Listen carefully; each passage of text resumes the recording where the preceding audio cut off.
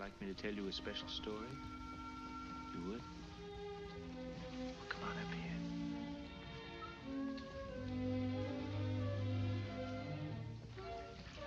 Now, let me see.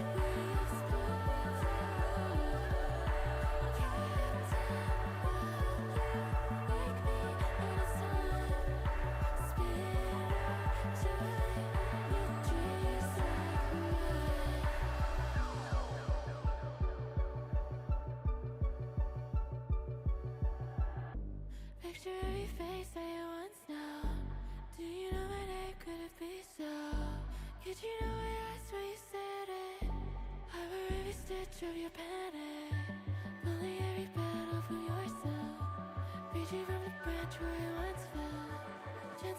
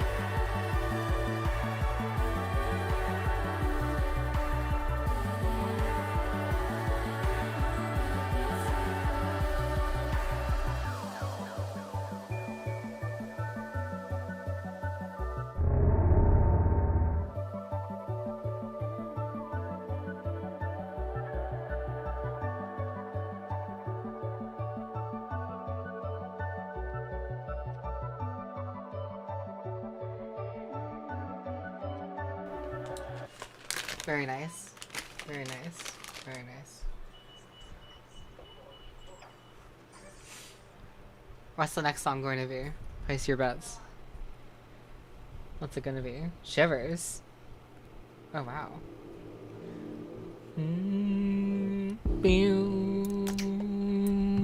Right?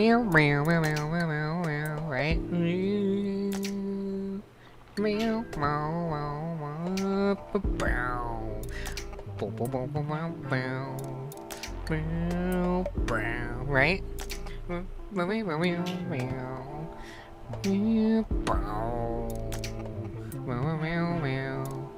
Okay. Thanks, love letters, Kailas. Thank you, thank you, thank you. Batty, you were released. You're released from your prison.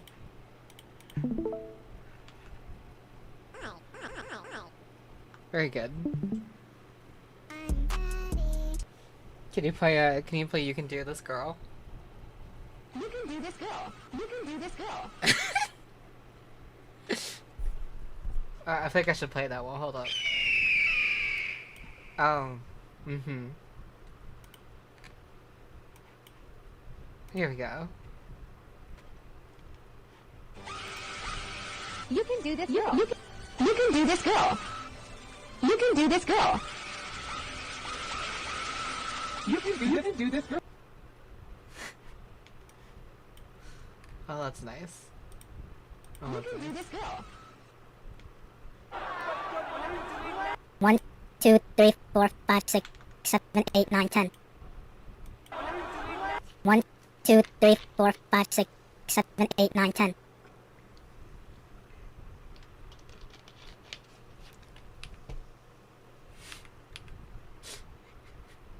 Wait, I saw this one too.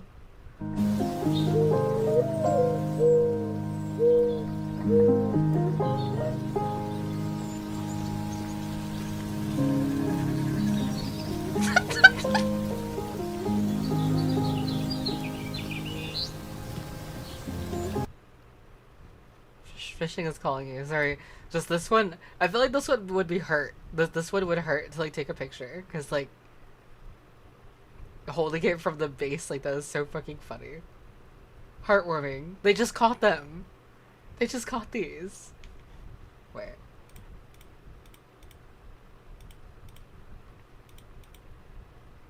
There's this one too. Damn it. Could really use a crowbar. Oh, I'll be back in a bit. Hey, how you doing? Is it the floorboards? Yeah, it's the floorboards. You know, some days are gonna be good, some days are gonna be not so good. What can you do I about it? appreciate the sentiment, but I'll just take a whiskey on the rocks. Johnny, I ain't got any hands. Johnny ain't got any hands.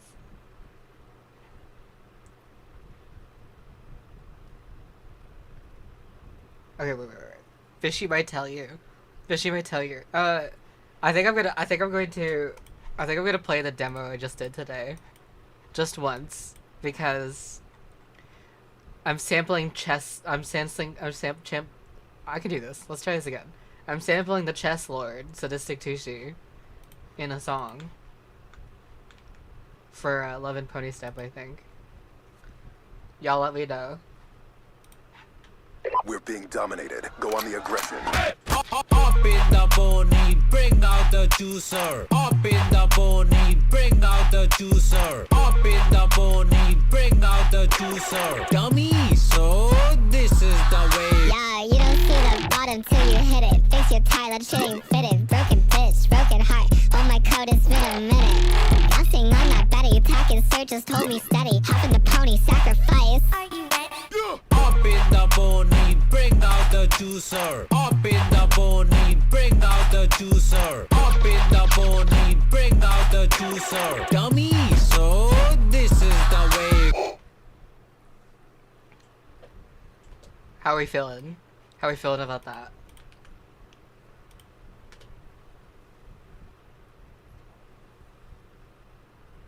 Also, the reverb phone sound thingy, that's called the wheel up. It's a I mean, wyvern, as always. Whoever that said it, so wheel up. It's used in a lot of like it's like typically a sample in jungle music, but then it got readopted for stuff like dubstep, and like, you know, rhythm. It's a very famous sample. Also, I saw it earlier in chat. I didn't say it then, but I want to say it now. Who the fuck's first song was Marigold? Their first Vylet Pony song was Marigold. Which one of you was it? Because that's crazy. Out of all the songs you could hear, out of all the songs you could hear, for me first, how the fuck was it Marigold? How was it Marigold? Is it? Did I forget? Oh my goodness.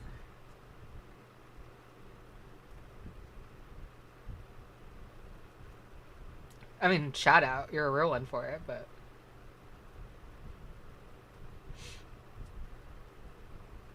A side about burger? There's no way this is all your guys' first song. Okay, what was everyone's first Vylet Pony song? Just do it in chat. Just do it in chat.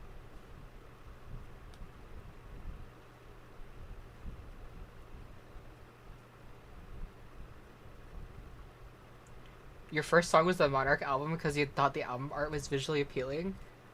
That was like the most real comment ever. The amount of shit I see people being like, this album cover is so bad. This album so, it's like, oh my god. I have to kill people. We have to start killing people. To the FBI listening, this is a joke. Let's see if it's weapons. Girls wear wizards. How to kill monsters.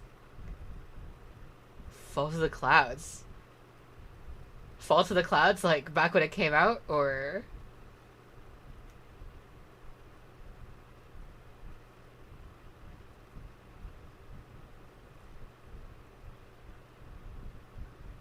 Fall to the Clouds when it came out? Holy shit.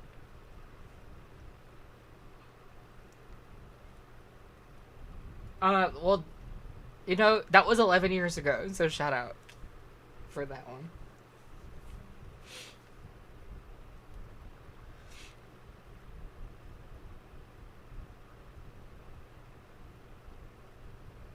I'm thinking about redoing the Mad This Time music video because I can draw a lot more.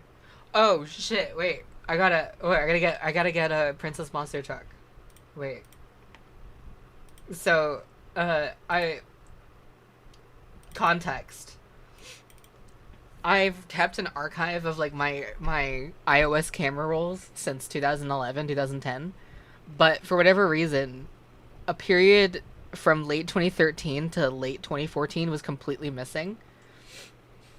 But I had an old Instagram account where a bunch of like the more important posts were archived. So I went through and requested an archive of all those posts and stuff. And among those things that I found were some very interesting things, but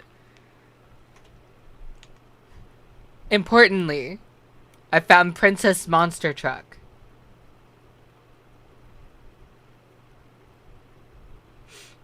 Now, if I remember what this... I was trying to draw something else.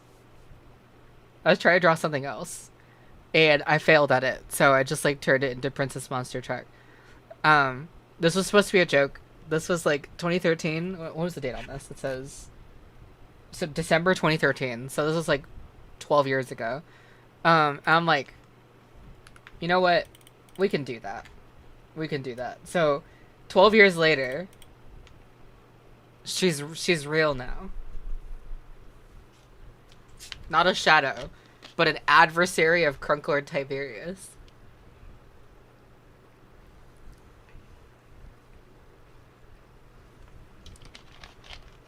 It's crazy.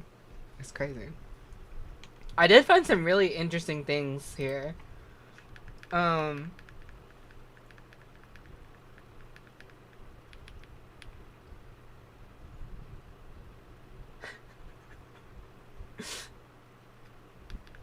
hold on. This is what I was trying to draw with Princess Monster Truck originally. It's the same pose and shit. I don't know what this is either, but it is what it is. It is something. This is not the folder I was thinking of. Where can we go here? Okay. Okay, this is crazy. This is crazy. This is crazy. So I have this screenshot.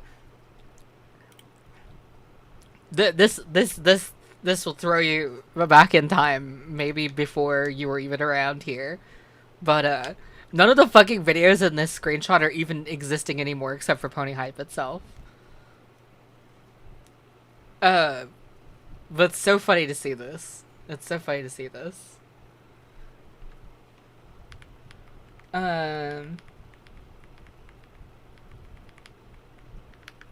Would anyone potentially remember this logo that I used for like a couple of months and then never again? I don't think anyone here, maybe whoever said you were here for 2014's Fall of the Clouds, because this is from 2013. Okay, so you probably remember this logo. That's crazy.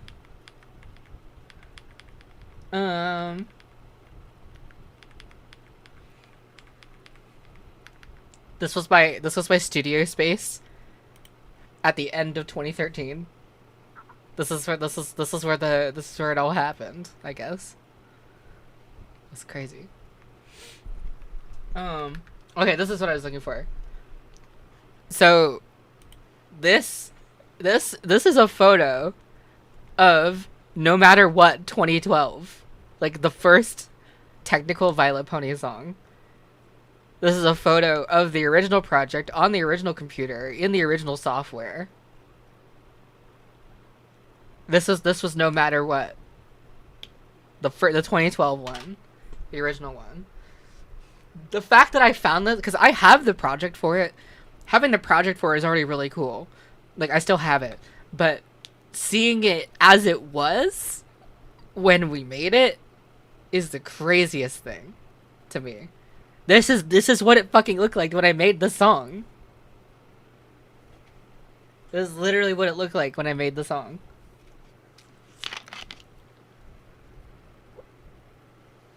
It's crazy.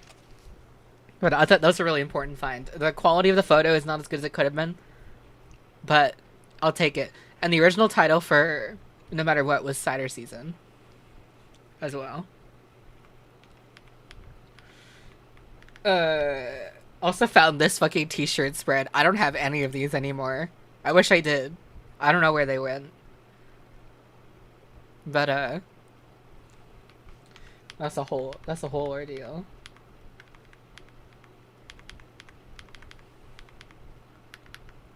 Where was it? There's some other interesting things here. I don't know if it would be as interesting to everyone else. I mean, here's my fucking Twitter from 2012. I mean, 2013. So that's a thing. And I was going off about Feather just the other stream or two ago. I mean, I'm still referencing Feather 2013. That's the time. Yeah.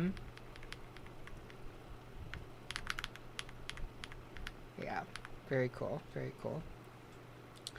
Okay, do I know Vylet Pony music? Let's find out.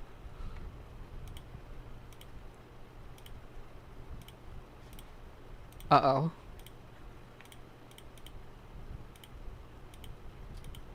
That's nothing.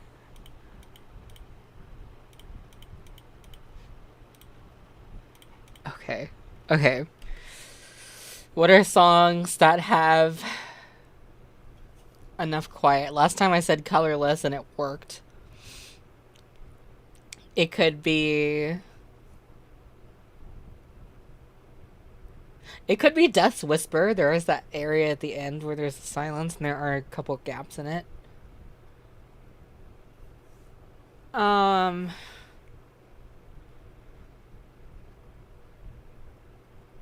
It could be like an Aloe and Lotus song, like Tenderness. I'm gonna do Tenderness.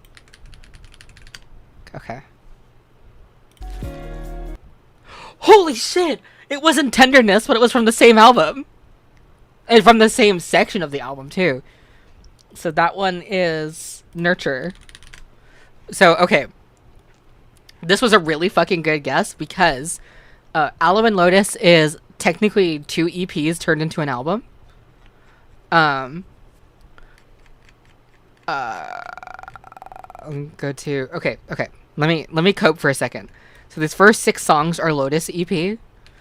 The final songs starting from Takamina are the Aloe EP, excluding Squidward, which is not part of the original Aloe EP. And then Sleepless through Sailing Away are like the bonus tracks, like the beat tape in the middle. So, I just need to tell you that my guess of Tenderness, but the song was actually Nurture, is crazy because they're both part of the Lotus section, and Nurture comes right after Tenderness.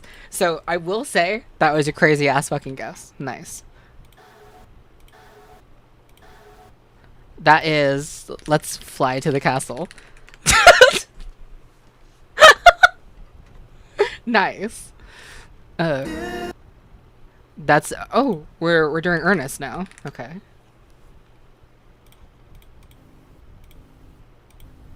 More noise. Okay.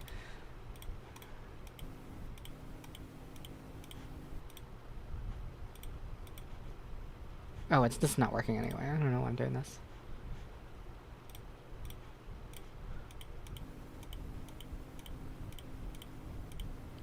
It's not City of the Silent, is it? No, okay. Oh. Hello, Fish Whisperer. Verdure event. Nice. You know what? Pretty good. I would say pretty good. Let's do the others.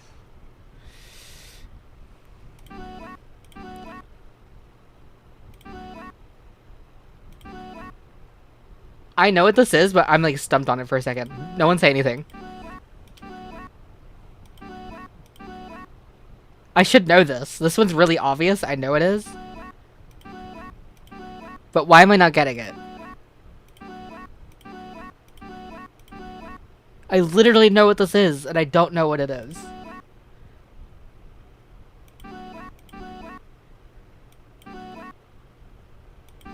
Why don't I know what this is? This isn't okay. This one I really, really should be able to get. Because I know, okay.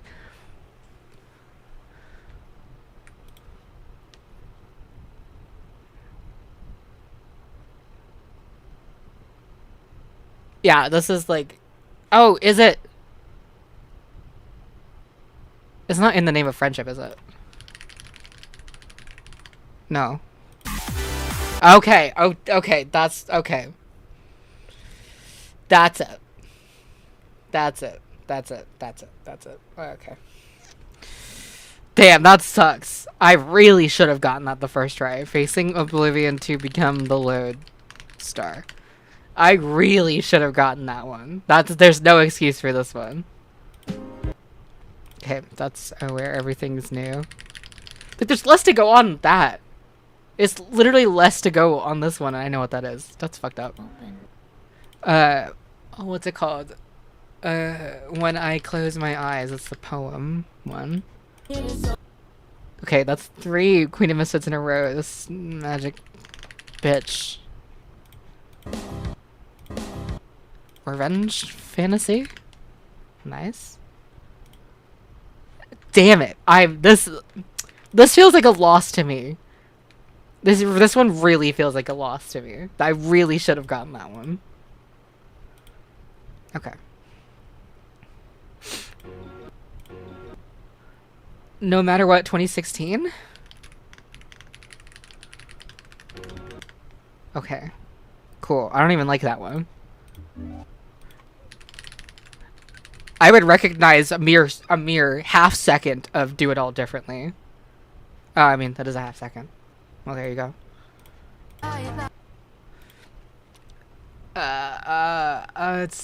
It's not Woe Is Me, it's The Heretic.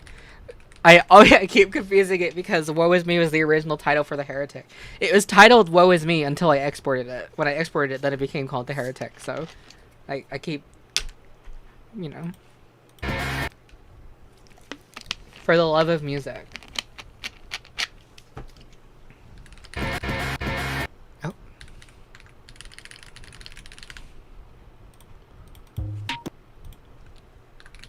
Do we do it this way? Nice. Okay, nice. That was a perfect score. Did the first chorus or second chorus of Heretic come first? The first chorus, but the instrumental of the second chorus came first.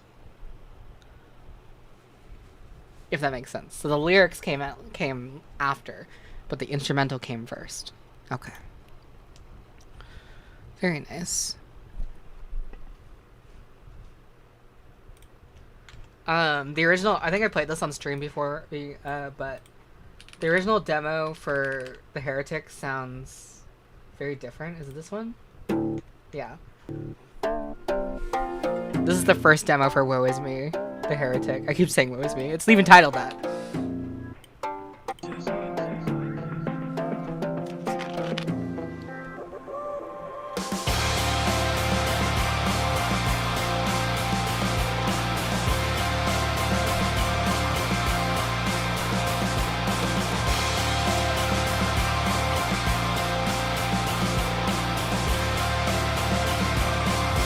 And then there was also the... We also had a part where the drums sounded like this for a while.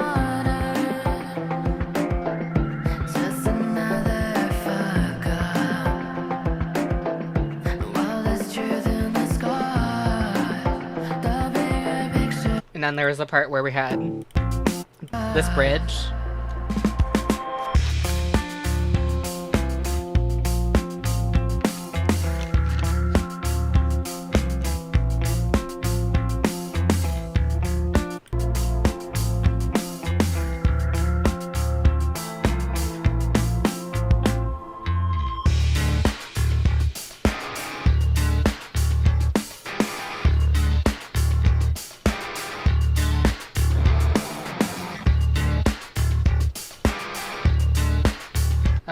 Those are some of the original demos, and then the other demos are under The Heretic, I think, and then it's like...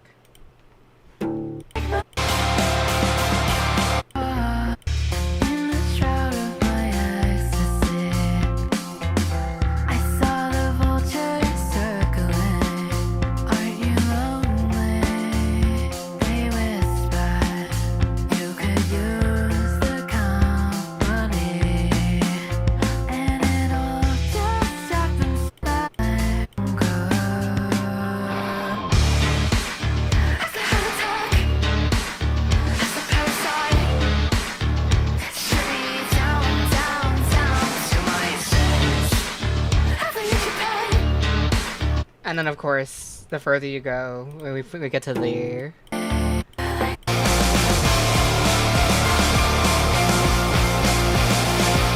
I said it before, but the reason why this part sounds so different is because the intro originally used, like, fake guitars. They were just, like VST synths. And then, finally, when I finished the song, I re-recorded them with, like, actual guitars, like myself. So that's why it sounds so much more it sounds so much better, because it's real, instead of being, like, a synth.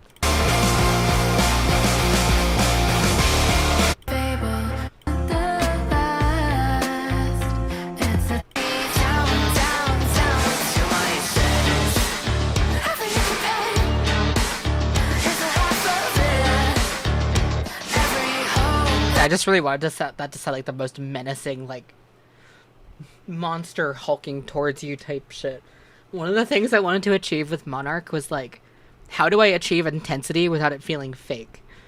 Like, when I do stuff like really intense electronic music and bro step and like rah rah rah music, like, it's super intense, but it's like also, like, I don't know how to say it properly, it just it feels artificial.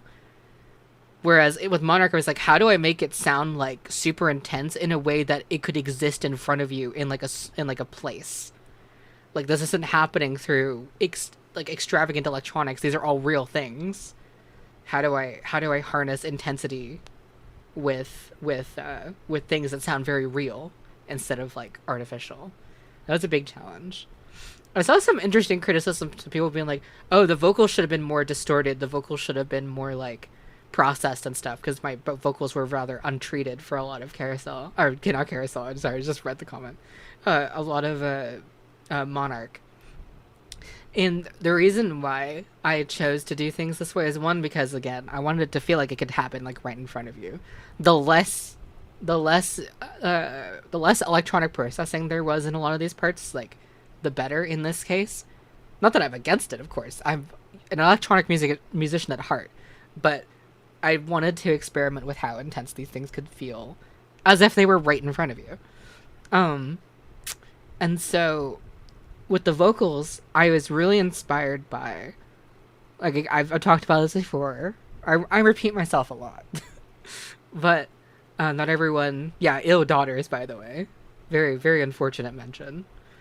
But it was inspired by a lot of the no-wave scene.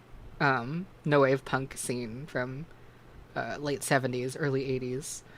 And something I loved about that stuff is how it's super maniacal and super noisy and super intense, but it also sounds like thin. And it also sounds like intimate in a weird way, because it's like very unprocessed. It's just sort of like DI recorded shit and like just kind of right in front of you. And I wanted to try and do stuff like that too. It does sound sort of thin and tinny on purpose though. The conversation of whether Monarch can be labeled no wave or not is a very, very, very, very interesting one. Because I've been watching the hold on, let's pull it up really quickly. I've been watching the great no wave war of Rate Your Music for Monarch. It's always funny to look at. So with the genre voting, it's like oh, it's so funny. This is so funny. There's an actual war going on. And what's funny is I voted for it.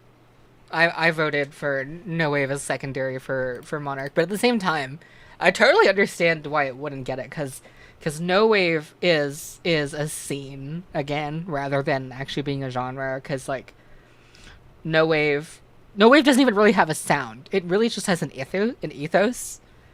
Because like I have a hard time pronouncing the name, but Lizzie Mercier de Clou, I don't know how to pronounce her name necessarily, but she is part of the no wave scene, and her music sounded like really silly disco music. Meanwhile, Glenn Branca, his sounded like big orchestral rock music all of a sudden. And then on the other side, you had groups like Teenage Jesus, you had Mars, you had DNA, and they sounded like very, very scratchy, just punk music.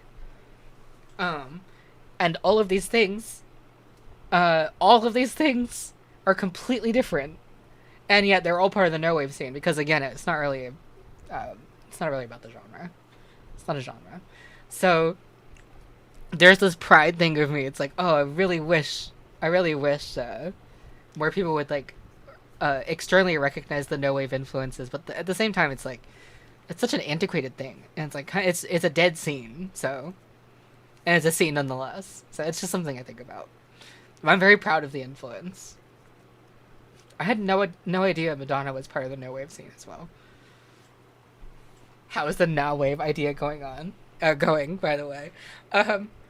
I loved the idea so much, but then I started to realize like this is like such a terminally online way of like marketing everything. It's just a terminally online way of like considering music. Like no one outside these communities and no one outside like these music spaces are really gonna give a shit about like labeling a scene like that, because it's not really a scene that's being taken into any account other than by a few artists, really. Madonna rumored to have dated Michael Gira. That's crazy. This is lore Ahab is completely unaware of. That's really crazy. I haven't listened to a lot of Madonna either. Maybe this is the time to do it. Yeah, rate your music, brainwatt. And I'm so terminally online. Trust me. I would love the idea of like more recognition for that, for like an alternative no wave scene. But it's also so artificial. Like, it's just because we feel like it, and that's not how scenes work. So the best thing you can do is really just say that Monarch is just noise rock, because that's objectively what it is. And no wave has parts of noise rock in it, and so that suffices, I think. I think Monarch is, I would say, technically just noise rock and progressive rock, but just influences from a bunch of other places. And I've gone over this before many times, but I prefer to be a genre purist. I prefer to be pedantic about genres because it's a form of historical record keeping. So we've done this song and dance before on here before, so we know all about that.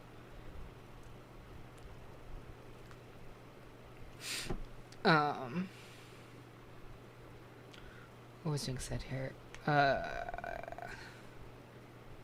I'd probably be down to work with Femtinel sometime. We're mutuals. We've spoken a couple of times, I think, but haven't really talked about making music before. I need to be in a particular mood to like really get down with making something like fast-paced, like digital hardcore, like hexd stuff. But well, about genres, if you want to get into learning about genres, I'd recommend Rate Your Music. Not because Rate Your Music's users are particularly enjoyable to be around. Rate Your Music is also a terrible place to understand anything about, like, the perception of music, because everyone's so fucking weird there. But for historical purposes, for genres, for, like, community research stuff, Rate Your Music's great, especially because the box set stuff, you learn a lot. So, just ignore every person on the website.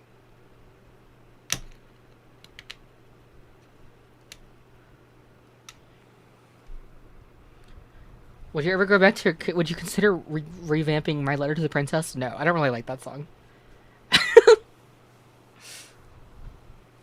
What was it? I was looking at the Taylor Swift ratings on Rate Your Music, and some of them were like pretty decent, and I saw a comment somewhere being like, "Oh no, the Swifties are powerful on every platform. They're inflating their ratings on the webs." Like, I'm sorry. There's a point where you just have to admit people like Taylor Swift. I'm sorry.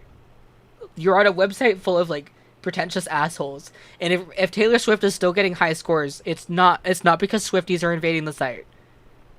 It's because people like Taylor Swift. Very, very sorry to have to burst your bubble. The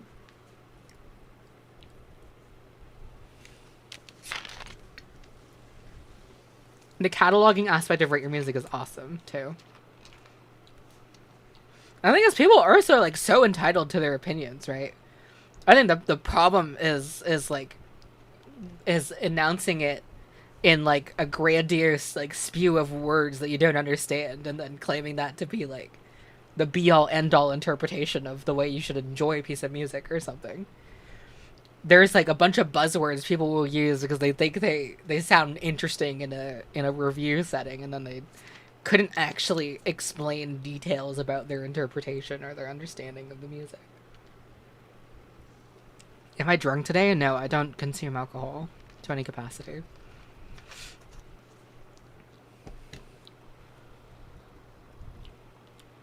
I'm just gonna say it. I'm just gonna say it. Taylor Swift, I fuck with her heavy. There's no way around it. I've downplayed my interest in her music for a long time.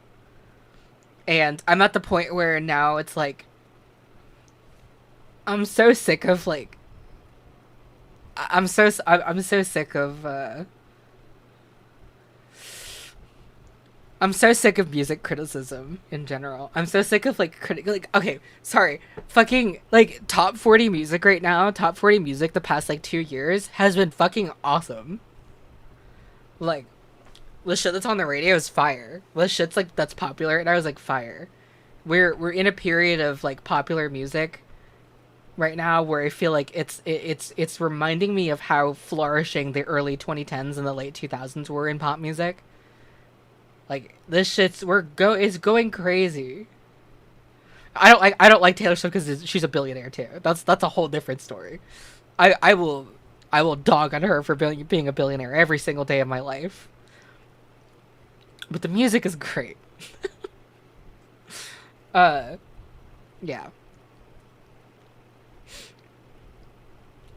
Except the occasional Mega Trader or the fucking David Guetta. Oh my god. Oh, David Guetta. David Guetta. Yeah, one of the earliest CDs I had was a Taylor Swift one, but it was 1985, so. Oh, but David Guetta. Oh, man.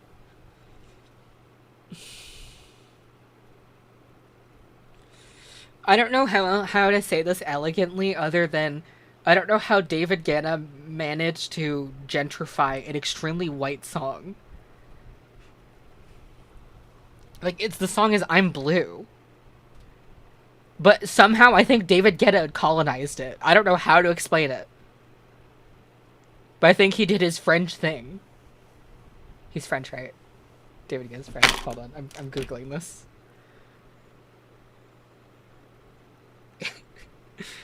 Is David Guetta French? Yes, David Guetta is French. Okay. Nice. He did his French thing. Is David Guetta French? Analytics increased 500%. Oh, David Guetta shoutouts to his family!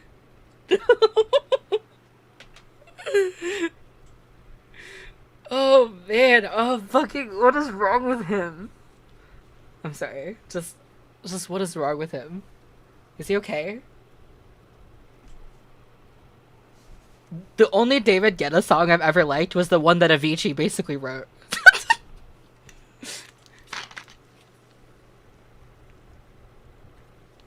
Like, that's the only David Guetta song that I'll listen to. Is the one that's basically just an Avicii song.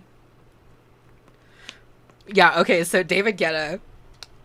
during the Black Lives Matter protests in America in 2020, David Guetta did a fucking, like, show on top of a roof or whatever. And he said, I hope we can see more, like, peace in, like, blah, blah, blah, blah. And he's like, shout out to George Floyd's family. And then he played, like, the cheesiest fucking EDM drop you could ever imagine. Hold on. This is real.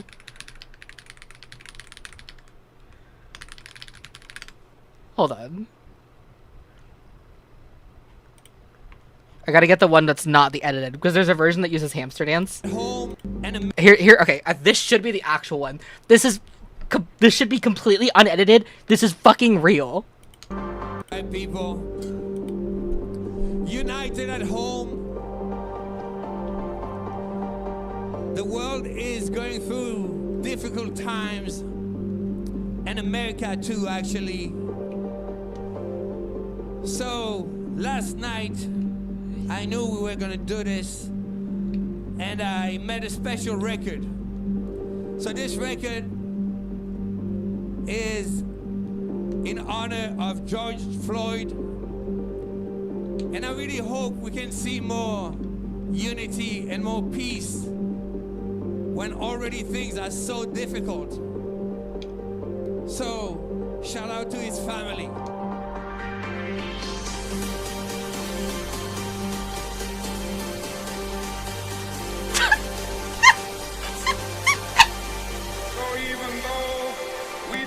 Difficulties of today and tomorrow, I still have a dream. It is a dream deeply rooted in the American dream. I have a dream.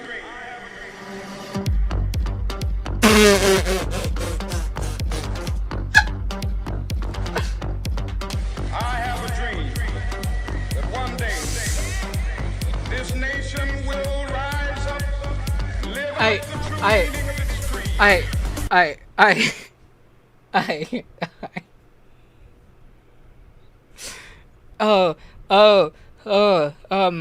What am I trying to say here? Just that, this is not satire. It's not satire. He really fucking did this. He really meant it. It's not AI. This is in 2020.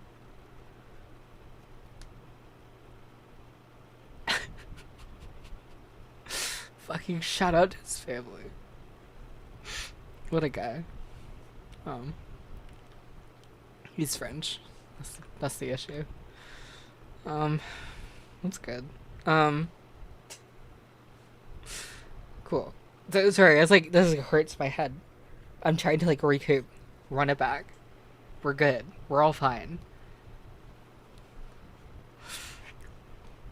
We're gonna play Disco Elysium. Were we talking about something? I feel like David gonna just erase my brain. We were just talking about how good like music is right now. Music's great, guys. Music's great right now. Except for David Kenna. Yeah, no, there's been so much good music the past couple of years, like it's nauseating.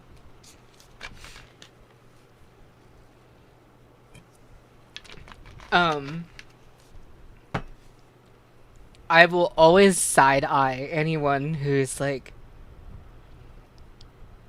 I will side-eye anyone who talks in like regressive music terms, like people who don't see the potential of like what good music is coming out right now. Yeah, collecting vinyl in 2024 was a nightmare. It took me like 3-4 months to get a fucking Charlie XCX Brat vinyl. Unacceptable. Shit kept selling out. Fucking 2024. Porter Robinson released my favorite Porter Robinson album in 2024. And still didn't even make my top 10. Not because it was bad, but just because there was so much fucking good music.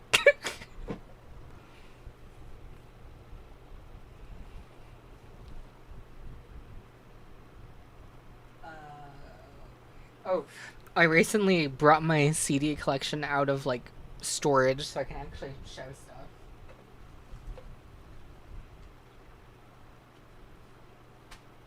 You wanna see the craziest thing is that one of the first CDs I ever bought with like my own money was Rihanna's Talk That Talk Deluxe Edition on CD. It was like one of the first CDs I've ever owned in my entire life. Anything else funny here?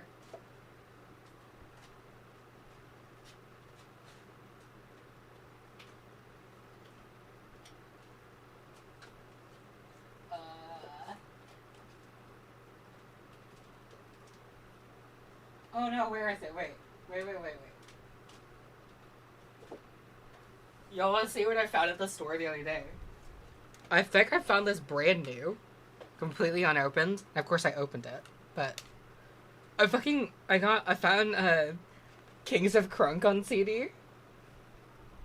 It was brand new. So I had to scoop it. I had to scoop Lil Jon in my little hooves.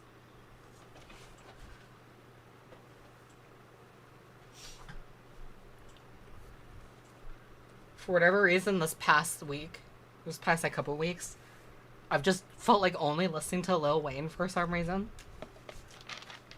I don't know exactly how to explain it. It's just that's just where I'm at right now.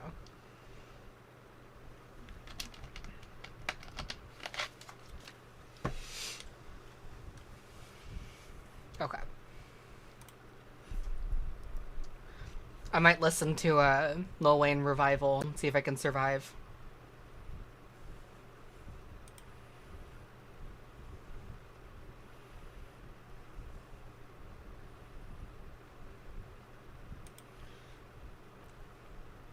Lil Wayne Survival. I mean, I like most of his music. Just Revival is one of those, just one of those. I don't even have to say it.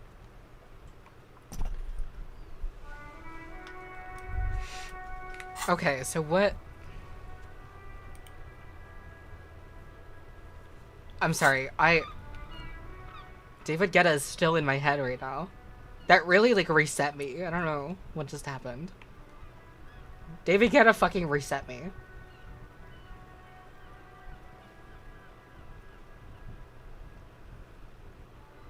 Yeah, I already did the karaoke. We need to heal. Just because Harry's at full morale doesn't mean I am. What were we doing? Oh yeah, the fishing village. That was the main quest, I think. Yeah. There's that. Inspect that. Buoy.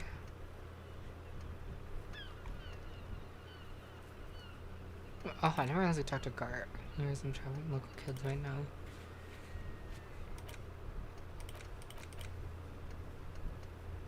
We still haven't found the murder weapon. I don't know when that's gonna happen.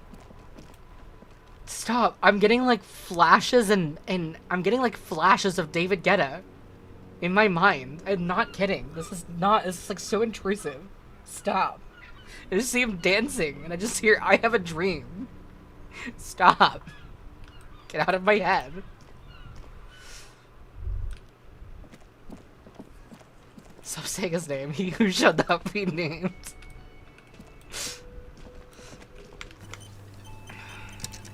Hello, Meow Meow. Hey, was there something you needed? Another thing. Great. I love those. What are you, a cook now? That's none of your business. He wasn't pan-fried, he was lynched. What could the kitchen possibly have to do with... Fine, okay. The kitchen is closed until 1 PM because the cook is working. You can snoop around after that, if you must. Oh, okay, well, I did hear you make noise back there, so good for you. He's really holding himself back here. Okay, what is back there? A skeleton. A mausoleum of the dead. Ha! I knew it. I've always wondered where those machines by the door came from. And they told me there was some kind of pinball thing here too.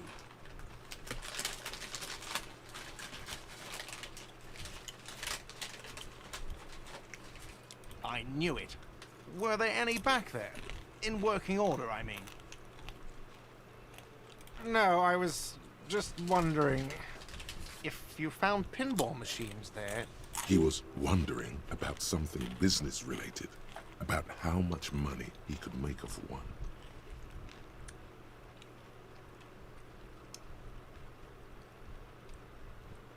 No, but we could diversify the entertainment options, seeing as you. What am I snacking on? It's always going to be. It's always going to be sponsored by. Broken. The official. And yes, the Inland Empire is named after David Lynch. Rest in peace, by the way. It wouldn't hurt to get a little life in here, other than the hellish karaoke machine. That one's always causing trouble. Yeah. Those numbers he's adding up must be making good sense to him right now. Sounds like he cares about the place. He's not going to be overjoyed to hear that it's part of the doomed commercial area. He should still know. You have to be forewarned about these things. What? Why would you say that? We're at a completely different address from that whole thing. So he knows of the doomed commercial area and its address. He's thought about this. I've been working here for a long time, and that intercom has never been used by the Whirling.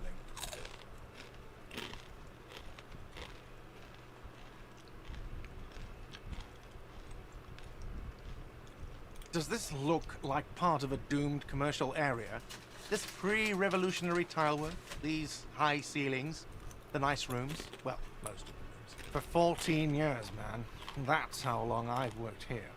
I've kept this place up through hail and through sleet. Fuck me, some doom ghost. You've done a fine job too. Though he's spoken of the place dismissively before, the hostel is actually very important to him. Yeah, it's slowly growing on me again. It's beautiful in its own way, especially for this neighborhood. I've been trying to keep it that way.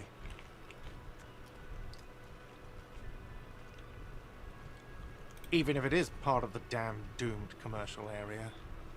I don't place much stock in the curse and so on, but the label frightens the clientele. Who wants to stay at a doomed hostel?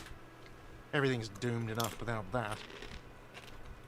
Some real estate management company, they never come around here, just collect money from afar. Honestly, I think some money laundering might be involved. Well, it sure as hell wasn't the real estate company. It was you? You look surprised. What? It's a great name, I know. Cafeteria managers come up with great names too. It's from a song. Hail, Holy Queen, by the Ateniers. Hail, Holy Queen of the Sea. You're whirling in rags, you're vast and you're sad. Good pick. He's emo? What about them? One is a basement dive frequented by chain-smoking communists. I can't tell you how sick I am of Kraz Mazov and Ignis Nielsen and all those old ghosts. He's hesitating, not sure if he should share this information with you. Encourage him. The other is a kebab cart. It's very successful in its way, but it's nothing like the Whirling. Luck has got nothing to do with it. I need to think about where I'm going to place those pinballs. I have a feeling they're going to help. Hold on, sorry. It's like... I have my heater on right now, but it's like below freezing outside, I think. I have a heated blanket. It's happening. It's all happening. Okay. Nice. Against the doom, it's implied. So, if you didn't have anything else to tell me about my establishment, can we, wrap it up? What wall? I'll have it fixed at once. Thank you for letting me know. I assure you, the Whirling does not abide spying on its guests. The color has drained from his face. What a shame to fix such a good peephole. Electrochemistry. Shut up. Smosh voice. Thank you. I'll patch it up personally. Was there something else about the establishment? I hope not. Why? No, fuck it. I don't want to know. I don't want to know why these degenerates do what they do. I thought we had one good guest in the building. Yeah, well, she's not a guest, is she? What? Did someone mention my name? We were just paying you a compliment. And finding out a degenerate from room 3 nicked the phone line. Everything is okay here. Good thing that guest pays for her stuff on time. I'll forward her the bill and be done with it. Was there anything else? Yes.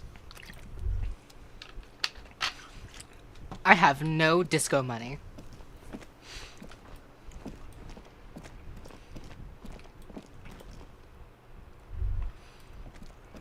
Yeah, electrochemistry is so rude, so strange. I wonder if we can go talk to the dice maker.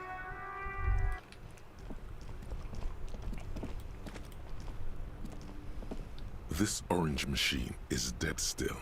It has a hand-cranked ice cream churner and an Half-Light, not the Valve game.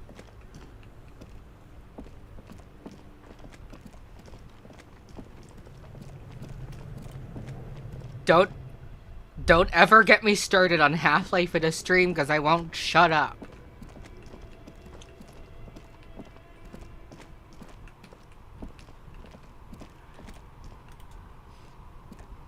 Oh, it's you again.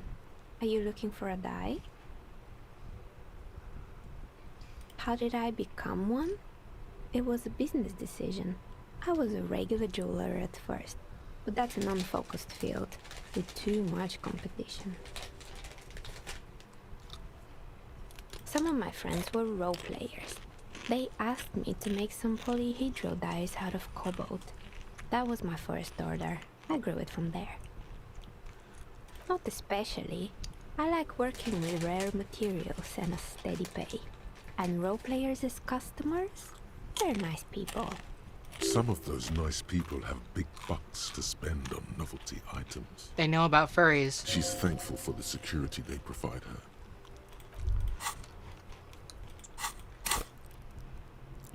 That's a lot of skill points. Can't level up Shivers again.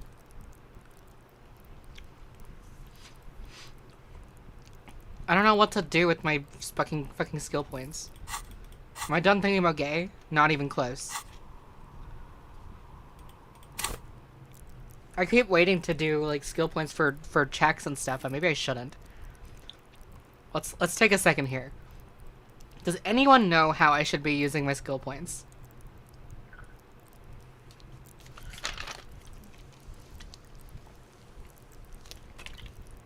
What is the best thing to do with my skill points right now?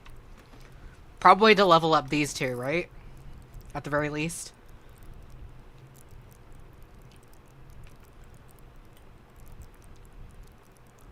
Since these are my lowest ones.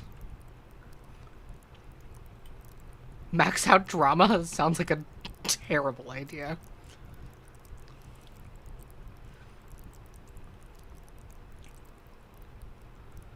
Probably level the higher skills.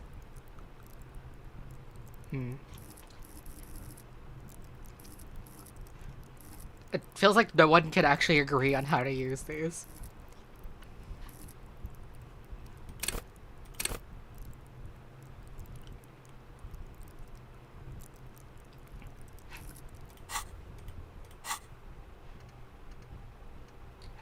Yeah, the art for these are so good. I also saw a Tumblr post that was showing that there are parallels between the character sheet portraits and the portraits of other characters. Like, this one's supposed to look like Kuno, sort of, I think. This one's supposed to look like Kim, I think. Kim's side profile. This is supposed to look like the racist one. It kind of blew my mind at first. It's still kind of blowing my mind.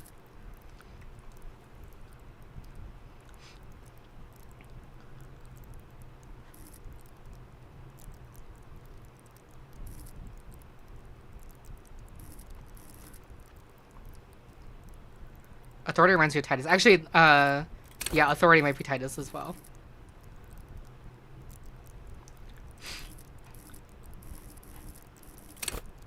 Was a visual calculus, I think it was the gay one. I don't know about Inland Empire, but yeah, the Sunday friend haver.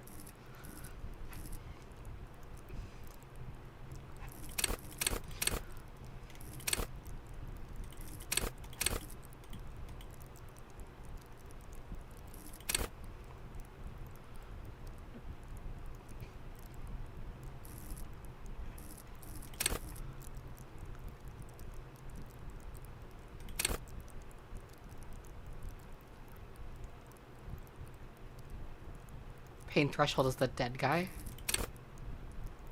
Maybe? It's hard to say. But the art for this game is such a crowning, like, achievement. It's experimental while still being, like, really communicative.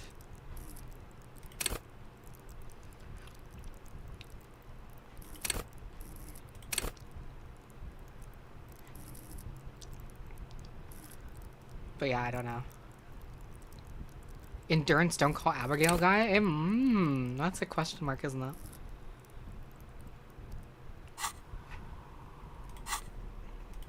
But, unlock more slots. I can only hit... I have these slots, yeah? Up to these many? Or is it infinite? Can I keep going after this?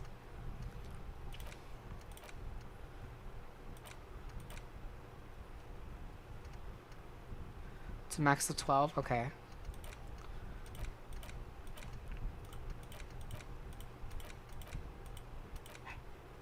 I really don't know what to do with these then, to be honest.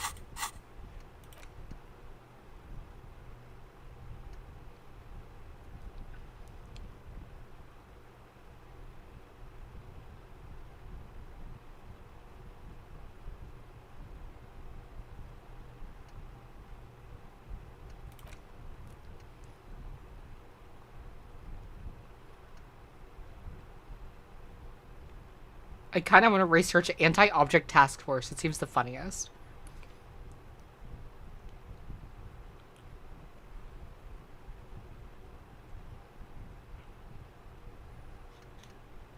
I also want to research Ace's Low. I want to research Ace's Low most.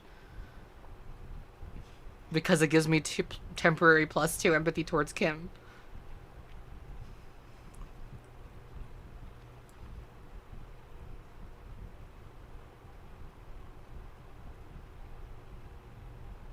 Yeah, let's do it.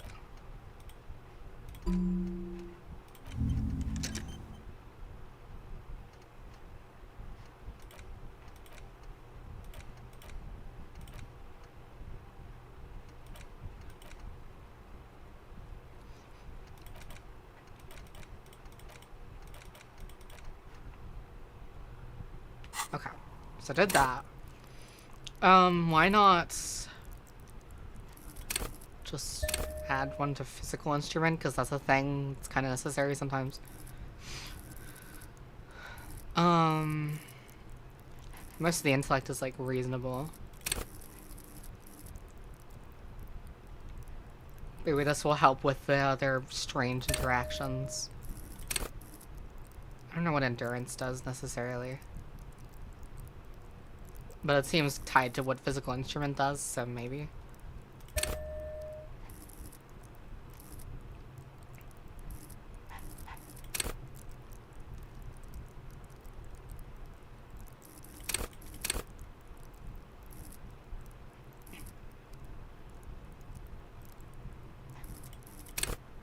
I do like threatening people.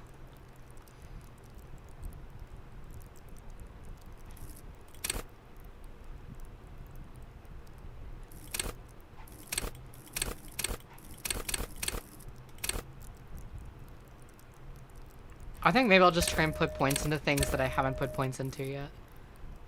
I'll stick with that for now and not worry about the rest for him. And I have 3 skill points. Actually, instead of hand-eye coordination, we will... Oh, shit. It does all of them at once? Okay.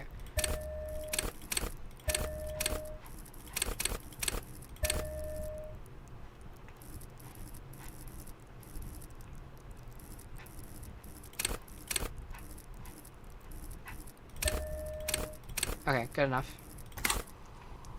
Maybe that did something someday, somehow.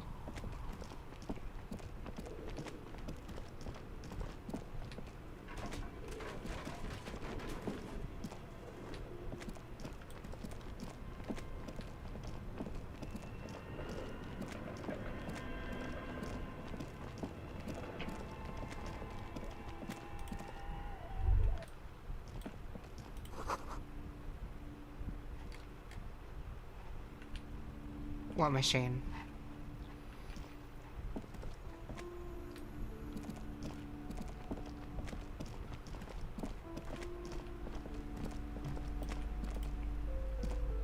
Hi, Ace Detective. Bye.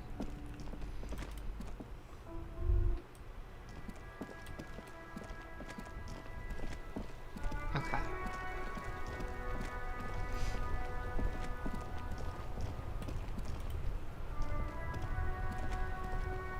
That ride is fucking lightning. Hey, piss. Look who it is. Shrunken cophead material.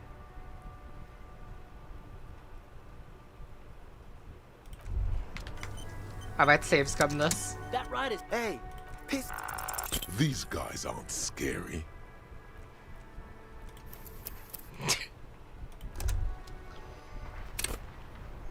That ride is. Hey, piss. These guys. Help. That ride is fucking. Hey, piss. Look who it. These. 3 in a row, really.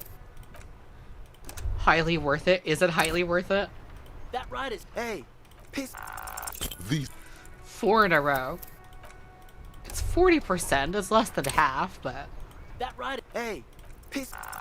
These. Okay, I'm gonna stop trying this for now. I'm clearly not. I clearly have a skill issue. We'll come back to this.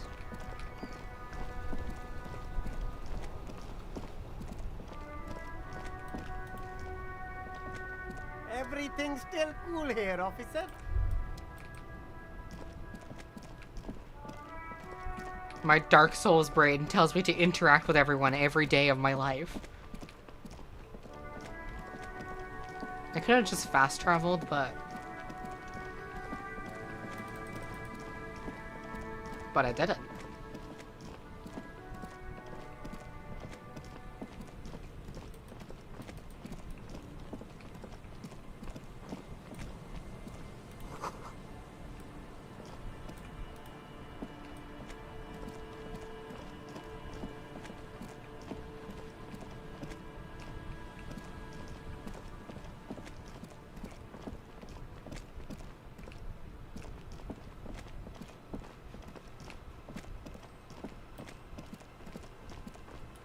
Nothing to do with this car.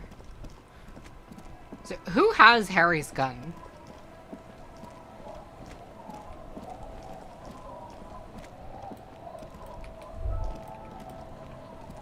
Our tenant, the policeman. I hope the waves don't keep you up at night. What can I help you with? Nay, I haven't seen anyone lately. Because she's blind, which you seem to have forgotten. This is my little cinder block town. I know what goes on around here. She's being evasive. She knows something. There was a murder in Martinez. She might be a suspect. We would appreciate your help. Would you now? I know how this world works, and it doesn't work when people tell on each other. I'm gonna be so for real. She's kind of based for this.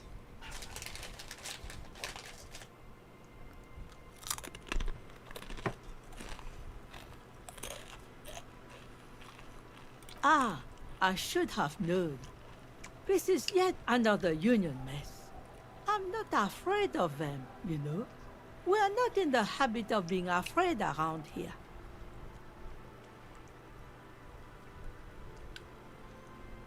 There's not much to tell. People come and go. Now, was there something else? I see, ma'am. I hope you don't mind if we look around anyway. You should look around your shack. Maybe she's rented it out to others too. She's the fucking realest one in this whole ass game. Bored? As you look at the floorboards in this corner of the shack, it's clear one of them isn't quite level with the others. The edge of a floorboard next to it looks scratched. Hollow space underneath the floorboards is dark and damp.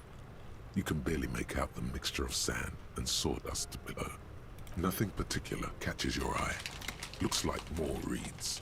There might be something hidden inside the sand though. You stick your hand in and start combing through the sand. Dry, not like outside. Fine dust. And then, something hard wrapped in paper.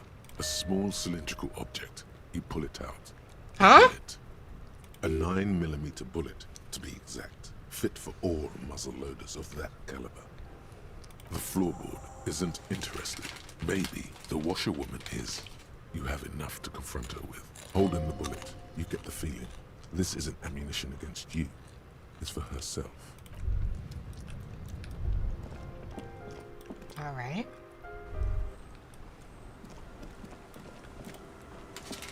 Our tenant, the policeman. Damn that girl. And without anger, a long and harsh life has taught her not to buckle under pressure. But you didn't put it there, did you? She did. Gone and hid things in there? She's usually a good tenant, and not a stupid one either. Yes, I let my room to that Ruby girl. As I've done before when she's been in trouble or just looking for solitude. I've made it clear. We welcome all kinds of people here. She came last Friday, left on Monday in a hurry. What has she gotten herself into, that girl? She seems genuinely worried about her previous tenant. She's seen her hiding out from trouble before. But this seems different. That's for the police to find out. Right then, please answer each question to the best of your ability. I'm sure we have a few.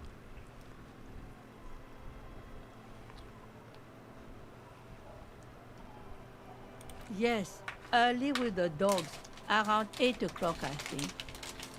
She's good company, knows how to talk to an old woman.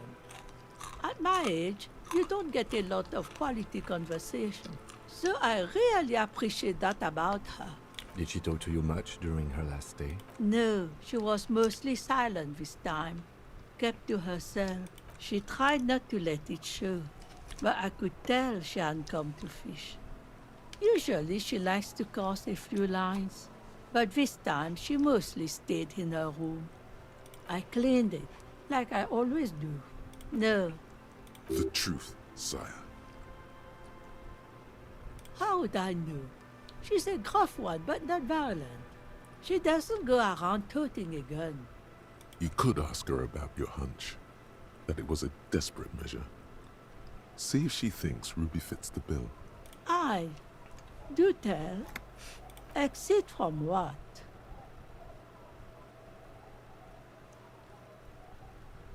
The lieutenant stops writing for a moment. He looks at you, then at the old woman. No, she's a fighter. Not a quitter, like you sometimes get, son. Physical instrument. I leveled you up once and now you're already sassy. She really believes that. Not that I know of, though she was into nice music. She once showed me a few mixtape milieu she'd made. Although I guess she was pretty handy with the mechanical and technical stuff. Even fixed the heater in the shack. You should be thankful for that. She may simply have kept the equipment elsewhere. I don't know. Further up the coast, she tried to leave quietly, but the hinges on that door screeched like a cat in heat. Woke me up. I heard her rushing in those heavy boots, heading up north. It's a peninsula. She might be trapped. You'll never find her, you know. She knows the coast like the back of her hand. You only just arrived. I wouldn't worry about that, man. We are persistent. This is a cool moment. It needs a cool thing to be said.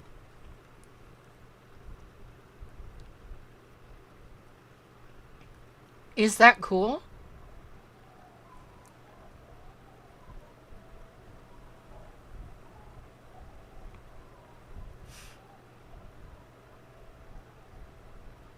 Yes, it's going to be too much work for you to find her. Better for you to stay here, get a nice cozy fire going in the heater. The failed electric neuron. You feel like you should go look at it again. Step closer this time. One thing, officer. If you do find her, please go easy on her. She really means it. It's an honest plea. She's a good girl. Whatever she's gotten herself mixed up in.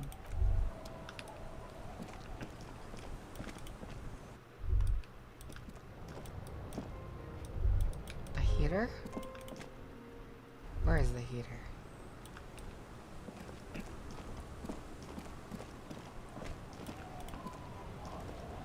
Aye, the sea's gonna calm down soon. I can feel it. The wind is turning southeast. What's on your mind, officer? Oh? Who? Okay. When did this person stay here? Oh. I've been out on the sea for most of the past week. The weather's been good for fishing, so I usually start at 4 in the morning. Yes, that's the optimal time. Got to make the most of the calm. I've been sleeping like a corpse after. The sea really takes its toll. Now I'm just waiting for the wind to settle to Yeah, get out I there noticed. again. I noticed he was standing in his little cubby. Sorry I couldn't help you out. Maybe I can help you find someone else. Well, how can I assist you then, officer?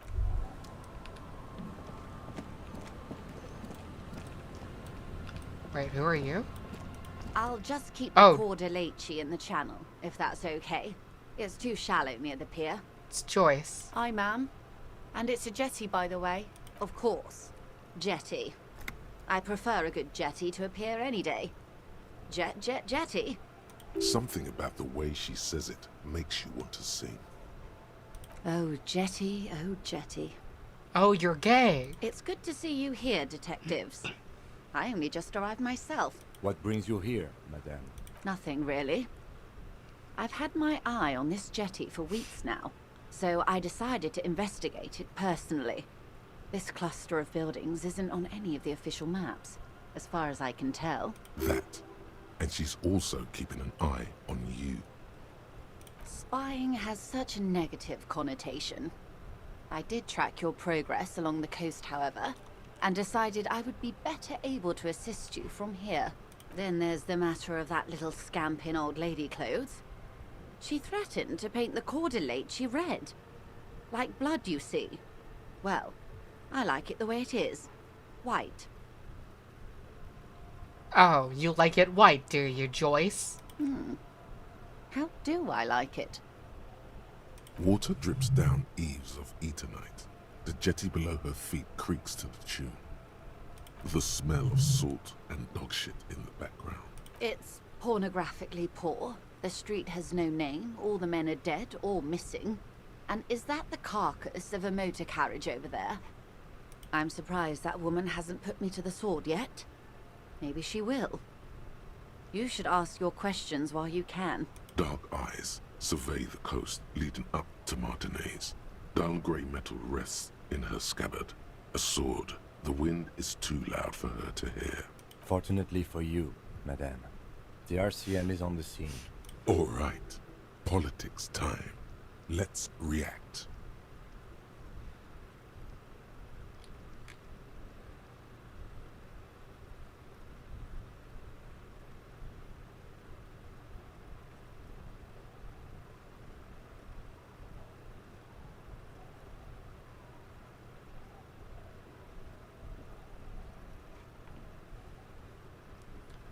I don't know what is going on in the Red Arc image.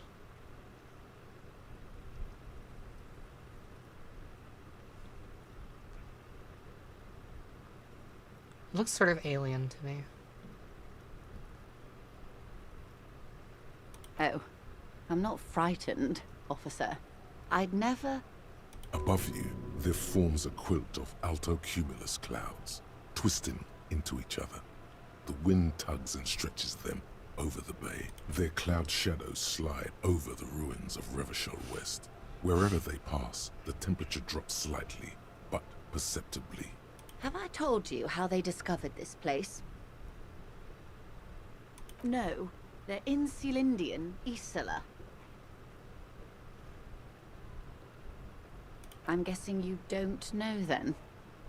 Well, your condition has left you no worse off than most of these people. The literacy rate is around 45% west of the river. 50 years of occupation have left these people in an oblivion of poverty.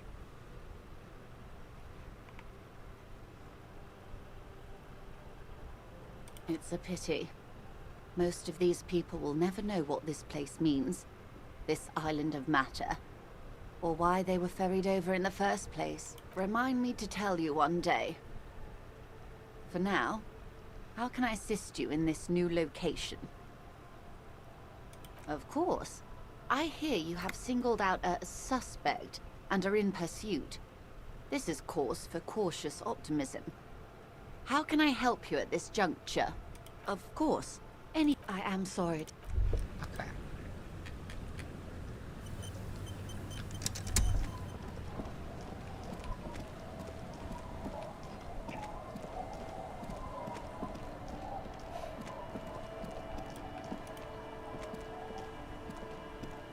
scruffy-haired little boy kicks a stone while the other watches him do it. Children are stupid. What bad people?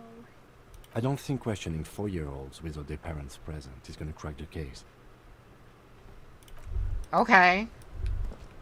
Okay.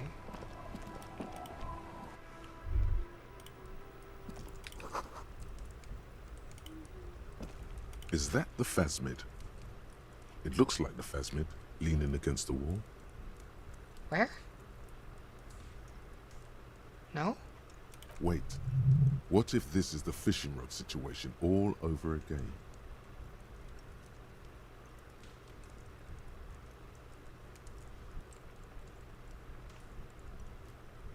Fine. It's not a phasmid. It's not even organic. Just a fire iron resting by the fireplace. But where's your sense of wonder, man? Okay. Okay. Hello, mister. Luby. Raluby. My mom tells me I'm a big girl, but she doesn't know that I can't say Earl. Or like, sometimes I can, but then Uller. Kids. Bye!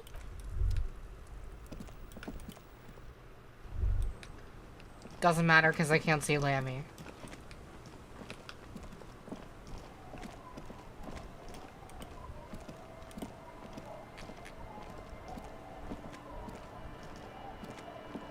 Tequila sunset. Can't really remember seeing any women after losing my keys. It's a touchy topic. He hasn't got laid in ages. Electrochemistry. Thank He you. really has no idea who this Ruby is, sire. Don't call. Don't call her. There's no waking him from his stupor.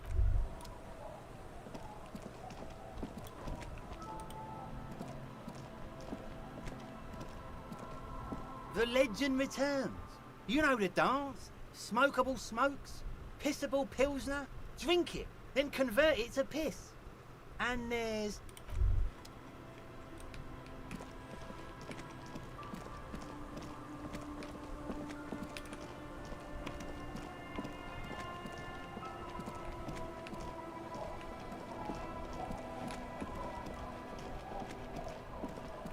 Down, rock.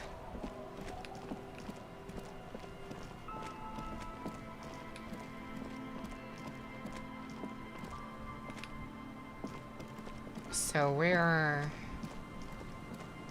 doing something.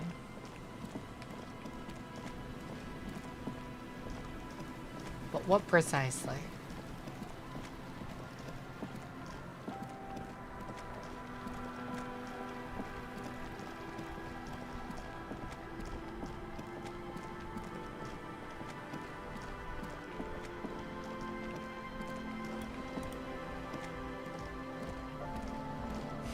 Hello again.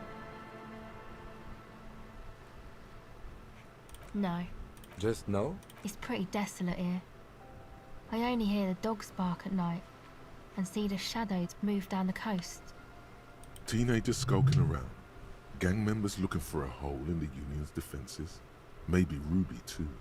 But she wouldn't be able to tell from here.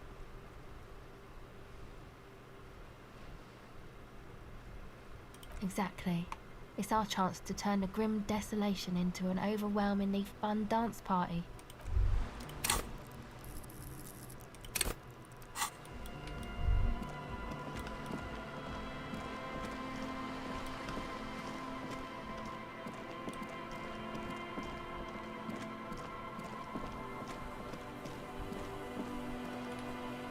Uh-huh. Where?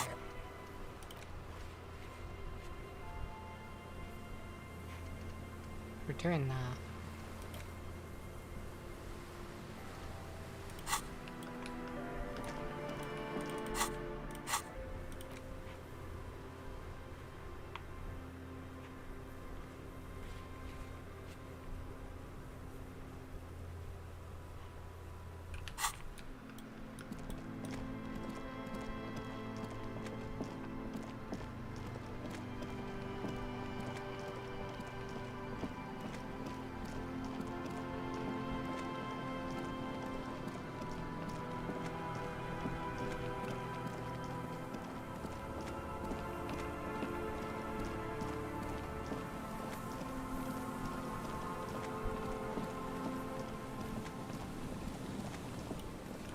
An old door, worn by elements.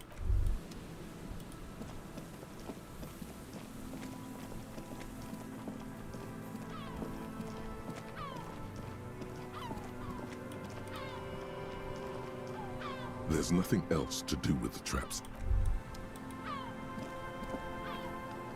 That sounds like a you problem.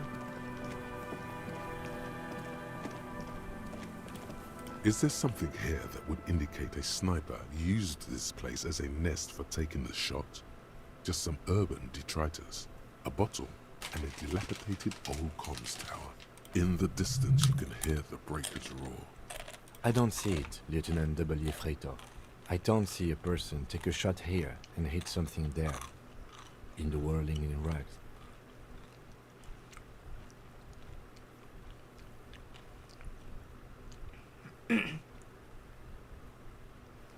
It's not possible to climb that ladder, and even if it were, why? There's no platform up there to aim for. It does look extremely rickety, and wouldn't help much either. Those? A smoking assailant who favors Tumutiri to Astra or Joanne? Cigarette butts are everywhere. This is a common brand for all men. Tumutiri was a Revacholian colony on Ilmaran. The Suzerainty's population was mostly Ilmaran Areopagites, up to 97%. The region was known for its tobacco export, hence the name. Nothing is unimportant, detective. To warm his hands before pulling the trigger? Perhaps, but anyone could have made this. The coast is specked with fire this time of year. Truthfully, this seems like a very poor choice to take a 1.2 kilometer rifle shot from. Visibility is awful. There's water vapor everywhere. I think we can rule out Biddable Prime, was it? There, 1.2 kilometers over the cold water of the bay, through a thick snowstorm melting flake by flake in the waves, you see the smallest rectangle, barely visible. A glowing light on the third floor of the whirling in rags. With binoculars, you would see a young woman's shape move behind the glass, her limbs long and slender, smoking, drinking, being happy and elated, without you. Because you're here, freezing in the wind, aren't you? Doing your detective work.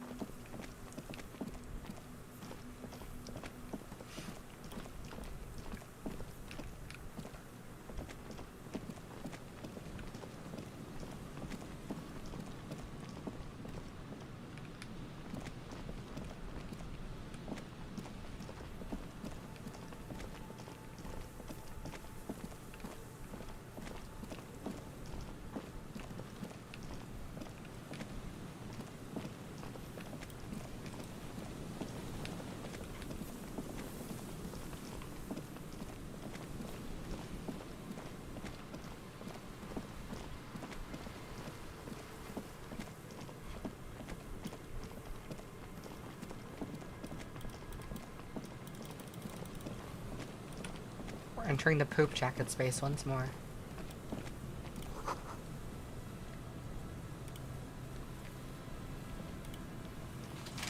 A metal payphone under a yellow plastic dome.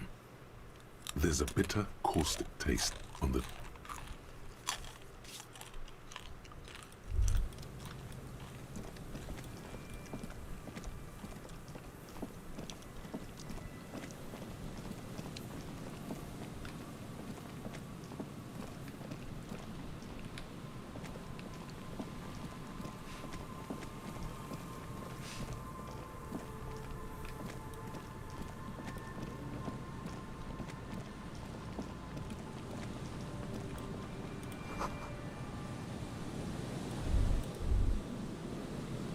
Stop messing with the coin viewer.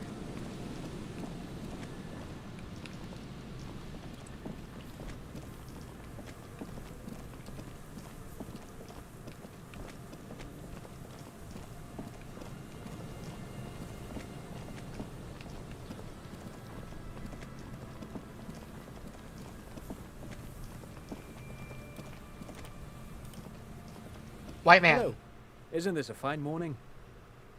No, I'm afraid I can't help you with this one, officer. It's just a regular day off for me and Mikhail here. You've been staring at this wall for 3 days, sir. So you haven't seen anyone around?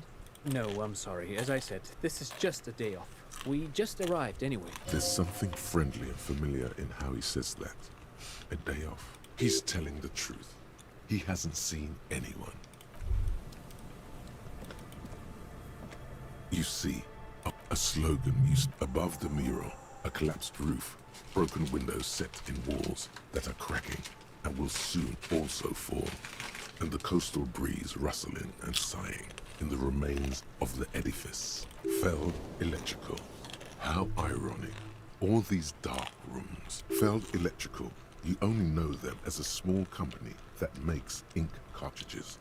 Looks like they used to be big. There's something in the wind. Sometimes the only way to go forward is to fail first. In there? She could.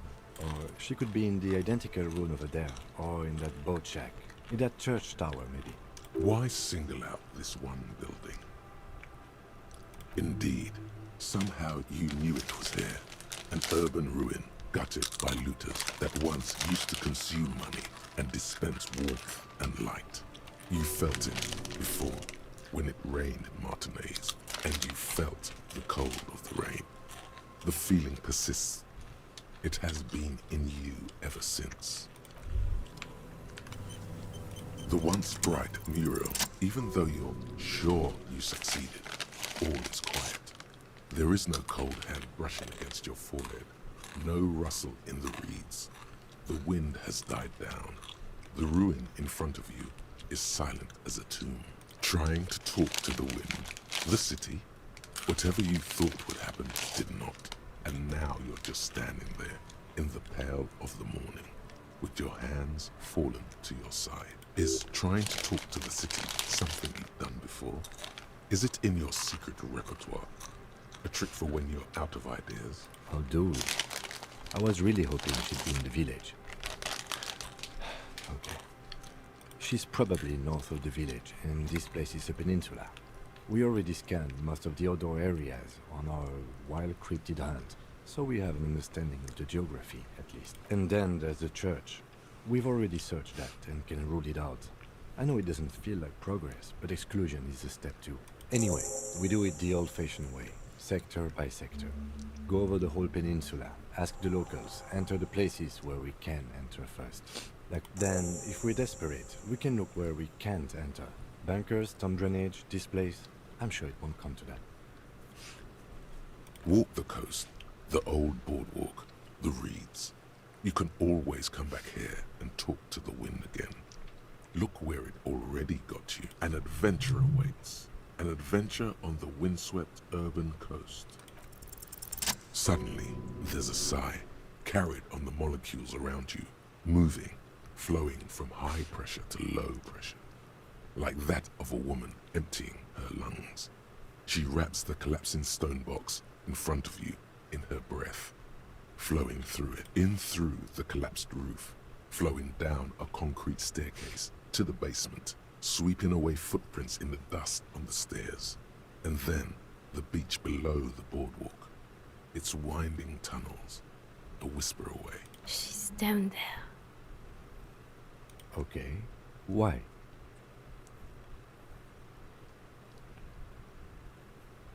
Right. How do we get in there? The doors were on the collapsed side of this building. They're gone, basically. Finally, my time to shine. Perhaps you can climb them. We are not climbing anything. I'm 43 years old, and I plan to live to see 70. There has to be a way to use brute force. Climbing sounds unsafe. Brute force is safe. Look around and find something to break if the ladder fell.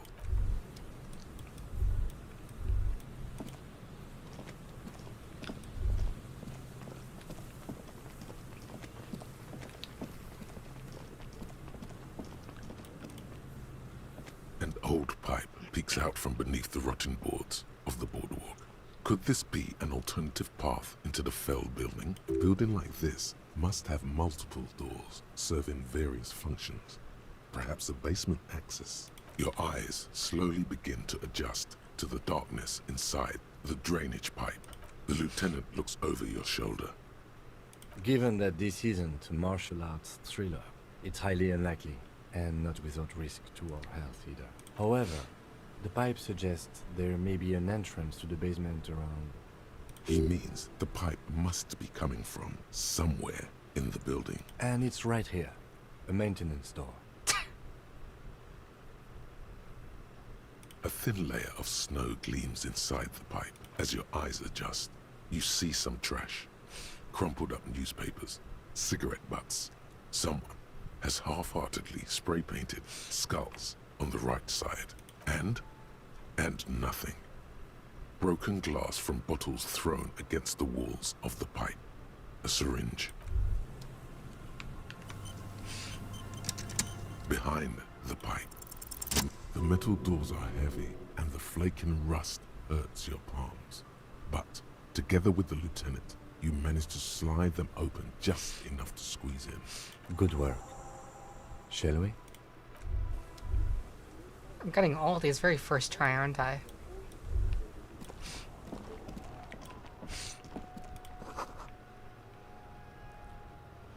Crawling with something? Who?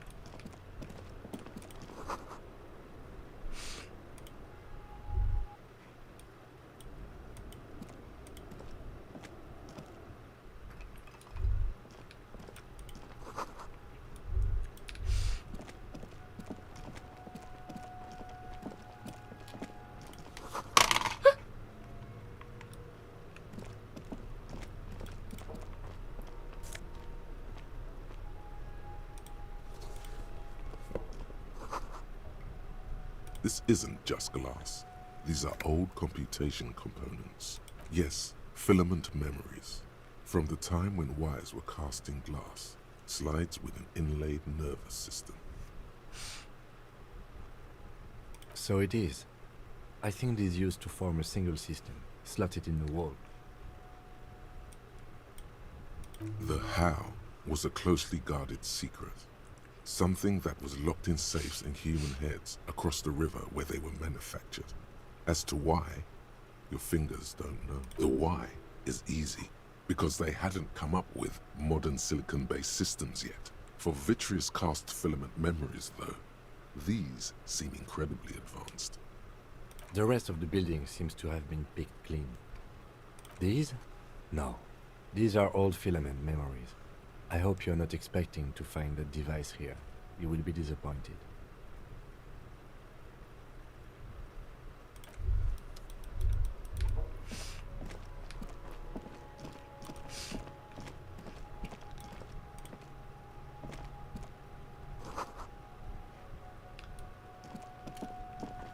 Oh.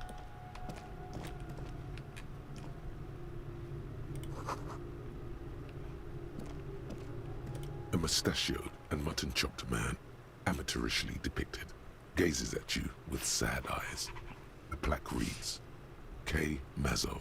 There is a spiderweb in the lower left corner of the portrait. Years' worth of dust is shaken off. The full head of hair, matched by an ample moustache and sideburns, look a bit silly. Someone crouches, heels digging into wet sand. Hands sweep across the sand. Grains sticking to the frayed skin of the fingertips. An old man sits on a slab of concrete and taps his fingers against the glass of a scope. You shudder. Yes, I can see that. Looks like some communists were hiding out here. They left a long time ago. The lieutenant does not seem to share your enthusiasm.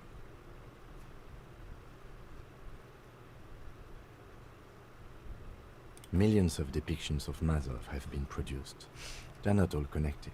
Besides, that looked like some student. The youths always go for this kind of stuff. We have found a lot of those lately. I guess what most people think of as history tends to linger in random neighborhoods. Martinez being what it is, no one has gone through the trouble of cleaning out the old bunkers. Good hiding place for someone who's up to no good. I won't stand in your way, but only after we're through with this case. Half a century? This was probably part of the network of defense posts the communards built against the amphibious landing. I think the purpose of this bunker was to produce propaganda. It would have had radio equipment back then, but that's all been looted. You mean like Ruby? No, I think we've stumbled on a piece of history.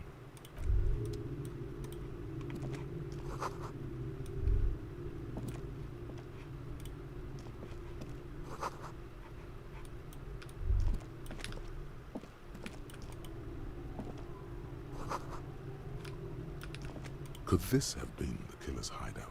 And this narrow window, the point of origin of the shot that killed the mercenary? Outside the window, desolation. Snow falls softly onto the coastal sand, where it melts almost Can we just instantly. ask him this? On rooftops, it lingers. It's a great place to hide, and Masovianism and murder are certainly not mutually exclusive. But there hasn't been anyone here in ages. Indeed, no one could get a clear view. Well, at least we've been thorough. I like thorough. In fact, I think we're done with this bunker. After you, officer.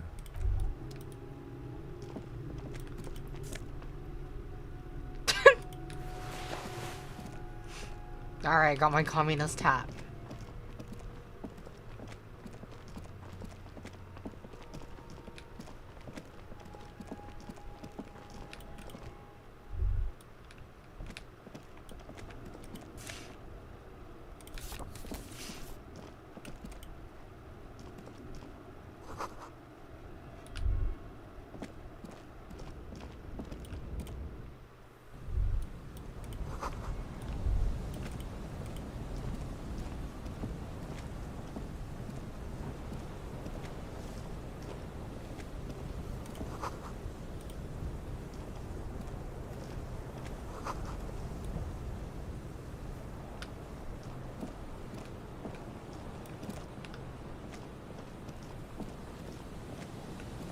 Is there really nothing here?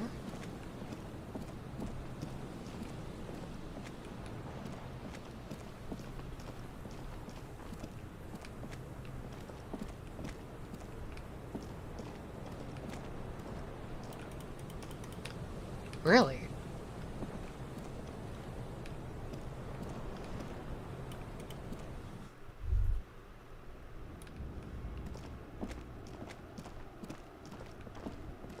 This is rather surprising.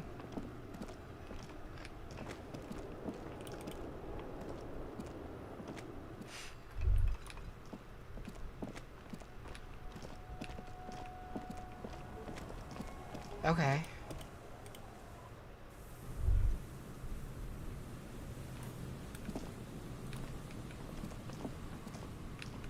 Well, that was something.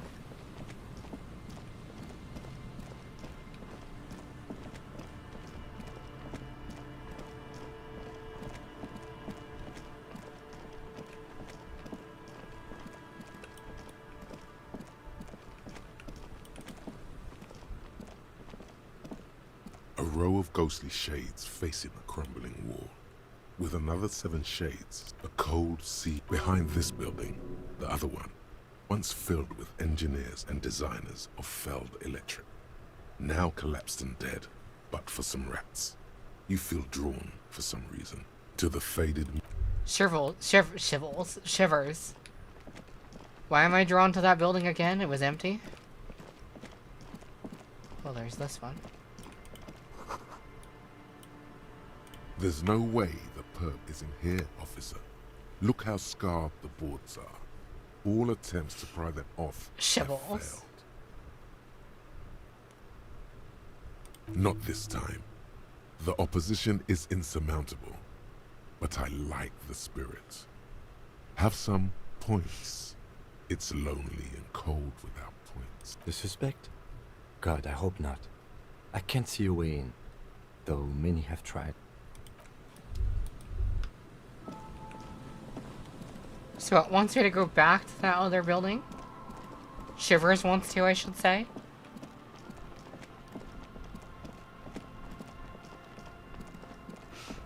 Okay. I'm going. Maybe I missed something.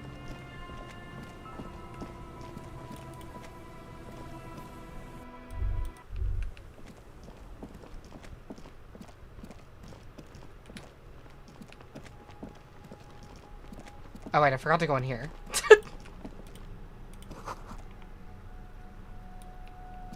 One of the souls appears more worn than the other. Oh.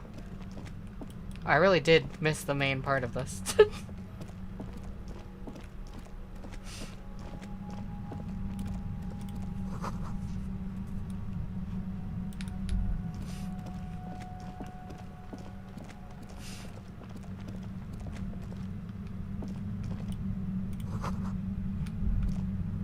The buzzing sound?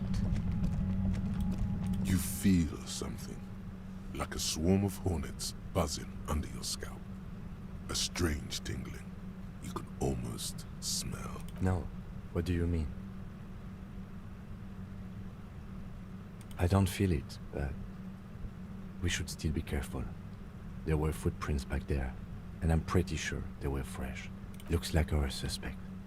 If she's in here, we need to plan our next step carefully. Once we detain a credible suspect, who knows what the Union and the Wild Pines will do?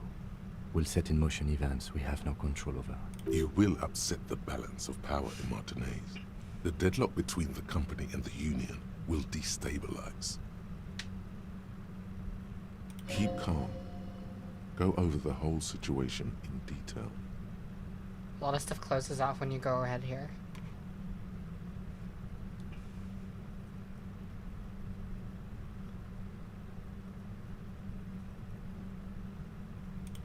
Yes. There won't be time for that once things go down.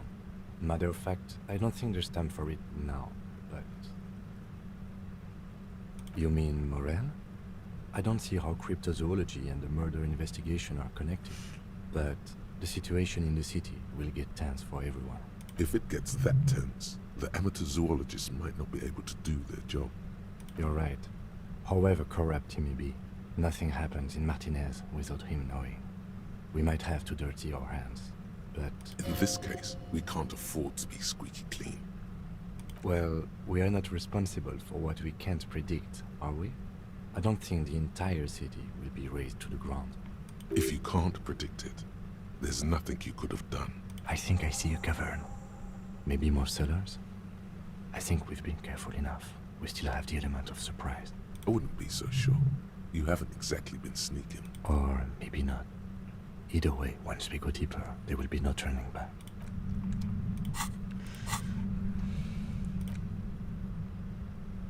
I'm sure I can still do that. I kind of don't care about the insects. That's a future thing, probably. That's a future thing, probably. I don't know about this one.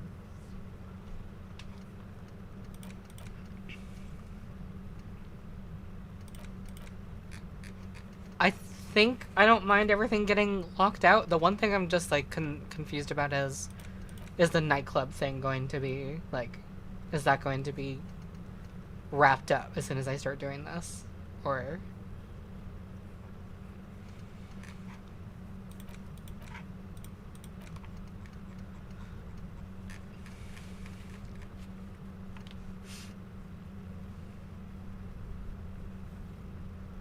Yeah, will the nightclub stuff be locked out?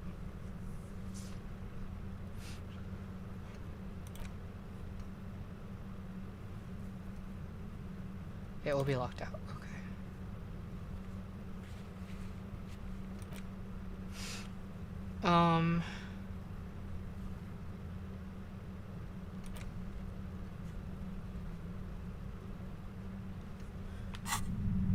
I might go see if I can do that first, because that's the one thing that's like seems the most crucially uncompleted to me.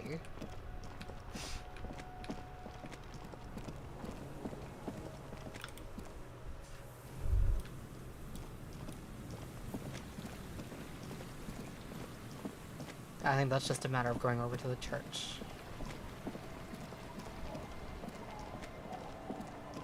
This is not the church.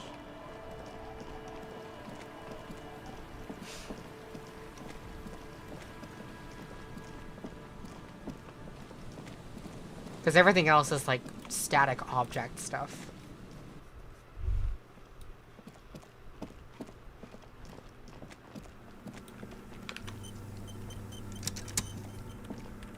Yes, what is it?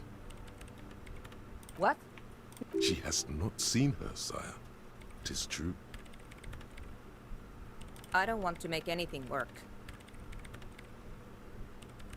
Yes, anything. I don't want to make anything work. It's not the anodic dance music that's made her bitter. It's the failure of Fortress Accident. That's right. If we couldn't get our Welkins to happen, I don't want anything to happen. Ever again. There's not a trace of irony in her voice. She means it. Easy. When her research is done, she can move out. What? No, I don't really need any help with the project. She thinks about it. A glassy look in her eyes. A gust of wind brings more snow in from the broken gallery. It touches her hair. All right. Bring me the game's offside copy from my old workspace, if you really want to help. It's stored on a filament memory, and I'm unable to go and fetch it myself. No, that's the production schedule you stole and accessed without authorization. I don't need it. In his defense, it was simply lying in the desk drawer of an abandoned cubicle. Okay, but still. It's a backup of my former employer's project, the radio game we were working on. It's stored on a filament memory, just like the one inside this radio computer. She's making it extra simple for you. The backup itself is destroyed now, but I'm hoping to use what's left of it to pinpoint the exact location of the anomaly. You just have to go to my old workspace and get the filament. Hold on. If it's called an offsite copy, then why is it still on site? Oh god, not this again. It is not on site. It is in the basement. Perfectly safe and not connected to the front at all. Basement? Sounds like it's technically still on Rhetoric, site. it's fine. And no, taking it outside the building wouldn't have protected it from the data loss. There's nothing wrong with keeping the backup in the basement. What happened was a freak accident that has nothing to do with how the backup was stored. We clear? This is clearly a painful topic for her. She must have had to explain herself numerous times. Yeah, that's the one. You can get in through the bookshop. You just have to do some explaining to the bookstore lady. That's her name, I believe. Good. Then you might know the giant ice bear fridge in the building's cellar. The filament is inside the fridge. Just go and get it. In the giant ice bear fridge. I just told you. It has red glowing eyes. It's impossible to miss. You just need to get the offside copy from the ice bear. But you've been to the fridge and it wasn't there. There was a note saying... Wait. A note from whom? Did it specify where they took the filament memory? Jawiza. Of course. Our project lead, Suliswov Jawiza. God, he was always so hell-bent on keeping the copy somewhere safe. And feature creep, and the Valley of the Heads. Like it would have made a difference. The offside copy was perfectly safe when the data loss happened. That data loss was anomalous. And the heads... I won't even get into the heads. Millions of them. Go find that copy from that ice cream maker, will you? Thanks. Valley of 1,000 Heads. You like the sound of that. This is getting ridiculous. Can't you just defrost it? Or, I don't know. I don't know about the ice cream maker. Just figure something out. There's a solution, but she doesn't want to hand it over to you yet. It's a thing. Something she holds dear. The bookstore lady hates me. Says I'm part of the curse. Whatever that means. Because she's from Martinez, and people from Martinez have never ever seen a radio computer. She thinks it emits elemental evil.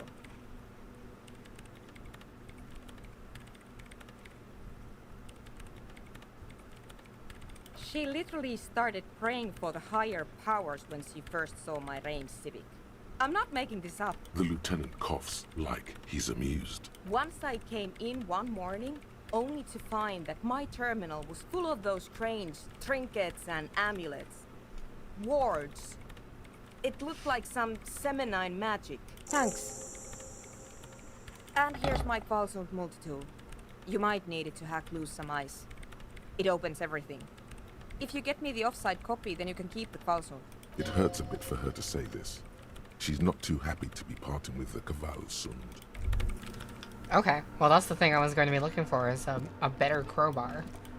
I mean, pry bar. Half-Life.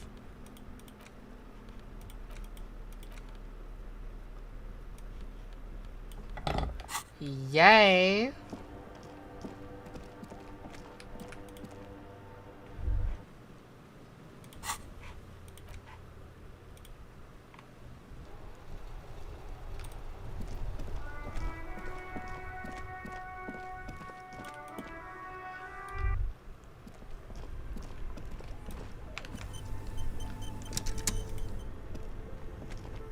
It's inside This the box. orange machine is dead still. It has a hand-cranked ice cream churner. Oh, no, it's and not. An electric freezer. The ice around it slowly melting. Ice groans and howls under the strain of your giant Kvalsund multi-tool until the lid cracks open. Darkness lies inside, but you can faintly make out an object, intricate and foreign, left there for a sub-zero beauty sleep. A filament memory with the words, off-site copy. Disappointment washes over you as you stare into the almost empty ice cream maker. A scoop of ice cream would have been nice, yes. You gently lift the cube from its frosty bedding, careful not to damage it. We should take it back to Miss Lukanen killed as soon as possible. I'm not sure how well unused filaments tolerate room temperatures. Yes, but aren't you curious to know what's on the precious filament? There's a radio computer upstairs. Hum hum hum. I am quite curious, actually.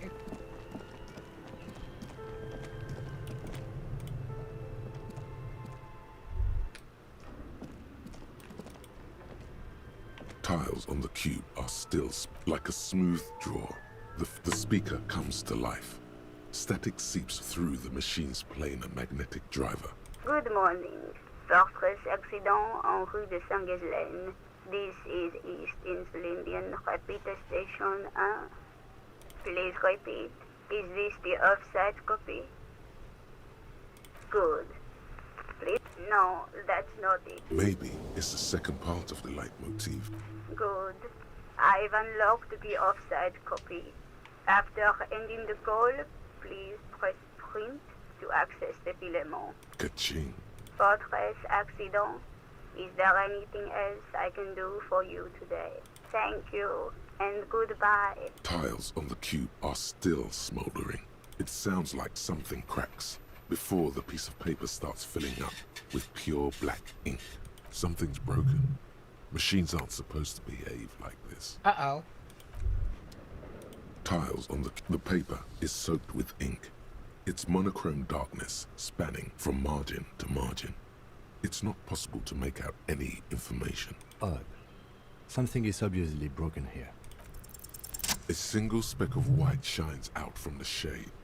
For some reason, the printer decided to spare this one tiny dot of paper. Looks like gibberish. Better get running again. Tiles on the cube are still smoldering, casting the framework. The filament slides out. Okay. Okay. Yahoo!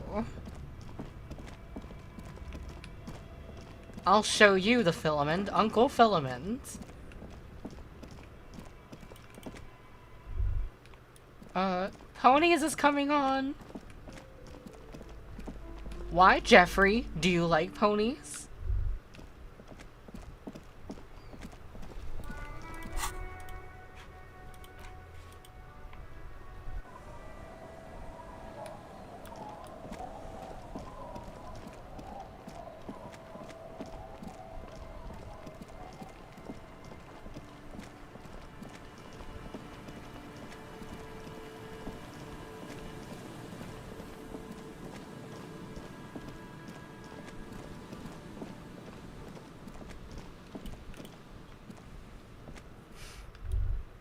This was a rather fast quest to achieve, I think. Yes, what is it? Yes? Thanks. Looks like it's the one. Now I'm going to print it out to see what's left of it. I have a theory. Lintel was able to divine the location of the anomaly from this broken copy. I want to repeat their calculation, only this time with better equipment. Watch. What an intricate display of failure. The paper starts filling out with ink, soaking it in a gleaming blackness. Oh, I see. Not a single line of data stands out. This is wrong. Machines shouldn't behave like Interfacing, it's okay. Sona doesn't reply, her hands running over the printout. She's looking for something. For her morning star. Eyes scouring the millimeters. Here. I found it. Hold on. Just give me a second. I'm almost I've never witnessed a programmer work before. done. I've got it. I found the location of the anomaly. I found the coordinates. She's beaming. You can feel it in your heart. Great job. Thank you. There. In the swallow. Think you can help me again? I need you to go move those water bolts for me. I need to double check my calculation. You like moving things around. Moving things around is calming. Just walk over to the circle and follow my instructions. Move the third bolt 2 centimeters to the left, and the fourth bolt 5 centimeters to the right. This should do the trick. Thanks.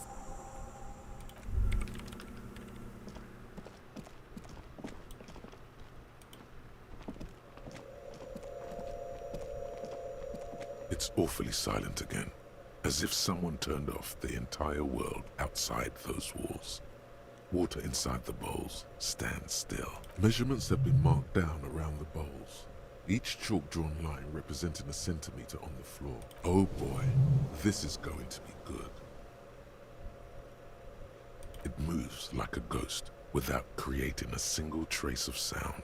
Some water spills out of the bowl, wetting the floor. The lead programmer sends you an encouraging thumbs up from across the hall. Time to run back, or maybe walk. This is a sacred place after all.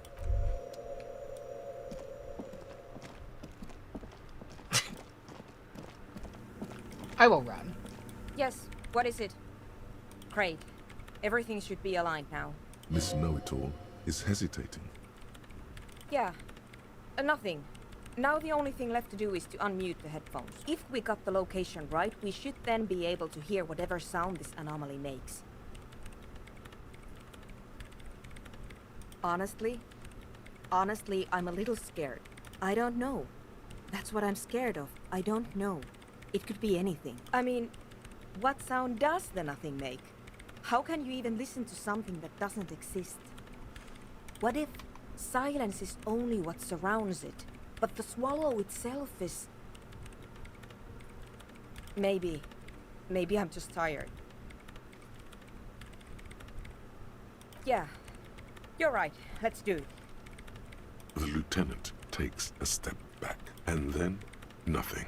Nothing happens as Sona Lokanen-Kilda presses unmute on her keyboard. Nothing but silence. You can hear some small animal cross the floor in the chancel. It's that quiet in the sanctuary.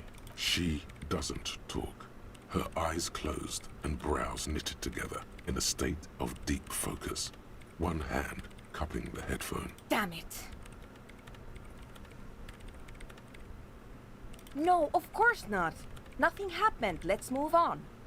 Despite her fear, she was hoping for something extraordinary to take place. No. My hypothesis was wrong. According to this, I should have heard something if I got the coordinates right. Like I said, silence is only what surrounds it. But this is just another failure. Silence sounds like silence. That's all it is. You can try on the headphones. See if you can hear anything. But don't get your hopes up. This can't be it. You should have a listen. Yes, what is it? All you hear is your own breathing. But there's something else. There has to be Something big, something unexpected, something new, yet to be discovered. When was the last time this world had anything new to say? Well, did you hear anything?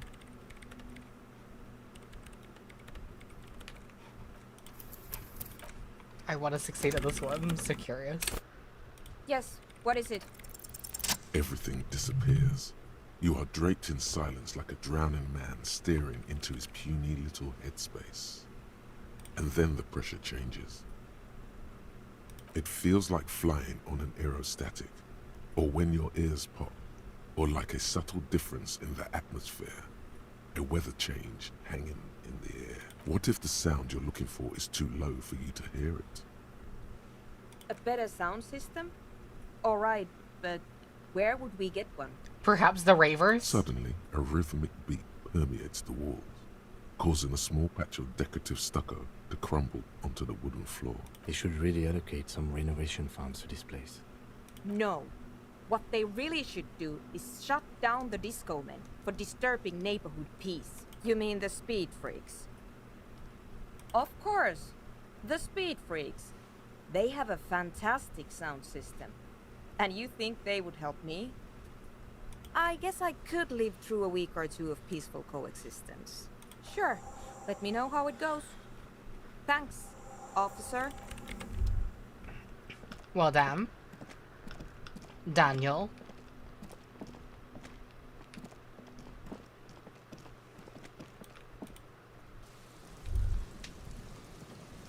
More fetch quests. More fetch quests. More fetch quests. We love it. I think I talked to the people inside the tarp, but... Hello again.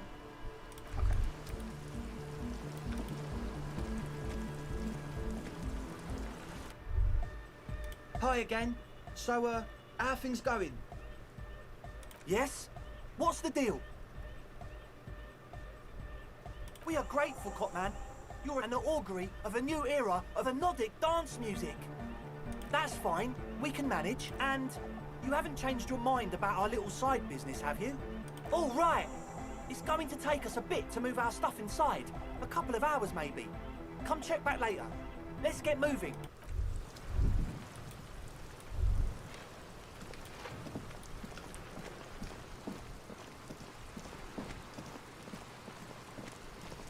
I might have to pass time, yeah? Well, let's see.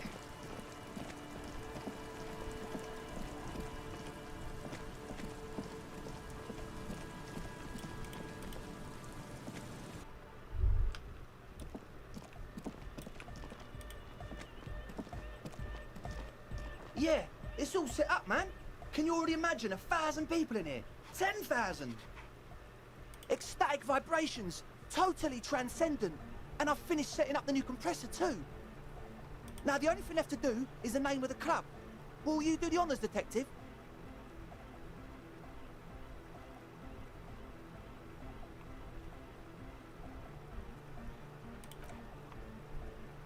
How about something simple? Like the club? Too modern and too ironic.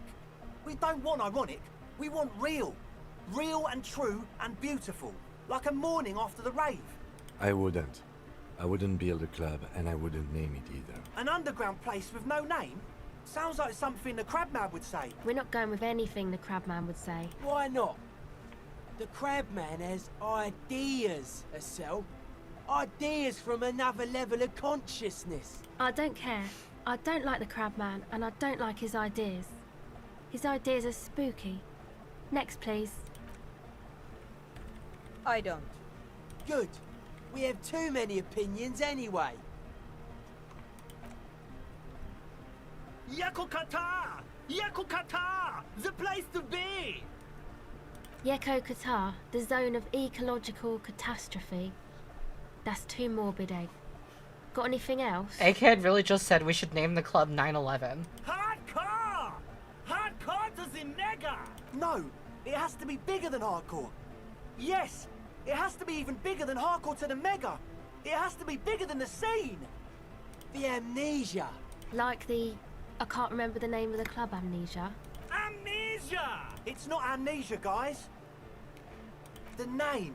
Everything I managed to come up with sounds just wrong. Andre's overthinking it.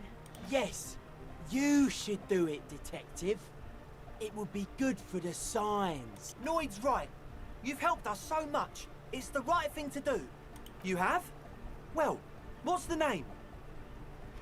Like that DeLorean word for the world, you mean? Elysium. But Disco Elysium? Isn't it wacky? Disco's kind of gone, isn't it? Forgotten. The past is the future, but the future is dead. No, it's beautiful. Beautiful and brave. Like we want it to be. Name drop, yeah. And short.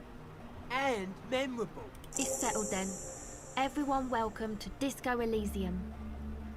Andre breaks into frenzied dance-like motion to celebrate the name. Someone turns up the beat. Oh, that's...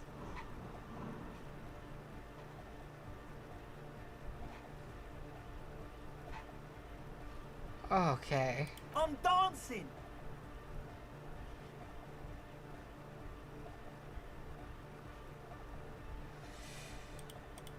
That soft chord gyrating is supposed to be dancing? Yes, my man. Talk? What is there to talk about if you can express yourself with moves? Audio waves thump against your ribcage. The speaker setup makes everything sound much better. But there's a noticeable lack of something. It's to express my individuality. Is that a bald spot? It's hard to tell for sure, with the fused together spikes, but it looks like he's balding. Maybe it was a bad idea. Anyway, goodbye, officer. Okay, wait.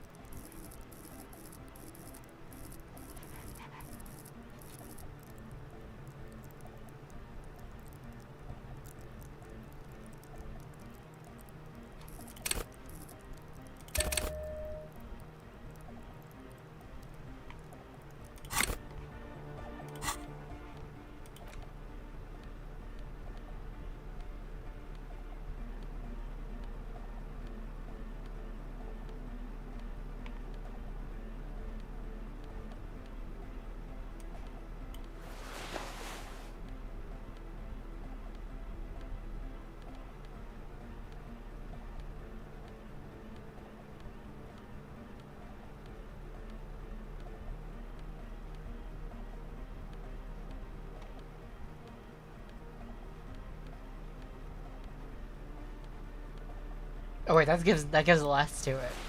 Oh, Harry, put something on, please. I don't remember what I was wearing before. What are those?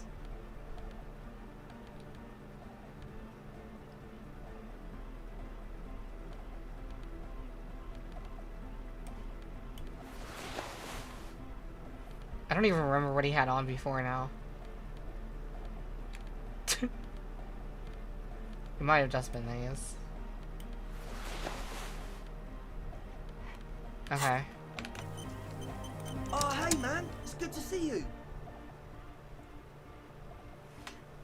Just because of the placement of the... Just because of the placement of this quest, I might scum this one on purpose. You close your eyes and dream of the shapes your body...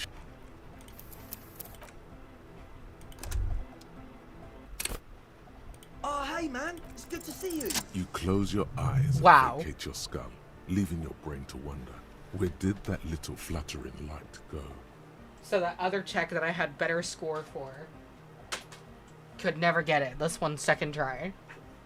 Makes sense. Total darkness. You sink down the darkest fathoms of your own personal deep, vertebrate by vertebrate, through the unformed skulls of your mind. No. Spine. Here it will begin.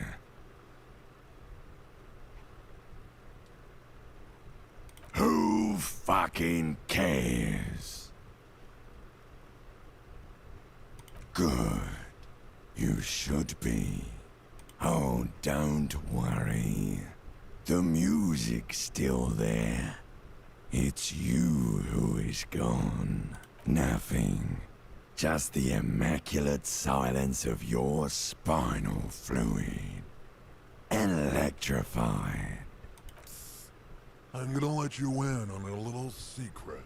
Every vertebrae in your spine is an unformed skull ready to pop up and replace the old one. Like shark teeth. The one you're currently in has a little brain forming in it, waiting for its turn to rule the world. I am the spinal cord. From what I can see, it's about to bust a move. Foolhardy, do you even know what's happening on the surface? Maybe 1,000 years have passed. Or maybe you started spazzing out like 2 seconds ago. With your eyes still closed, the first thing you feel, all the way back in the pivoting darkness of your own torso, is warmth. You have become a triumph of rhythmoplastics, somewhere in a smelly wooden church on the coast of Revachol. The wounds from the war you waged on your body are healing, twist by twist, turn by turn. You have become a flawless interlocking mechanism, a flesh and bone approximation of the throb coming from the With the flashlight. of the one called eggheads. With the Entirely, crowbar. rigidly imbecilic, without pity or fear. Oh, it's amazing. Oh, it's wonderful.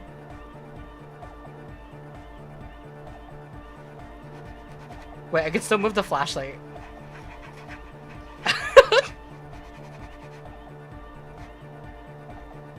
What does the twink think of this? Oh my god! No way! With his reel-to-reel mixer blasting the anthem of a future that will never come, the young man observes your moves for a second. He throws a screwdriver and a bunch of drill chucks into the corner and explodes into dance. What he lacks in sharpness, he more than makes up for in violent enthusiasm. What's going on here? Delinquents. This is clearly a Code 31 emergency. The lieutenant squeezes the bridge of his nose.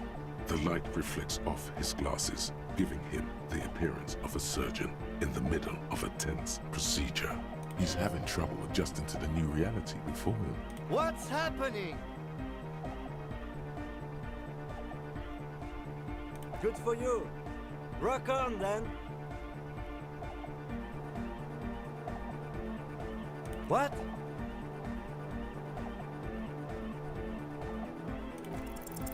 Who's the one in charge? Yes! You are. Yes!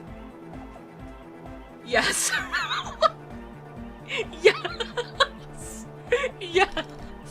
It's glorious. Are you kidding me? Get my what on? Sheesh, okay. Okay, you psychopath. I see what you're doing there. It's jacked up footwork, plus some...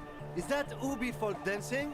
Nah, it's not Ubi folk. It's hardcore. Yeah, whatever. Oh yeah? I did 15 years in the juvenile crime unit. I can do age inappropriate. Now, check this shit out. The lieutenant begins to heel kick the church floor with such intensity, it's reasonable to fear he'll kick a hole right through it, causing the floor to crack and the pillars to collapse, bringing the church roof down on all of you. What's happening? What's happening? What's happening? This is better. This is better than the Mona Lisa. This is more important than everything else. This is so important. This is really good. It doesn't look like he'd give a shit either.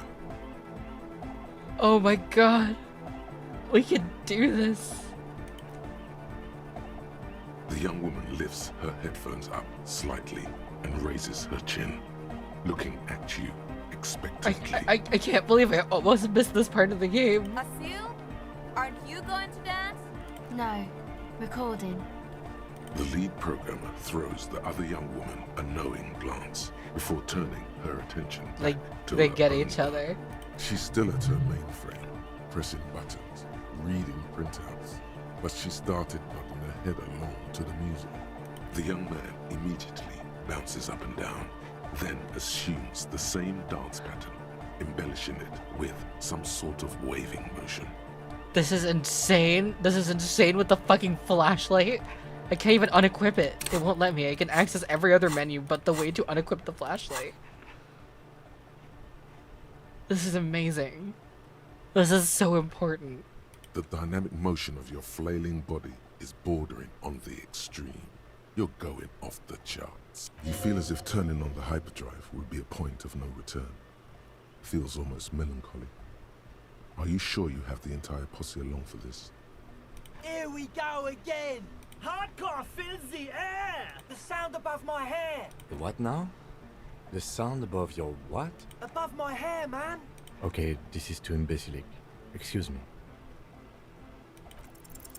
On the coast of the Martinez Inlet, in a small weather-beaten stave church built 380 years ago by settlers from the Occident, most likely to guard against an anomaly at its center, an officer of the RCM is contorting his body into idiotically rigid shapes as he invents the future of dance music. It's the hardest anyone has ever danced. I am La Rebachelière. I am the city. I am a fragment of the world spirit, the genius Loki of Revachol. My heart is the wind corridor. The bottom of my air is red. I have 100,000 luminous arms. Come morning, I carry industrial dust and let it settle on tree leaves. I shake the dust from those leaves and onto your coat. I've seen you. I've seen you. I've seen you with her. And I've seen you without her. I've seen you on the crescent of the hill. The modulations of my voice are noted down with thermometers and barometers.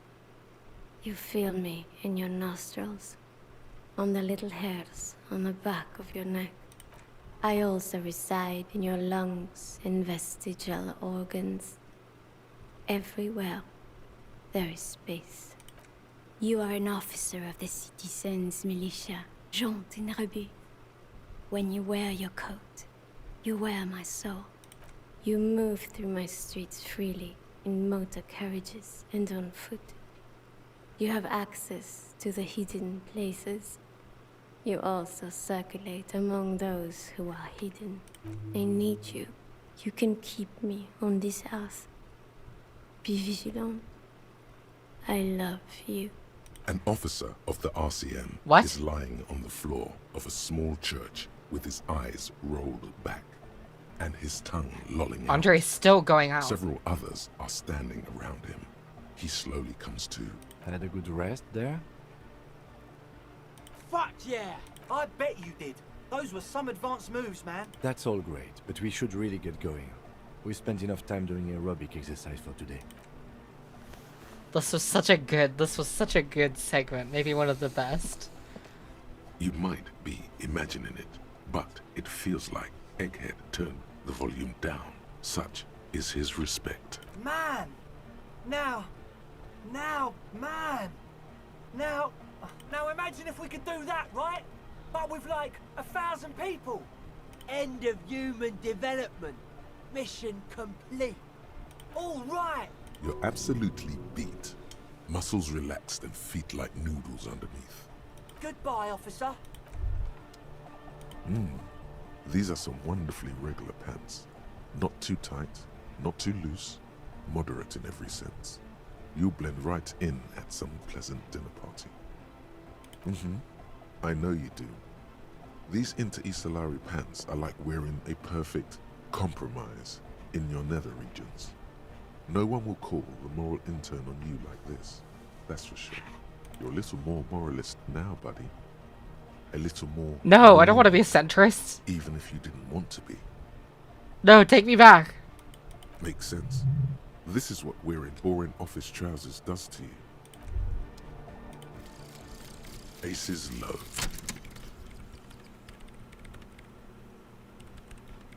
For the rest of the world, the Aces Low is just some cool Revachol Fucking thing, centrist jump scare. politically neutral. In Revachol, it still holds revolutionary connotations. Also, have you looked at Lieutenant Kitsuragi's clothes? He wears a bomber jacket, just like the ones worn by aerostatic brigades. And those cargo pants look like they could fit tools for hot fixing your burning aerostatic. You should ask him about this.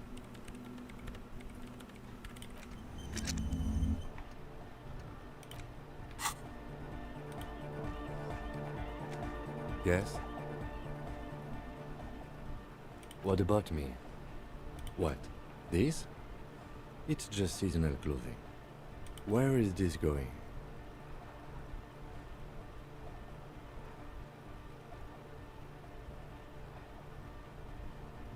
Interesting. I think it's called a brain. It's no mere brain.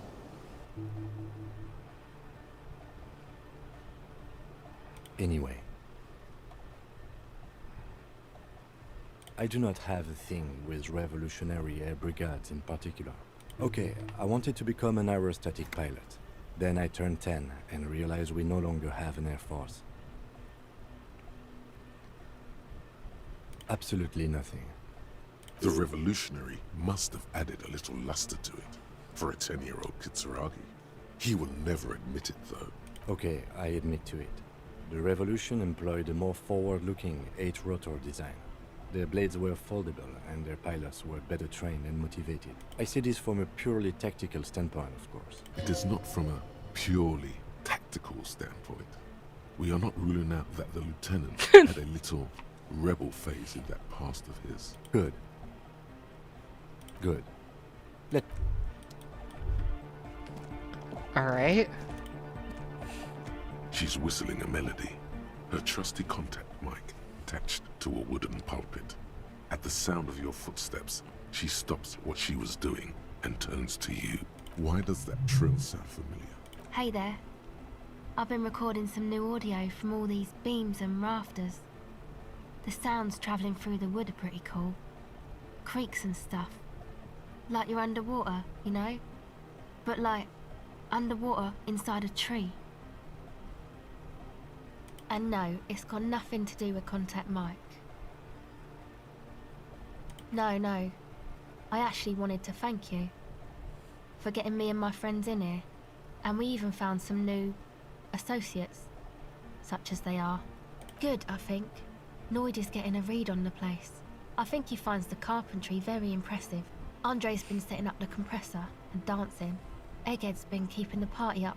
He's got the stage under control. Sauna, the programmer, she's doing whatever she does behind that radio computer of hers. She doesn't talk to us much, and the Crabman hasn't shown himself, thank God. Sure, you helped us out. I can repay the favour. What do you want to know? Ah, she's a bit odd, I have to say. Doesn't talk much. I'm not really sure how to vibe with her, you know?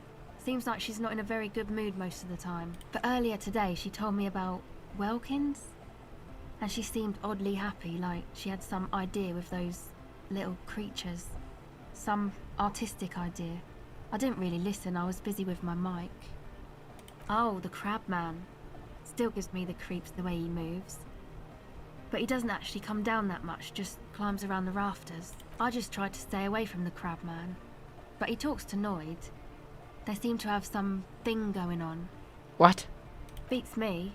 Noid said they get along somehow. They're both crazy enough, I guess. Who knows? He doesn't really answer our questions, see? Not that it's easy to ask them. What are we supposed to do, yell up at the tower?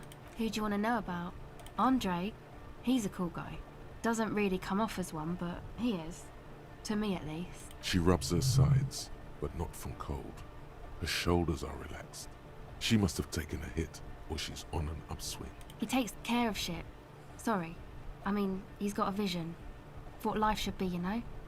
He tries to push things until everything falls into place. He's an organizer. Nothing. But then again, there's nothing to organise around here either.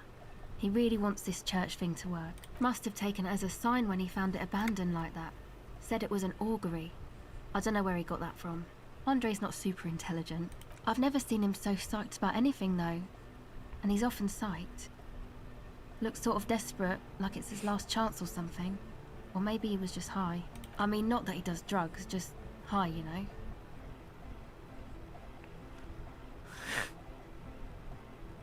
Yeah, drugs, shit, fuck. We don't care. Yes. Anyway. Come to think of it, yes. He's in some kind of a self-destruction mode with that hair of his. Bleaching it like that. Probably wants to get rid of it altogether. Yes. Who do you want to know about? He's a four-burger, I guess, like the rest of us. Okay, maybe Kim is not high Ed, I on don't know about love. him, but Noid and the rest are from Forberg, making the pilgrimage up north to visit the Palaceum. He's real hardcore about the lifestyle. What do you mean do? Like for a living? He's a carpenter, trained and all. He's very good, he just doesn't have the mindset to work like that, in a shop somewhere. He abides by the hardcore, sir. You would have to ask him yourself. Sir, I abide by the law. It's just something poor Forberg kids do every spring, to pass the time. We walk the entire length of Boogie Street, up to Jamrock, or as much as possible.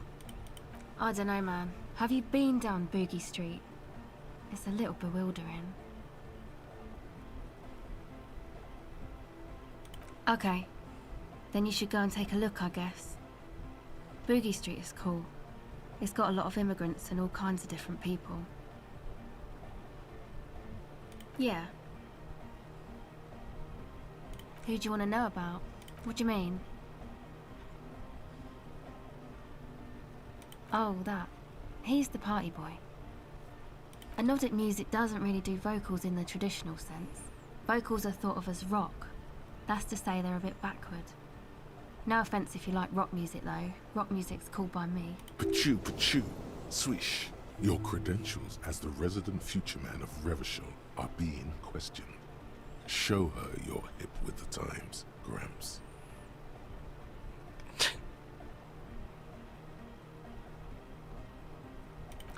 Okay. Anyway, even if you don't have vocals, you still need someone to say something every now and then, right? To urge things on. That's where the party boy comes in. He basically just stands on the stage and dances and yells how awesome everything is. It's very catchy. I understand. People are usually afraid to do things if others aren't already doing them. Dancing makes you dance, like sneezing makes you sneeze, or yawning makes you... Anyway.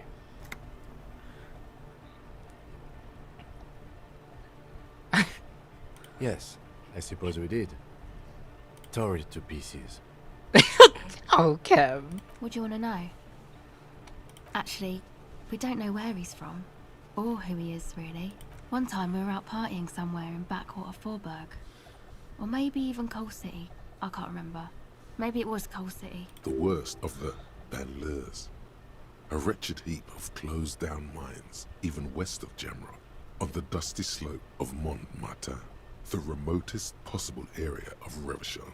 No one even wants to exploit those people anymore. Egg was yelling along to some jam someone was spinning, all night long.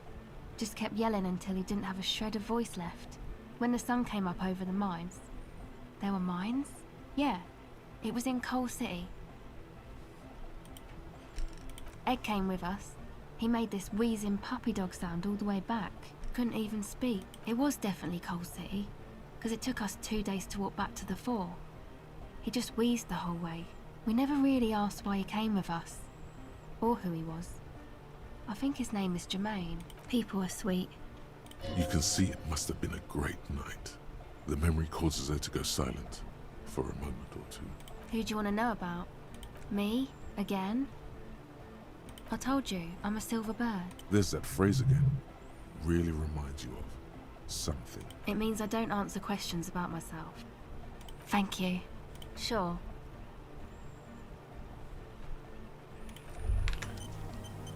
Hard cop. The silver bird. I can do it. I'm the smartest cookie in the universe. Hard cop. The No. Remember the cookie? Remember? Hard cop. O pasado de agente. Thank you. It flutters by your ear. It's what the Zemoyaki, the Gradian community in Revachol, call a person who never breaks under interrogation. It's an organized crime term. Excuse me? She's attempting to remain calm, but the phrase made her flinch. What do you mean? Alright. My father was a Zemyaki. He died years ago. He was a bad man. Not a lot of good things to say about him and what he did.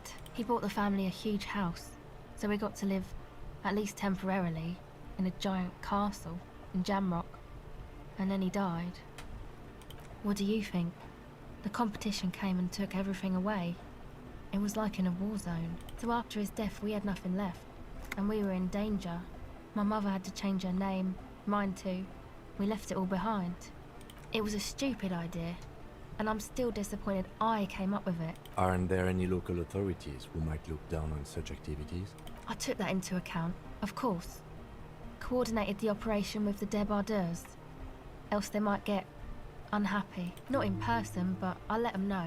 You can't do anything without the fat ones getting wind. It wasn't too difficult to convince them, really. It's a good thing you ended that mess, though. I felt I was turning Dadwise into a corrupt business person. Unpleasant. Come on, this is all fine. But you don't have anything on Everard now. That's not how these things work. Do. It's for the best. You got us in, cop. I can't believe you got us in. With wonder in his sharp eyes. Between you and me, I don't know if you've noticed this about me. I'm a little suspicious of authority. But you really came through for the hardcore underground. Yes, you really came through for the hardcore underground. How come? The would-be leader is cutting some futuristic shapes on the floor, sweating profusely. A cell using her contact mic to listen to a tree underwater. Estelle is the coolest ever. The one with the large head is blasting the dance track on repeat, while the stained glass window behind him is rattling from the base. Sire, the tent. 'Twas a security risk. And in here, sanctuary. 'Twas only noble of you. Okay. It's a miracle of carpentry. Dead bodies carved into total shapes. Now it can be something more. I don't say much anything as a carpenter anymore. They tried to make me into a reckoner and a leveller. Made me a bit manic, you know. I regret the time I dedicated to that profession and that worker collective. I say things more as a member of the hardcore side dance community these days. The material knowledge is mega though. Guild shit. Teaches independence. That's right. The first settlers built it, plus 6 more like it, on the coast here. Was one of the first things they did. Must have been really scared of something, but I understand. Alone on an uninhabited archipelago, forced to face themselves and nature. Pre-industrial quantities of solitude. The sea, perhaps something more fundamental. I would want to build a safe place for myself and my own as well. A cop who's into building critique. Okay then, this is folk DeLoreanism, lawmonger, huh? It's a subset of early DeLorean architecture. Art of core. Heart of core. Total. Everything between an ancient concrete cathedral and a glass cube is DeLoreanism. This is just an homespun version of it. Folksy stuff. Early mass production. They made thousands like this. Does that help you out? Like that woman there. Vertical, thin, White, a false image of grandeur. The source of the system is up there. You're at the bottom. They really dug that power vertical. Like to show off large and intricate structures. Arches, spires, put you down with them. They were really into painting everything white too. Virginal shit, you know. Married shit. Virtue and tyranny. Stands to reason it used to be white on the outside, before the sea wind took all the paint off. Year after year, flake after flake, whitewashed clean, then covered in green moss, slowly peeled by the wind. Your skin crawls from the sensation as you look around. Dead bodies of perennial plants. Sigma functions functions. left this place. It's a good thing we came along. The spiritual collapse has been total. I saw some piglets suckling their dead mother. Have you heard this one, Copman? After a short while, they shuddered and went away. They had sensed that she could no longer see them, and that she wasn't like them anymore. What they loved in their mother weren't her body, but whatever it was that made her body live. End of quote. This is an high-quality carcass. The power of anodic beats and hard bass is needed to reanimate it. A Sarais man who lived a long time ago, an ancient hardcore brother. A 3,000-year-old tyrannical regime of history, built and maintained by hundreds of generations of self-appointed intellectuals. It's false coded. It's false core. The way he says it, the force in false core is invested with 20 kilotons of disgust. Anodic dance music. Regular dance music wasn't hard enough. And yes, I do. You know what this kind of stuff goes well with. Your pleasure response was more like, just wondering if he has any. Electrochemistry. You need to always calm it down. I don't. Fuck her giving me the evil eye.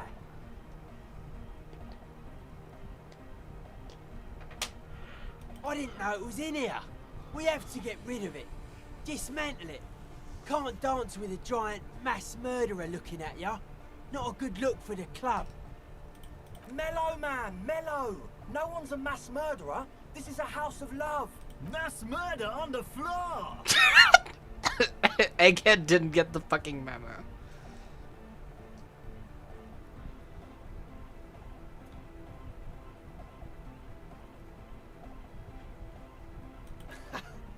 I like this question, Copman. She did not live the life of a human. She lived like someone who's playing a game. The life of an operator. That's not the life that humans live. She was adored. Humans aren't. I don't know about you, but they hate me. And they do not think I'm innocent or some shit like that. I lober herself. Well-spoken terror bomb.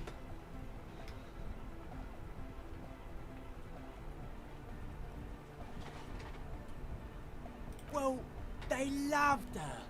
They put all their love in her and forgot all about the rest of us. The world spirit does not have a body. It has organs. Hardcore is an organ of the world spirit. This Arno van Eyck track is an organ. The carpentry and glass cutting that built this house are also organs. She's a thief, if you ask me. An organ thief. All innocences are. There is. She is a party repellent and must be taken down before we can begin partying in here. The speed freak looks the same way. It is dark there in the back of the church. For a moment, the music echoes strangely. Humanism leads to eating sugar and pigs. Humanism was invented to mass-produce billions of humans. Billions of humans can mass-produce hundreds of billions of pigs. And many, many more tons of sugar. She liked games. Good job, Logic. You figured it out. The thing we're living isn't real life. It's a strategy for some kind of victory against a long-dead opponent. But, yo, I'm only annoyed. What do I know? Really did need 10 logic for that one. What a strange choice of words. Caustic. Overflowing with negativity. That can't be healthy. What's happening here? Why do you keep coming back to this window? Well, you shouldn't. You shouldn't come back to this anymore. Stop talking about it, please. Hard to say, Copman. Signs in here are distinctly wild. Gonna take a while before everything's properly synced. I did get to talk to the crabman though. Anyway, he's been giving me kind of a psychic rundown of this place. Dude's seen some crazy shit, but he's actually a lot like us. Have you been listening to what Egg's been saying? Love is hardcore, man. And the mother's love is the hardest core of all. The man picks up on stuff. And he knows a lot about the church. I got a lot to learn from him. Good thing you didn't squash him.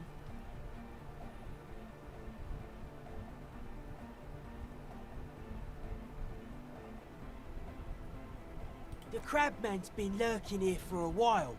He's experienced things. Things that give off bad signs. As far as we can tell, the Ubies built this place about 320 years ago as a sarcophagus. Not like a literal sarcophagus.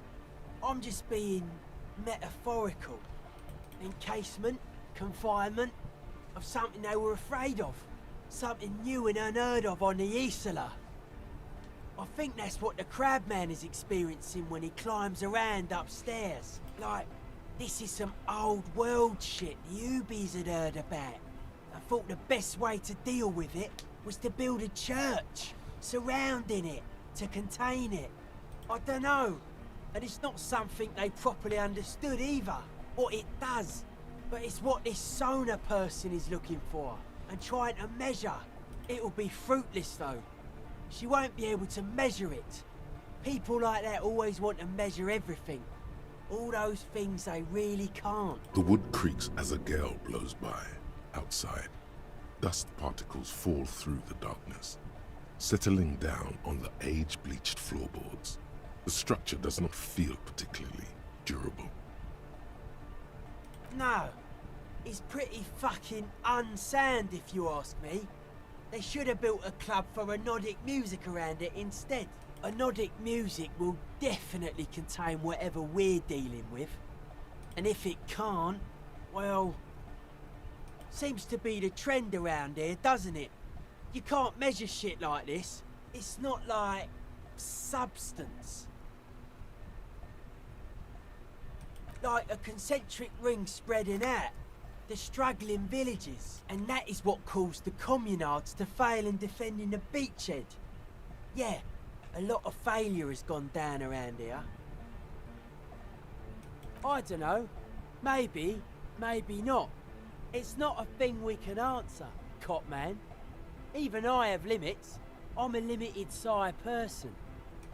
Maybe you can figure things out, Copman. I think we got on a good level here. The signs are syncing up well. Dead body, spirit and sure.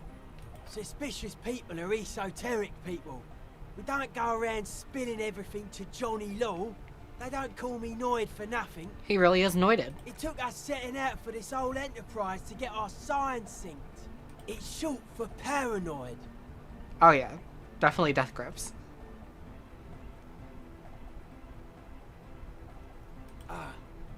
It'd be easier to list stuff I'm not suspicious of. I'm not suspicious of sound and colour. Mechanics and chemistry also have a trueness about them. Most anything else deceives. Wants to steal your life away. I don't have a top 10 list of things I'm most suspicious of, but if I had one, the left-right complex would be number 1. Number 2 would be their sole accomplishment, the pig-wheat paradigm. Something is off here. You feel like it should be the other way around. No, Politics is an inert complex of daily corruption and inane think pieces. The real paradigm is economic, and it concerns pig and wheat. This is where the innovation happens. It's only a theory, but I suspect they're breeding a pig-wheat hybrid. Probably in Grad. It's our only shit. We should make better use of not being animals or cereal grain ourselves. Nothing. Animals are cool, guys. I like animals too, but that doesn't mean I have to be one myself. I prefer not to. Both ask the wrong questions. Any spark of light from either one is accidental. Their combined movement's only concern is producing enough pig and wheat for everyone. The end goal of humanity. The original mistake was assuming that words have more being than bodies. That's what led us astray. Far from our true lives, but we may yet find a way. Animals are cool, guys. Whatever this true life is, you feel it's the real centerpiece of this mythology. His eyes flicker. The life is true if it's free from fear, an internal division among oneself. And others, mankind has seeds of greatness in it. A germinal will come, a return to trueness. It will be hardcore.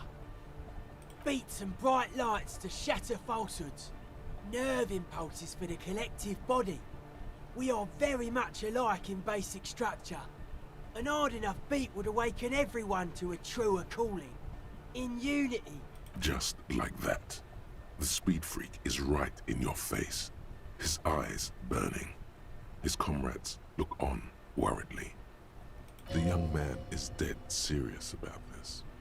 Rejection of the right-left axis. Emphasis on unity. Appreciation of some primordial mode of being. What does that remind you of? Nationalism, militarism, racism, and emphasis on a leader character are totally absent in hardcore.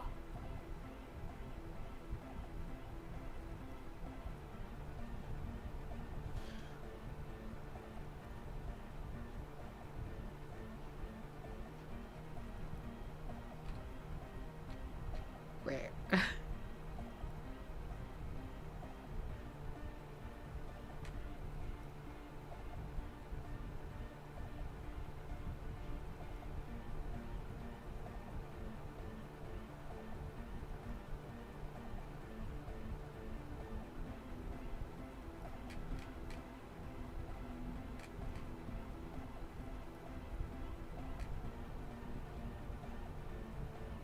Okay, I'm like slightly confused.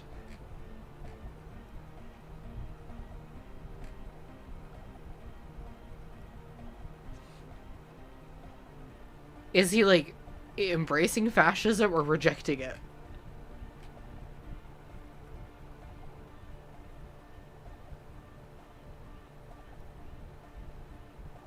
He's rejecting it.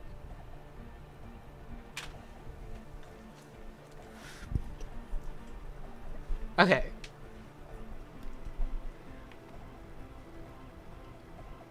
Okay, understood. Just Harry's kind of stupid. Understood. He picks up a wrench and scratches his head with it, unaroused by fascism. Many non-Occidental cultures share a beat at their art. Thus, they are closer to true, hardcore life. There's just never been enough of them, and they had to rely on some extremely basic percussion. Utmost dedication, thoughts from the spinal cord, is a potent superlative as well. The term also signifies certain varieties of pornography that depict penetration, just so you know. Thank you, Encyclopedia. Egghead usually has a better concept of the hardcore. He just really likes saying hardcore. Hardcore!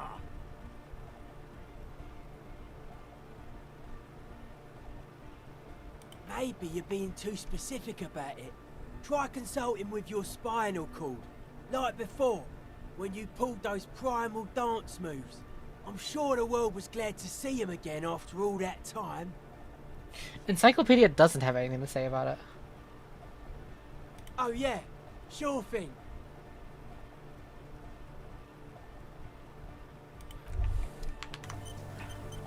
Yo, man, what's on your mind?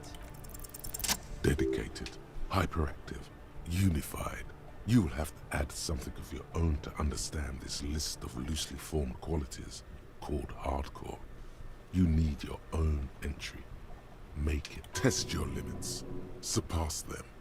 Dance till you drop. Dance till you die. If you must. Overwhelm them with moves. Try to have the most moves going on.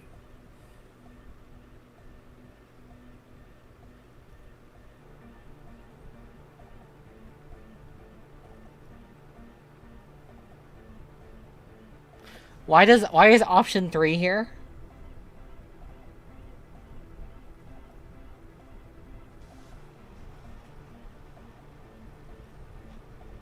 Predictable, but solid.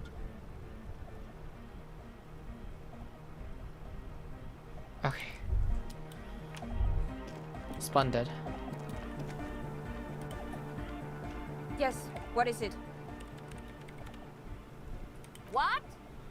What? I can't hear you! The music is too loud! Oh, the project! It's not going well! There's that guy! I need him to plug a 3.5 cable into the auxiliary input so that I can route the audio signal through the mixer into the speakers. He doesn't listen to me! He only ever seems to care about hardcore and Yekukata! A place to be, apparently. Thanks. Maybe you can get through his magic rhymes. Let me know how it goes. Alright, fetch quest. Delorian Church, the place to be! Make some noise, my church people! Vibrations thump through your blue soul. The music sounds much better in the church. A hawthorn tree on Rue de Saint-Gislain. Tangled in its branches, something bronze. Shout out to his family. Don't say it. Don't say it. You're gonna ruin my thoughts again. He stands on stage behind a table, nodding along to the music and waving his hand in the air. In front of him, the audio mixer. One reel spinning. The other reel deck is empty. Cables run hither and thither. On one side you see an auxiliary line in with the number 4.5 written next to it. Even dancing to this beat before, you knew it in your lungs where the pressure wasn't bursting, and in your heart that was alone, and in your solar plexus where the hits should have landed. So does every chordate animal.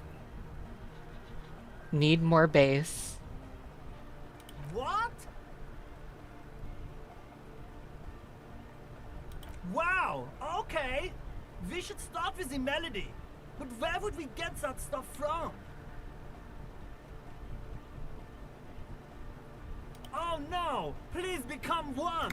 You'll miss out on so much good content otherwise. It's like being the greatest cop on earth! You'll miss out on so much good content otherwise, Egghead. You are not in this game. You're a real person. Leave me alone. Please! Please?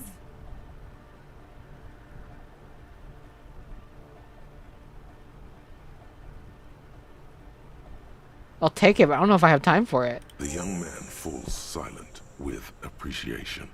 He even tries to contain his smile, as if it could hinder your investigation. Basically, what you need to find here is a tape with some banging music on it, so that Egghead could use it to remix Van Eyck's jam. Yeah, maybe that street hawker across the pawn shop has got some tapes to sell. That's just an idea. There is a hawthorn tree on Rue de Saint-Gislain, right next to the canal. A reel of magnetic tape is caught in its branches, like bronze ribbons blowing in the wind. Oh, I know! I know this! I can tell you where it is! St. G is the boulevard before the canal bridge. The one that takes you to the whirling in rags in the industrial harbour. It's got the lanterns and the... I knew that! I could have said that! And the mosaic sidewalk. But it's all blocked with that stupid traffic jam right now. Maybe you should dance again, huh? That would be mega! It was mega the way you did that! Anyway, that's all yours to figure out, Copman. Copman! To the mega! Yeah! I can route it through auxiliary. What kind of a cable does she use? 3.5 or 4.5? Oh, she uses 3.5. Yeah. The auxiliary lining is 4.5 millimeter. These two don't mix. Oh no, we're going to be in this church forever. Don't worry, I have an adapter for it right here. Hang on, this is a 4.5. We're all good, people!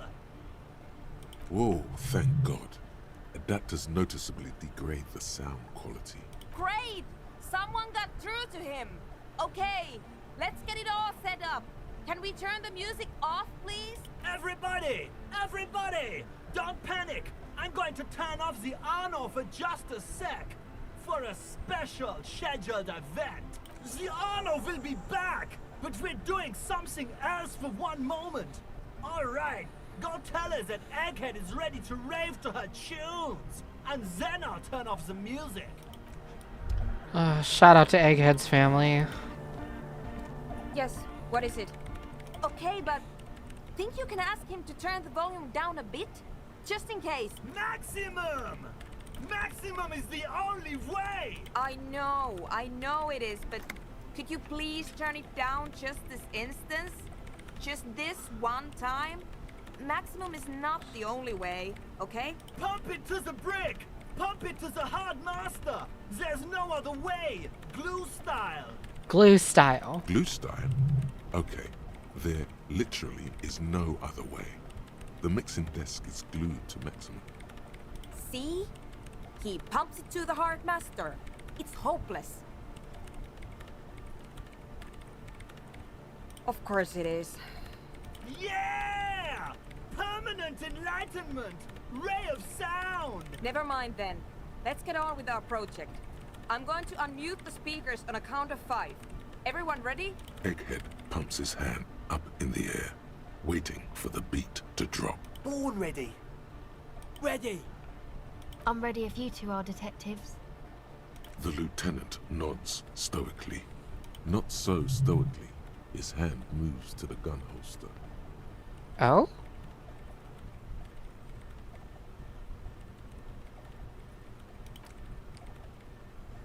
Five, 4, 3, 2, 1. Mute disengaged. No wind outside. No waves. No floorboards creaking. Total, continuous silence. This is unnatural. The woman looks around. In the silence, you see dust move on the floorboards. The driver of the speaker vibrates in the air and then stops. Plasterwork begins to crumble down the walls. In the silence, a low hum starts creeping up your spine. It's a song inside you, not in the speakers, not in the room. Even Kim's A freaking great out. bass sigh in the basement of your mind. Slowly, it builds until the air around you starts to vibrate. It's out there now, in the world, made manifest. It will devour everything. Floorboards, the glass, the streets and the people. Nothing will remain. Guys, what's going on? It's getting louder. In the basins, the water looks like it's boiling. Hosiana! Mother of Mega! In his mind, a tidal wave approaching from afar, swallowing entire coastlines on its way. Salvation. He's peaking. The worst high he's ever been on.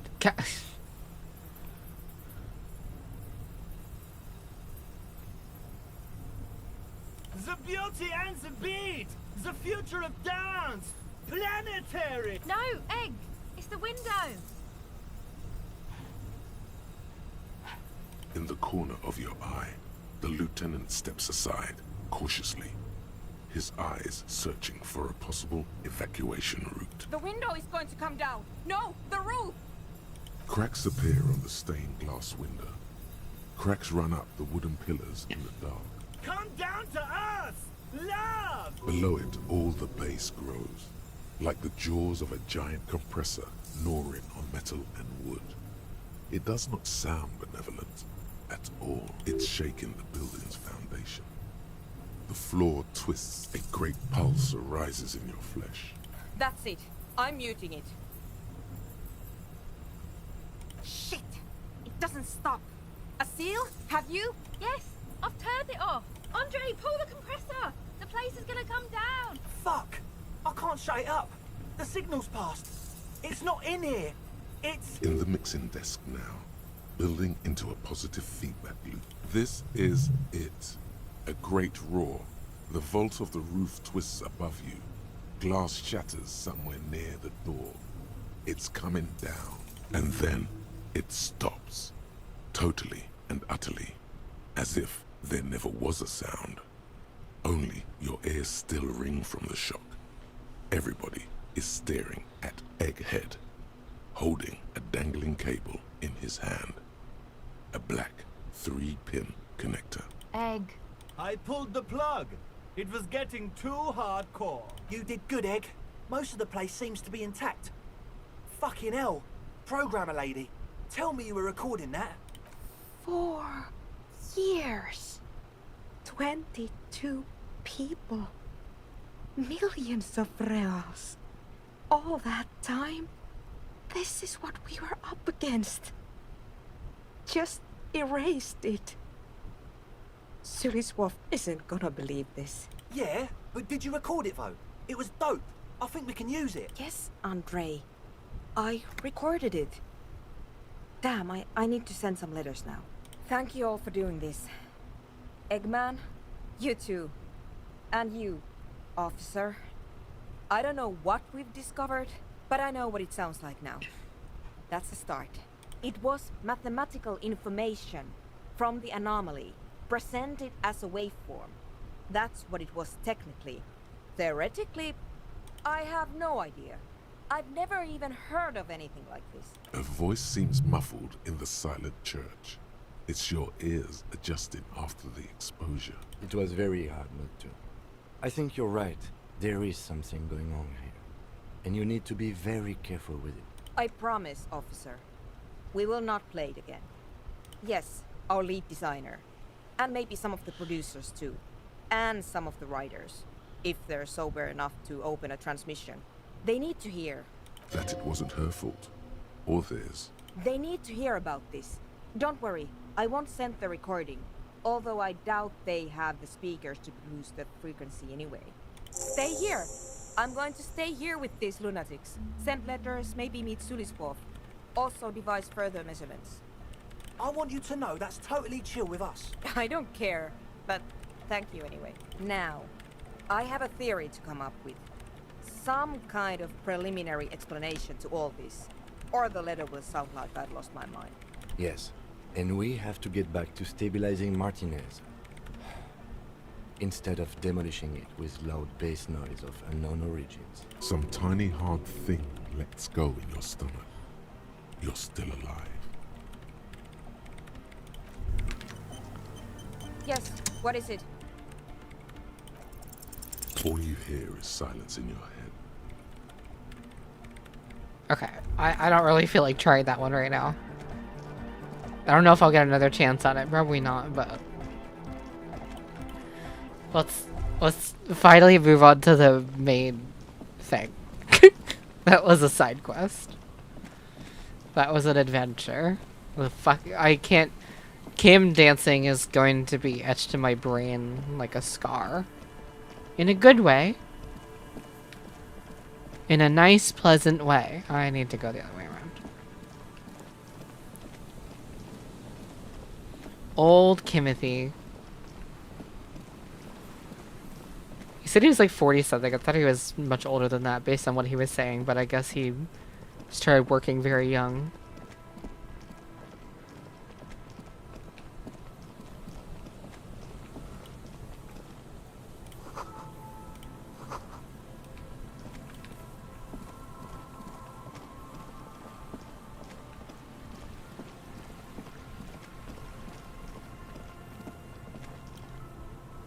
Okay.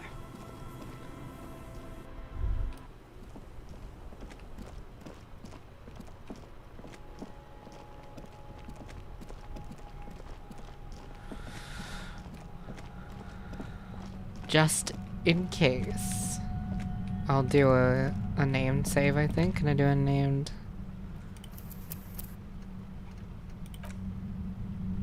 Okay, whatever.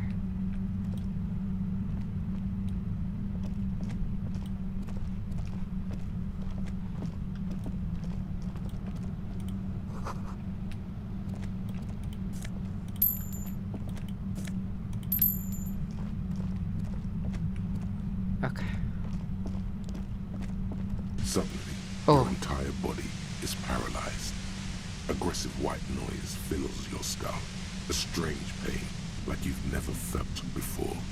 Through the static, you hear a woman's voice. It's like 1,000 radio stations are being blasted into your head all at once. But her words are the only ones you can make out. I know you're feeling pretty uncomfortable right now. Don't move too much or fight it. That'll just make it worse. Can't say it's a pleasure, officer. I was really hoping not to make your acquaintance. But here we are. As she says the word, officer, you feel a spike in the agony. It sounds like the entire radio frequency range is screaming directly into your neural She said not to fight it. That's an awful decision. Why would you not want to shield yourself from it? It's an entirely new type of experience. Way worse than all the previous ones. I'm using a pale latitude compressor. You and your partner have been caught in its field. The explosion of static you're hearing. It's the ULAN frequency, blasted from that pale emitter that Angus mentioned.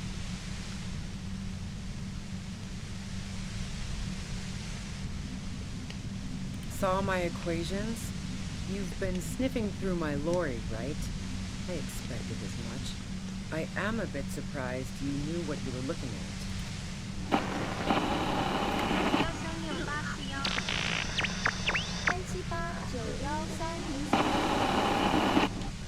A pale latitude compressor is used to sort of make the pale more manageable. With a lot of these, you can force a radio signal grid on the pale, literally crunch the distance across it. Signals are relayed across a series of repeater stations fixed to buoys. Not a fun job manning those stations. All alone out there in the pale, people lose their minds in just a few years. So, what we are experiencing is a concentration of radio waves. Precisely. This is an industrial strength paraboloid. It's meant for forcing dimensions on something that doesn't have them.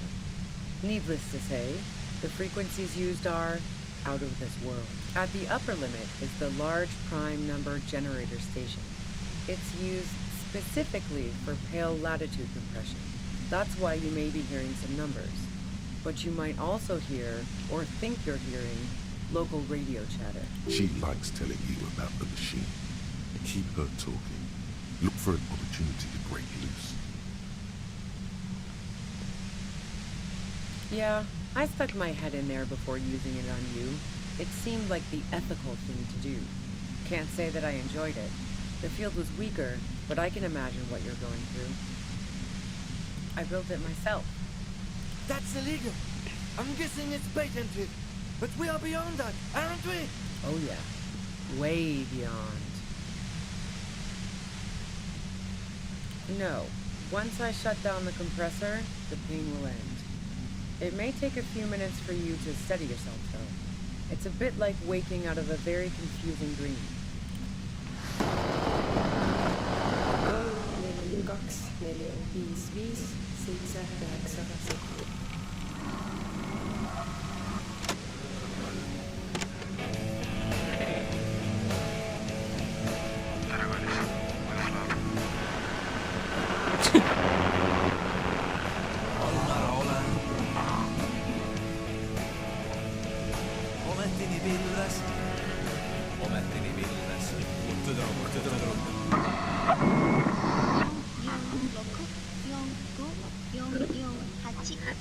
Yeah, let's not talk about that shit.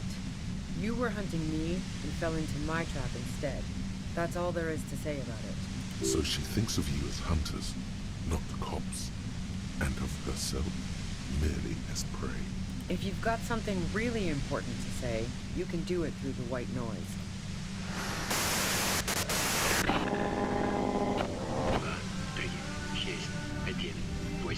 Евелин 2-8. You're looking for a deal with my mattress. Free! At Empire!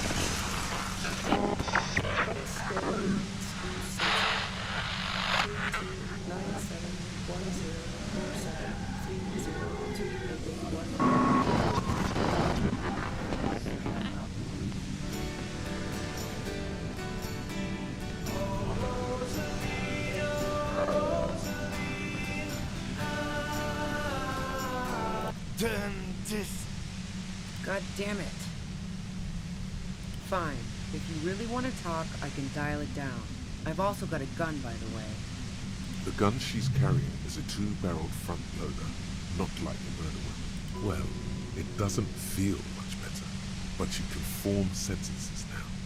Thinking doesn't seem to hurt as much. There's only 3 meters between you and the machine. If you keep her distracted for long enough. Dad, can we listen to the Pale channel while driving? Be careful when you make your move. That'll be it for questions. Bide your time. I heard you in the passages, and I've been preparing for quite a while. So you found my shack, huh? I'm not surprised. Her tone is bitter. She thinks she's been betrayed. So nice. That's one knife I didn't want to find in my back.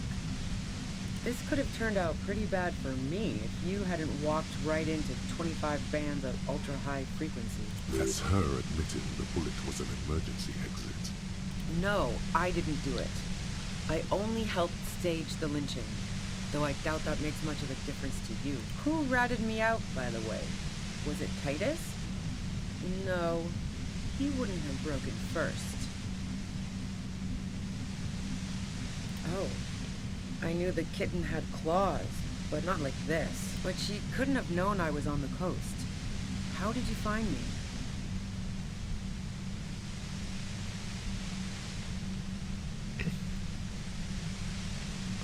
Oh, fuck. Took some convincing my ass. Those guys liked me, I know it. This is what happens to people whom people like. How the fuck do the rest of you get by?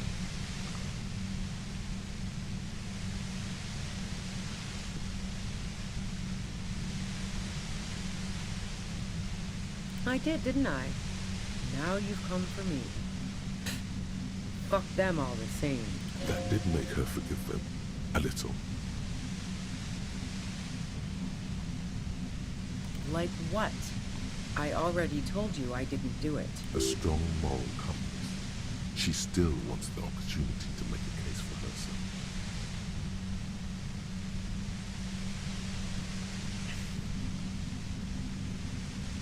Man, I was with the boys the whole night. I hope they at least bothered to impress that upon you. You mean the length of a toilet break? That wouldn't even have been enough time.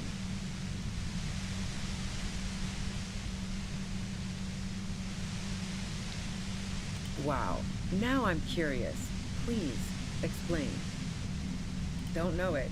But also... Evaluating your competence as a police officer. The shot couldn't have come from the roof. Or we would have all heard it downstairs. She has a point there. No one mentioned. That didn't go super well. You've got to lay something better on her.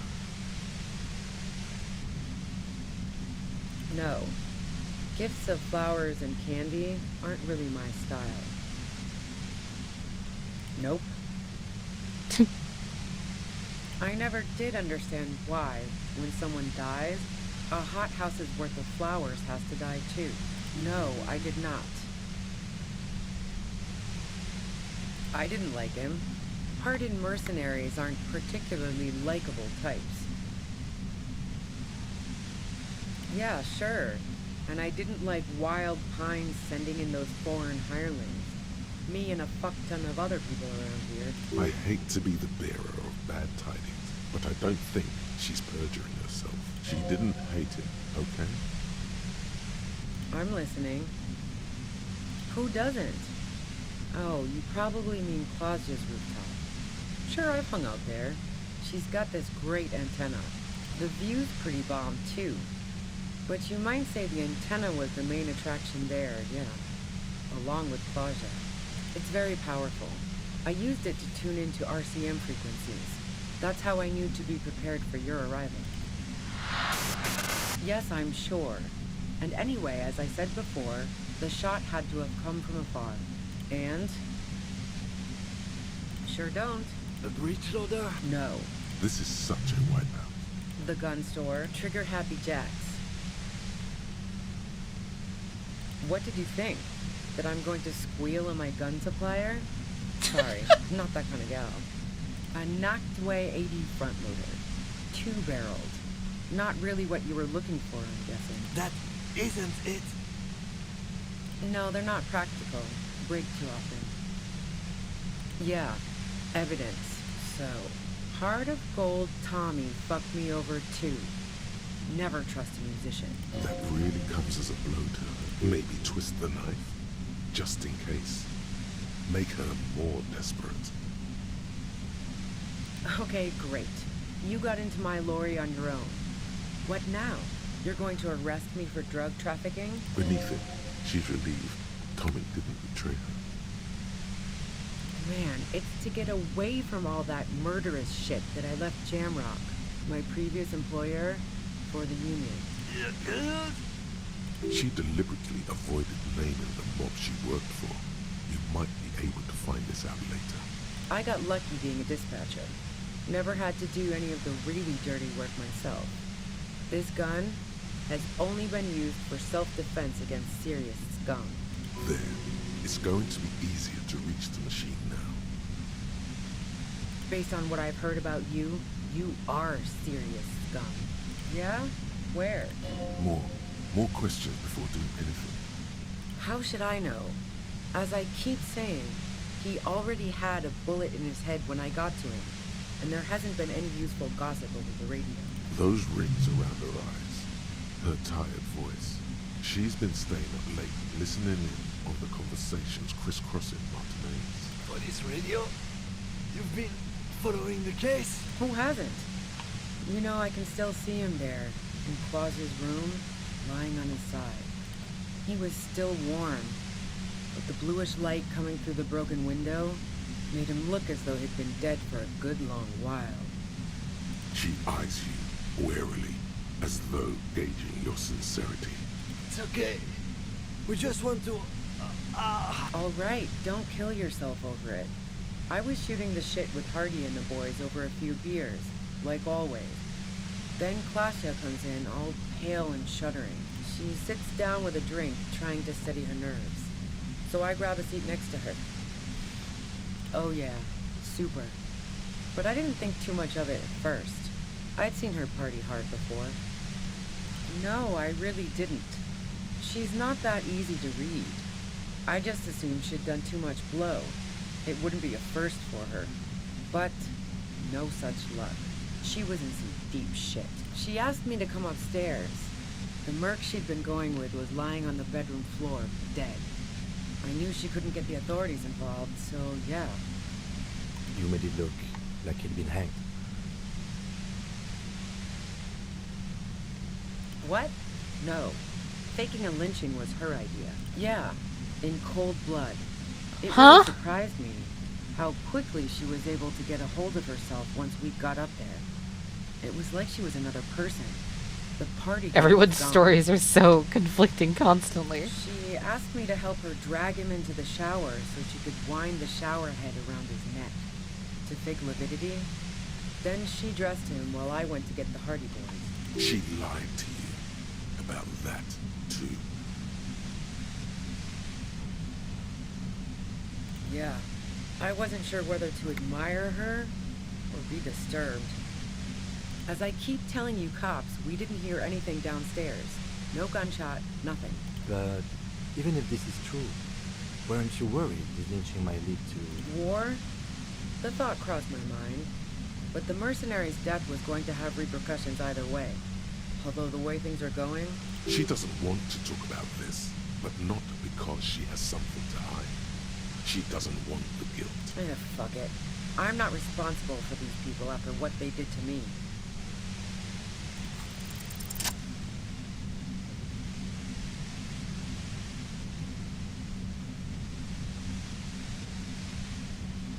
Good job, Harry.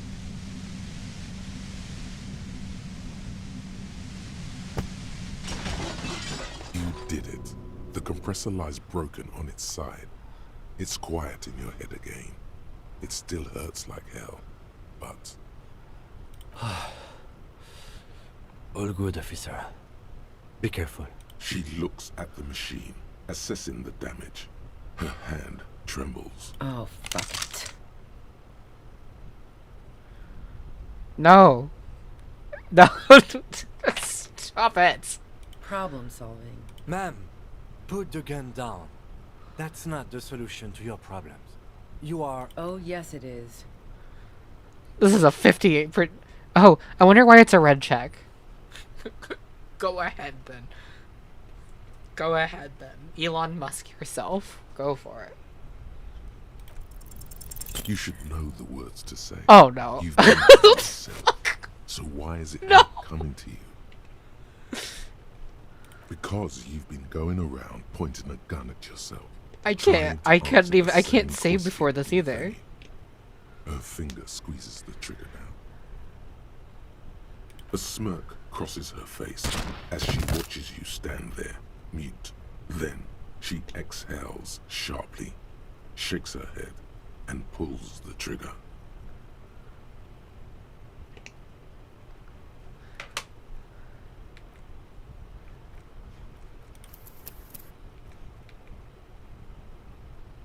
Okay, wait.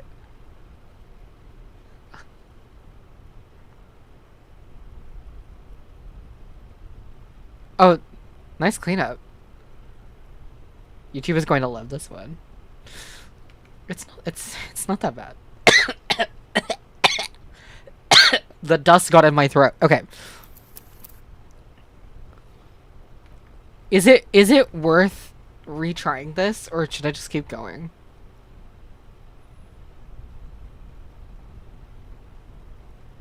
Because I kind of didn't want this outcome. Depends what you want. I'm gonna retry it.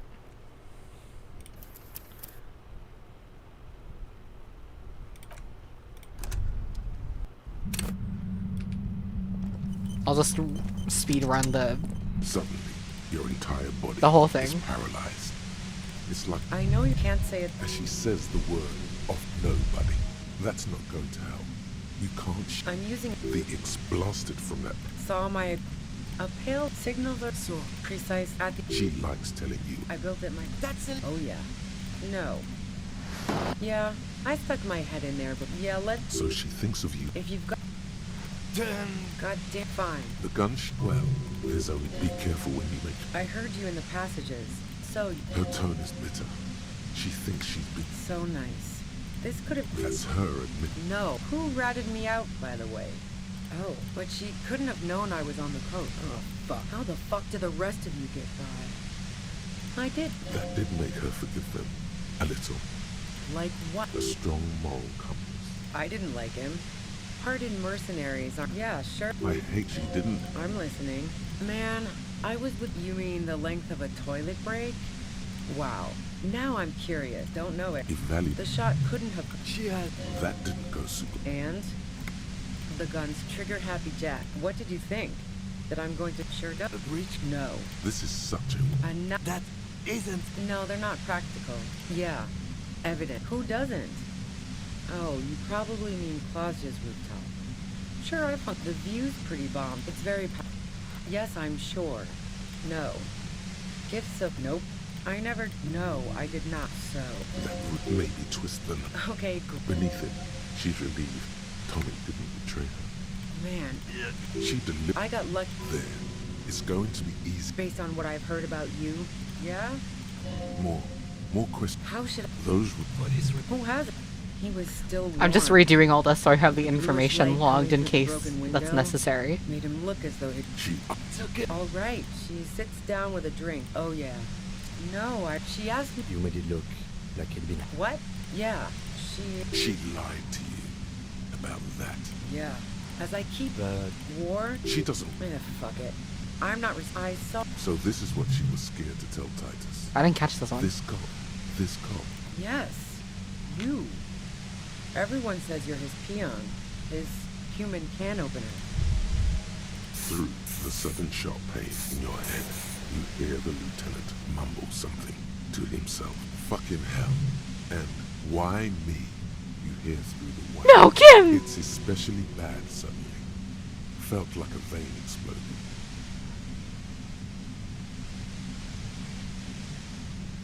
Everyone in Jamrock. The cops, the criminals. Why do you think I'm holed up in here with a goddamn death ray waiting for you? If she knows that about you, she must know your real name too. Harry Dubois. One corrupt motherfucker with the disco pants and a funny tie. Agent to la puta madre.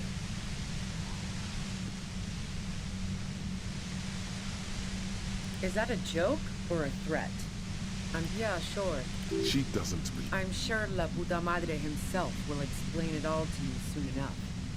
You've been to my lorry. You think the biggest player in Jamrock appreciates competition? Now I have Harry Can Opener in my lair. Fucking Titus. Wait, one thing. Possibly small, but she said you rolled into town. Was that you singular or plural? She might know something. Yeah, you had your death squad with you. What happened to them anyway? Well, it wasn't this scrawny dude. Hey! You had 2 guys and a lady. The guys looked pretty buff. Lady wasn't bad either. One of the guys seemed chipper, a blonde. The other had a brooding something or other about him. And the woman was the only one in uniform. All were carrying. That sound about right? No idea who these people are, literally. Well, this has been a great talk, really. But I think I'm going to hit the road now. She means it. You better make your move soon. What bunker?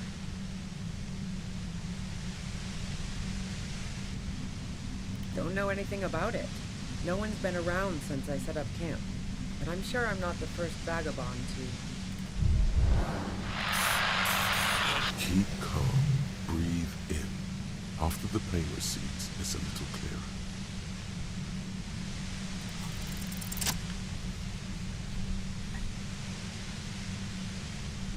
Okay, well I didn't get that dialogue before. I don't know if it's because I missed it or if it just didn't show up for one reason or another.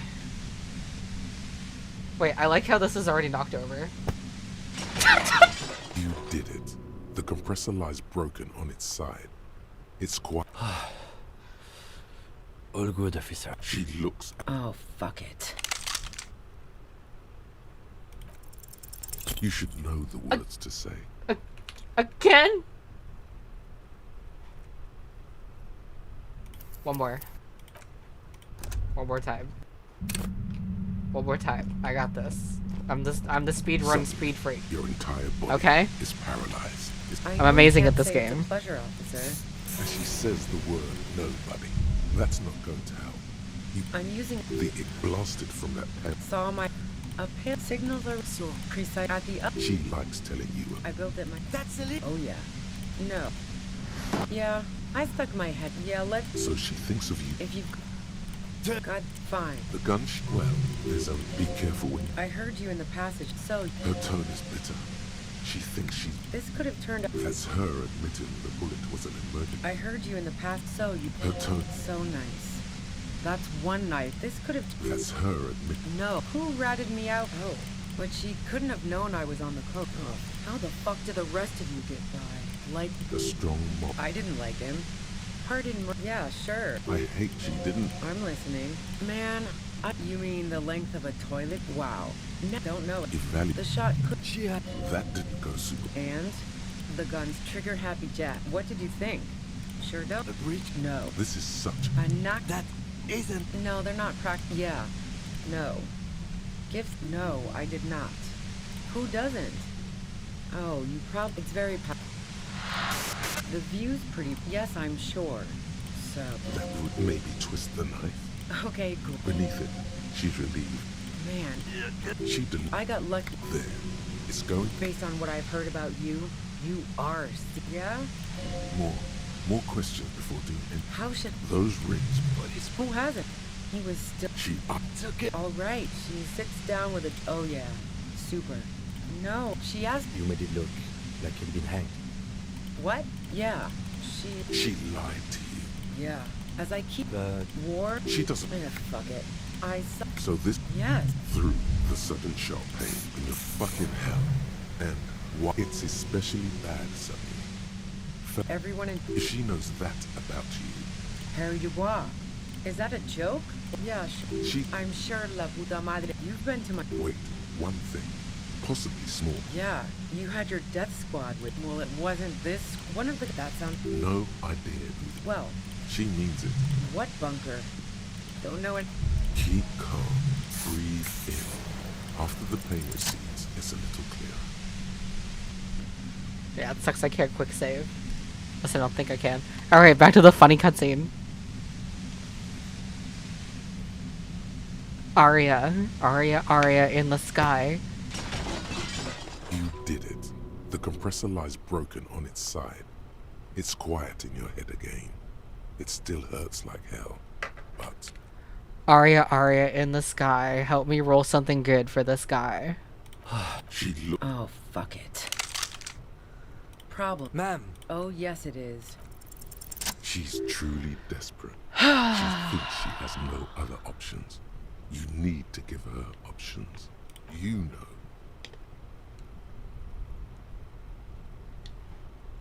This is how you talk her out of it. It's the only scenario in which she lives. She stares at you, frozen, the gun still in her mouth, eyes filled with dark intensity. Then something shifts in her. Gratitude, doubt. She's still ready to go. Her neck and shoulders relax, and her grip on the gun loosens. Day of miracles. I'll take it. She runs past you, then past the lieutenant, and disappears into the darkness of the tunnel. Good call. Yeah, I'm sure. I would have done the same had I not been incapacitated.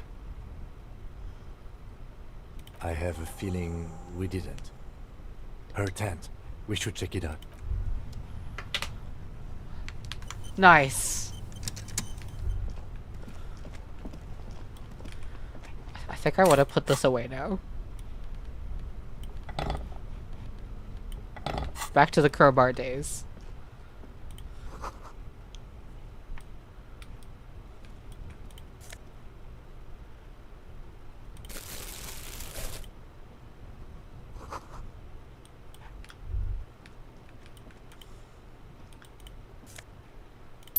The plain red tent stands by dispassionately. It was pitched by practiced hands. She's used to camping out. The tent looks old, but well maintained. In the darkness of the tent, a rolled up sleeping bag, cooking utensils, some books, and a kerosene lamp. It reeks of cigarettes. Assorted soft covers, mostly pulp horror. A motor carriage lies buried in the snow on one cover. On another, a ghost airship.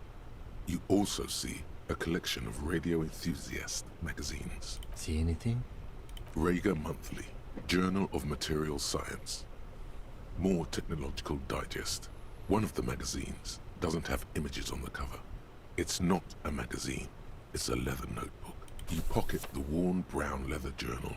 We should read this immediately, like right now.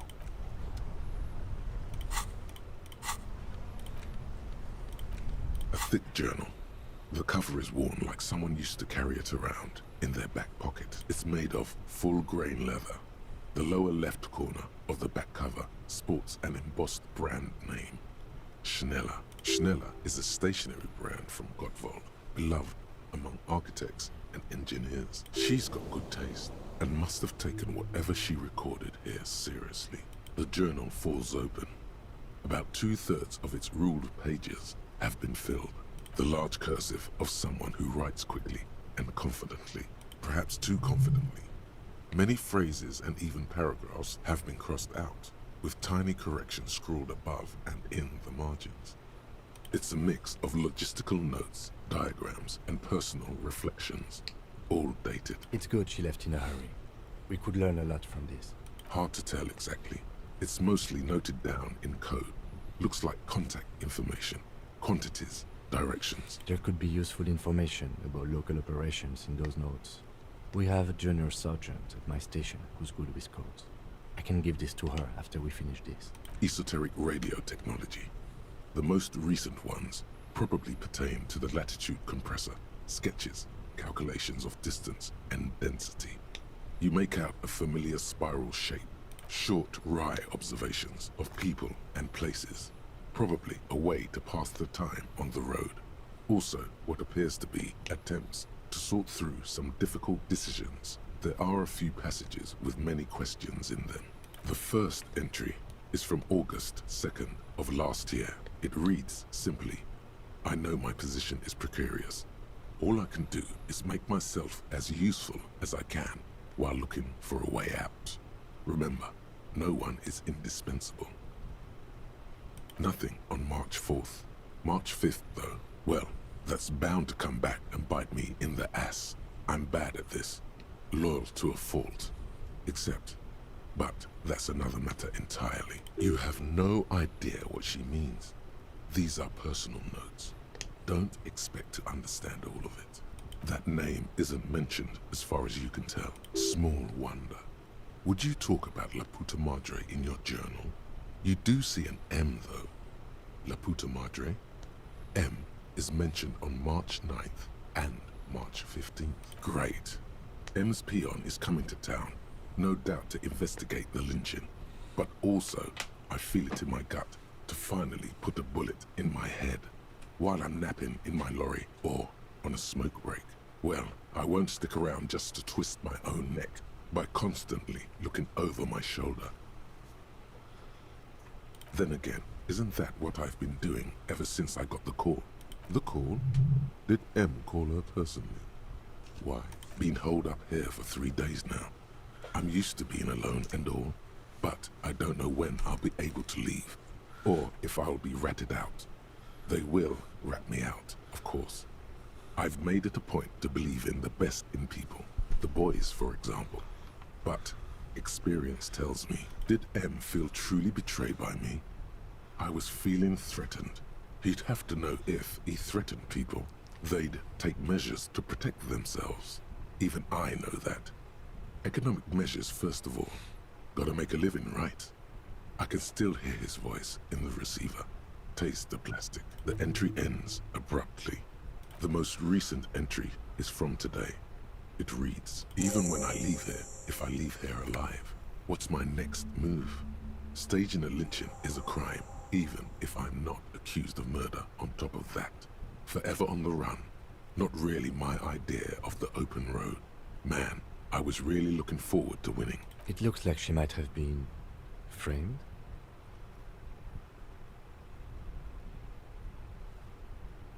I wouldn't go so far as to say that. We have other reasons to arrest her. Besides, I'm not sure her life as a fugitive is going to be much better than we does. Especially if she has problems with the Madre. No, I don't think you are. Ask someone in your precinct if you want to be sure. He truly does not believe you are. Perhaps he shouldn't be so trusting. Could have been Titus. Then again... Maybe there's a hardy boy we've yet to meet who acted as his accomplice. Either way, we need to keep an eye on him. One thing is for certain. We have business back in the whirling and rags. Questions to ask. We should get to it.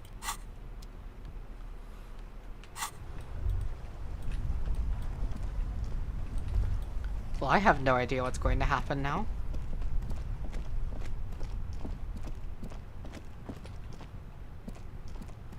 Oh yes, these. Money.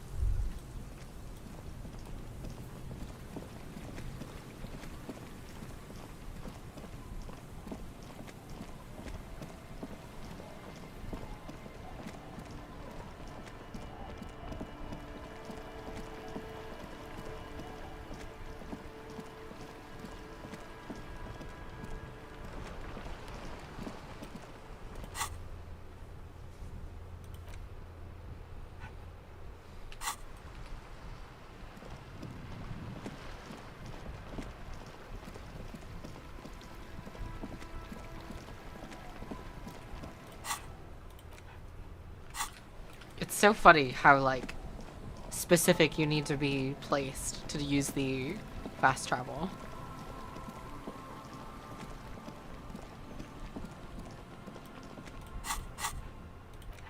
Oh, come on now.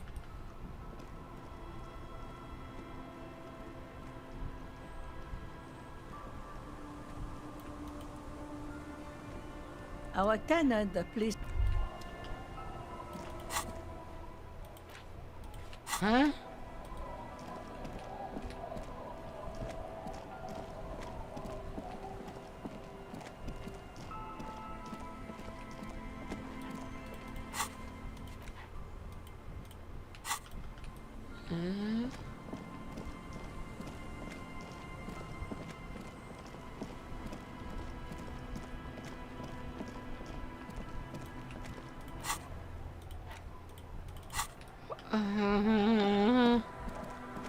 Please let me fast. Maybe it won't let me fast travel for a reason. Maybe it wants me to walk there for some cinematic purpose.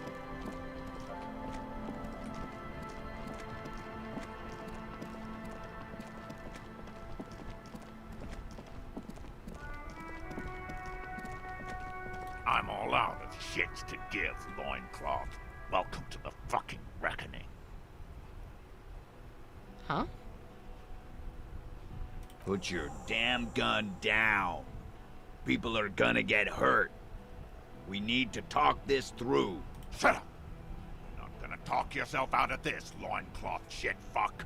This is the mercenary at the gates. His chest rises and falls under the ceramic breastplate. His fingers reach for the butt of his sidearm. There's something very wrong with him. This is a misunderstanding. Nothing irreversible has happened yet. You can just return to your unit and forget all about this. The Kypt is merciful, willing to spare us if we just forget about our murdered and humiliated commander. I think we should just kill everyone, Courty. You are all drunk. Come to your senses. You won't gun down 7 people in the middle of the street. This isn't a frontier town or a jungle outpost. Easy, Lizzie. Let me handle it. I know guys like this. I'm sure we can come to a peaceful agreement. Ain't that right, fellas? Peaceful.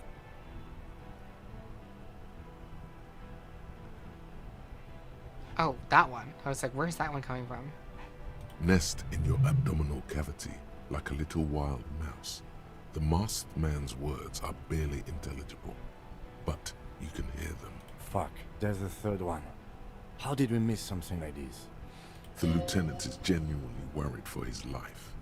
You should consult him before getting in there. If this turns into a firefight, we should take him out first. A sound strategy. He's the leader. My plan is not to get killed, but we have to intervene. The Mercenary Tribunal.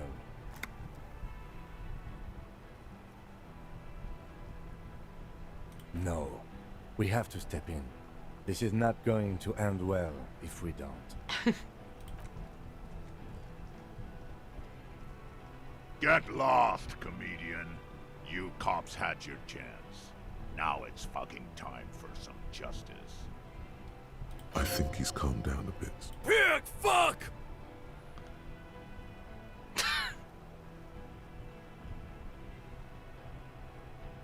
Oh, people are gonna die today.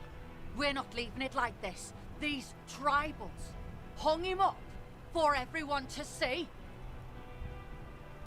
No one is going to kill anyone. Let's just put the guns down and talk like civilized human beings. With a wordless gurgle, the killer loads his long rifle. The leader gives a small nod to the helmeted man. You feel your fists contract as you stand there between these men, all carrying real weapons. No, it's okay. Soften him up and trust the others to attack if it comes to that. Make him talk. Present an argument. I'm barely keeping you together here. This is it. If you talk to him, he will rattle you, not the other way around. Peace Always peace. It has worked thus far. Start with the first idea you have. Move down from that. Please. Rude. Rude is the killer. Rude, the killer. Owen Cloven. He doesn't talk much. All of you cunts inside out. Rip you open. Perhaps it's for the best. Him not talking too much. The gunner. The raddest. The killer. What do you think he does? There, on the rim of Owen Cloven's helmet, you count little stick figures. 19, 20, 21. About 50 little stick figures. All of them black, plus 2 little white ones in the end. These men served in Seminai, the native islanders.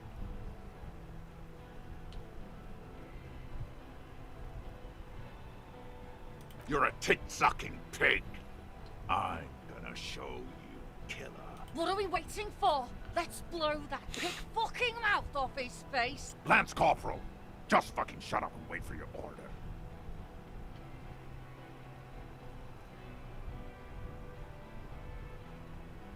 Who the fuck is that? Glacia, the woman upstairs. Where is she? She left! Unarmed, hunched, but keeping it together. She left! Her room's cleaned out! Right before these assholes showed up! We should have arrested her. You can feel how upset he is with himself. Just for a second. Then the fear takes over and he's back in the moment. Hey, Bushman!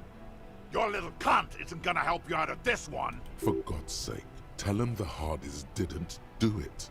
Present a case. Yeah? Who did that?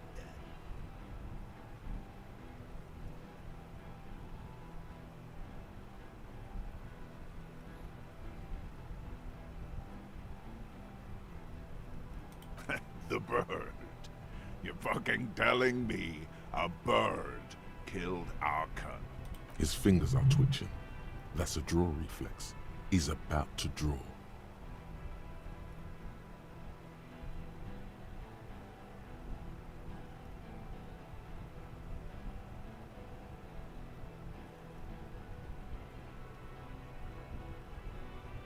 Do you think I'm fucking stupid? What? How about the kid? Go ahead. Tell me about some fucking room. A game. Listen, please. This cop and this drumhead court marshal won't decide who... Your mind grinds to a halt. All you can see is the revolver in the man's armored hand, swaying. This is not going very pointed well. at her. You move your mouth like a fish gasping for air. He pulls the trigger. A plume of smoke erupts from the muzzle. Not good. The shot rings in your ears. A low, tinny ring. Then the Hardy Boys yell something. I'm okay. I'm okay. Fuck this! Gene! Cancel Lizzie! Now! He'll be ripped apart. They all will. The moment the third man opens fire. And he knows it. He wants you to open fire on the mercenaries before he does. He's waiting for you and your partner to be the shield.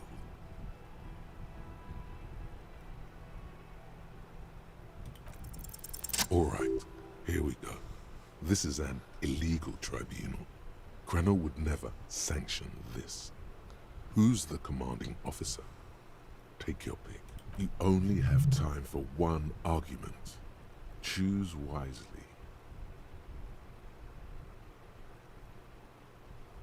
What always happens when you get good at your job?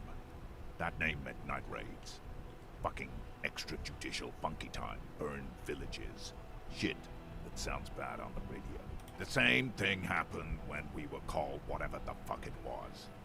Probably won't be called Crenell for much longer either. The woman has grown silent. She draws shallow breaths. Not after this shit. Okay, it's not much. But he's thinking about something else. And his hand is off the gun. This did something.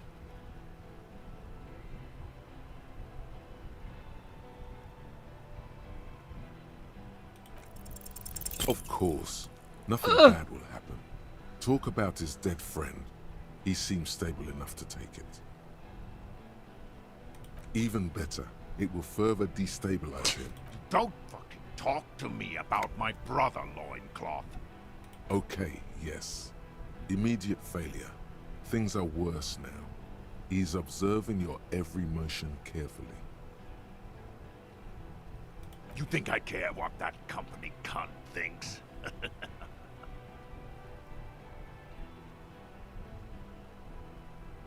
She's gone, you stupid fuck.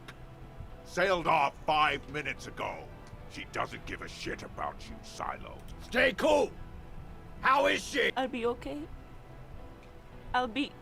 She'll be gone soon, too. Company bitch is gone. Laylee's cunt is gone. Laylee's gone. Fuck are we still doing in this shithole? Guys, I just get in the way. I don't even have a gun. Hold your ground. Any more of you run, I'll shoot you myself. We're doing this together. Yes. So what? Nah. I'm clear as day. Fucking government-ordained super soldier. Enough already! What is this? We didn't come here to fucking chat! Interrupt me again and I will execute you on the spot, Lance Corporal. What's that, Loincloth? I can't hear you. Sounds like you got your mouth full of dick. Rude. Shit, this is it. Tell him anything. Tell him you have more information.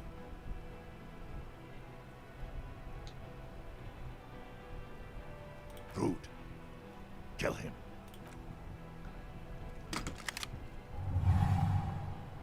The porcelain man raises his rifle and takes aim at you. His hands are steady, and the long barrel of the rifle sways slowly. An Easter AR-FA-7, built for taking out light armored vehicles. It will devastate you. You leap left. A swarm of angry lead passes mere millimeters from your side, tearing fabric off your coat. Feels like the lightest of tucks.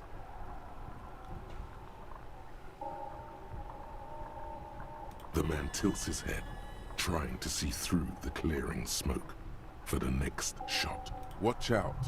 To your left, DePaul is about to take a shot too, at Kim. God, please. He's aiming for the eye slot in Rude's helmet. An extremely difficult shot. 2 shots ring at once. One from the lieutenant's pistol, and the other from DePaul's. It's aimed at the lieutenant, Glenn, dying in a puddle of blood behind you. His mangled torso has 2 gunshot wounds. Blood gushes out of them like red geysers. You see 2 cold eyes looking at you through all the smoke and panic, and a pistol raised, aiming at your chest, point blank. Then the man squeezes the trigger. A look of happiness. His eyes seem unnaturally bright, shining like stars. Something in the fear must distort him somehow. He is evil, and the end. Here it comes. Death.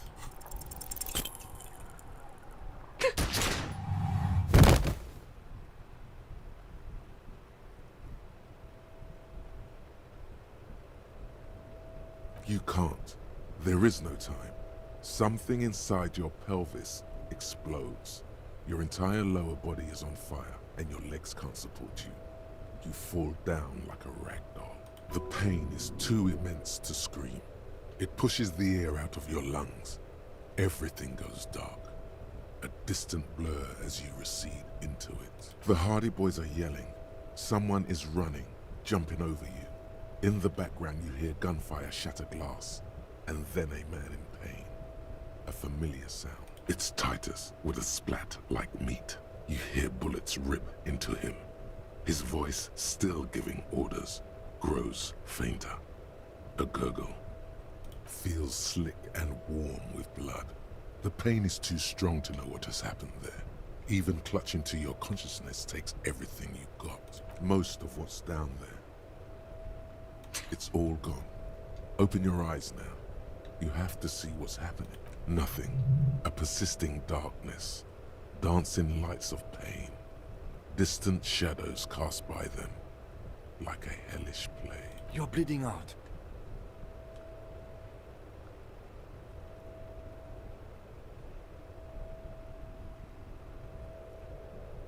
Stay with me. You hear me? Stay awake. Look at me. But you can't. It's so hard. Your eyelids grow heavy, and the sounds ever more distant. And a cold comes over you. The lieutenant, too, is somewhere far away, almost gone. When suddenly, you sense something behind him, a shadow towering. Someone stands there, raising his pistol at him. The lieutenant does not see it.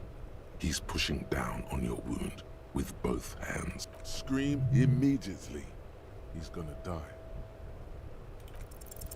No, you scream. Behind you, from your bloody lips, your eyes are full of fear. There is no room for hesitation. The lieutenant turns around and fires, his body falling on yours in the course of the motion. You hear a roar of pain, a death scream. The sound disappears like someone pressed stop on the tape. The hulking figure, too, is gone. And so is Kim. This is death. One more door, baby. One more door. The fight? There is no fight. The fight is over. It was lost 1,000 years ago. You have laid here forever. Keep falling deeper. Take the door. He's not taking it. His body is not taking it. Oh God, no. He's not disintegrating. He's swelling up instead. Over the hours, hurting, moaning in his sleep, and rotting, and being disinfected, and smelling of drugs, and feeling saliva in his mouth, drifting in painkillers, thrashing in his wound sleep. There was a radio in the distance, a radio of the world, playing sounds. Good morning, Elysium. Soon you will return to the world. Hours turn to days. Soon we will get up again and go through it again. Finally, we know what the infernal engine was outside. The clarion call. The engine of a Caprice Kinema. No, it was him. He is the infernal engine. Can't you see? He never stops. He only gets worse.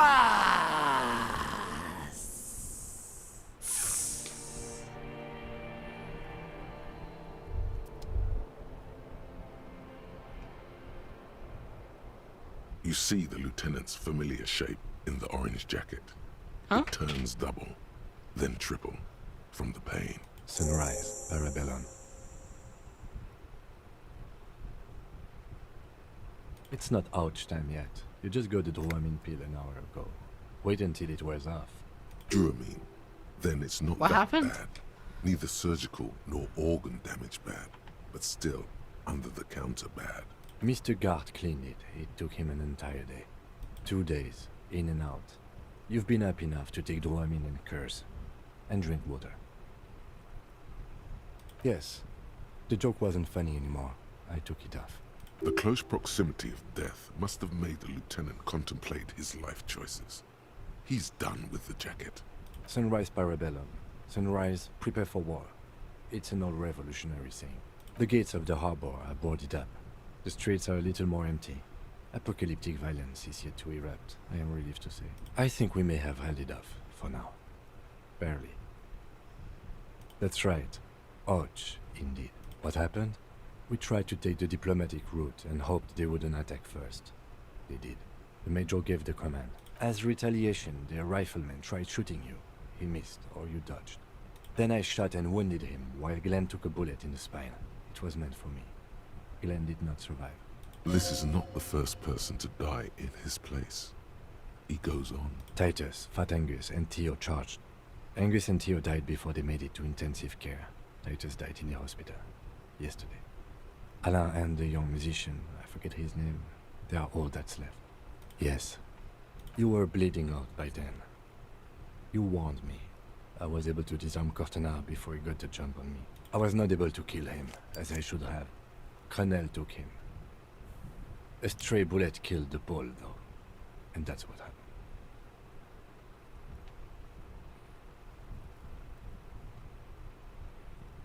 He's in a private hospital across the river. Crenel claimed him from the local butcher shop where Titus died. Turns out he's insured. We won't get to him anymore. The good news is he's not coming here either. I did some damage. This is the one. Yes. 5. Glenn, Theo, Angus. The fat one. He took a lot of bullets. And Titus. And Elizabeth too. Elizabeth Beaufort was her name. The gardener. No, she bled out before Everard's surgeon could help her. Everard sent his personal doctor, but a costly loss for the Union. She was being trained for leadership. She never had a chance. She should not have been there in the first place. There was no way to convince them. All.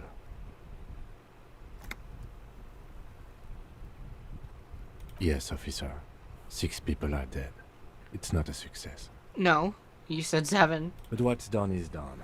The violence is cordoned off. The Hornets did not get into the beehive. The worst scenario has not materialized yet. And we are still alive. Both of us. He did not expect you both to survive once you stepped between those two armies. Reasonably bad. You were shot in the left quadriceps. That's your thigh. The outer side, thankfully, no major arteries were nicked. The bullet was removed and a bacterial infection treated with mercurochrome. We will see. You won't be able to dance much, that's for sure. You should be able to live with limping around, though. No. I called your station after the fight. The injury was logged in. They told me they've sent officers to join you on the site. I'm sure they are worried about you. I did. Oh, you're gay. No need. Not very. I have a concussion from the Major beating me with the butt of his gun. I tried to not move too much. Things would be worse if you didn't warn me. Thank you. I did not see him coming. Stupid of me.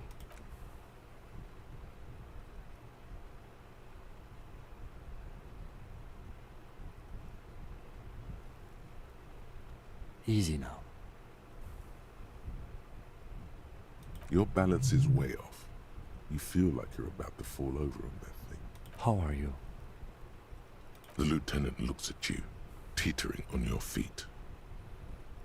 I honestly don't know.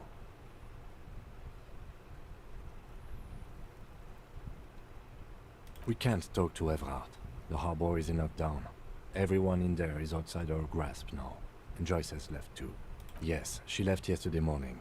To meet the board of Wild Pines. Or that is what I've heard.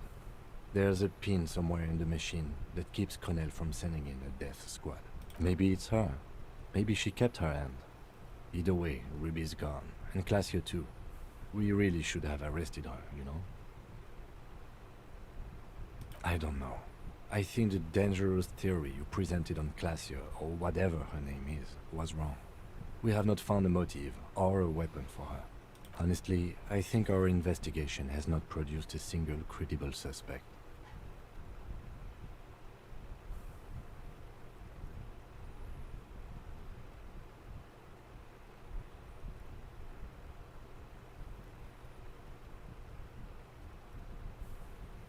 It's extremely easy.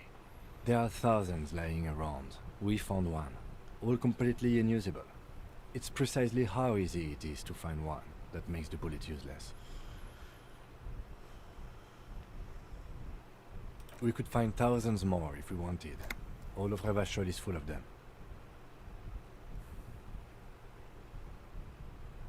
We should go upstairs, rethink the ballistics in situ.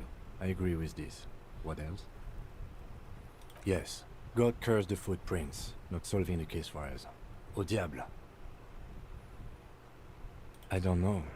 That's been there for years. Don't be narcissistic. Half the cops in Revachol West are his peonies.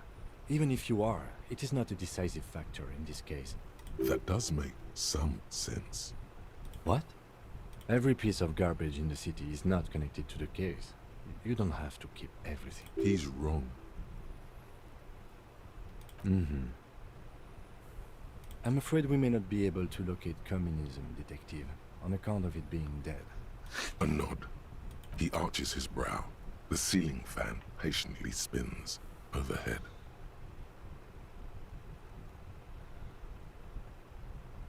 It really is very hard. That concussion must be making him dizzy. No. Are you ready to limp? Good. Where do you want to limp to? The lieutenant did mention doing more ballistics. Also, it's just close enough to endure the walk.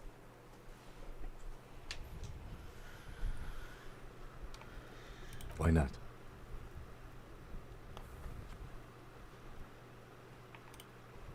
Another look at the window, perhaps? The one he was shot through. I don't know. I can't think of anything better. Homosexual. First thing I think about. Maybe you should stop obsessing about your own and other people's sexuality. Feels like it's about time to do that. You thought about this for 8 hours? Not only should you stop, you should tell Kim you've stopped obsessing about other people's sexuality too. I'm sure he'd appreciate it. Unless you already got him killed because you were obsessing about your sexuality. There's no way of telling from within your brain. But for your own sake, please say you didn't.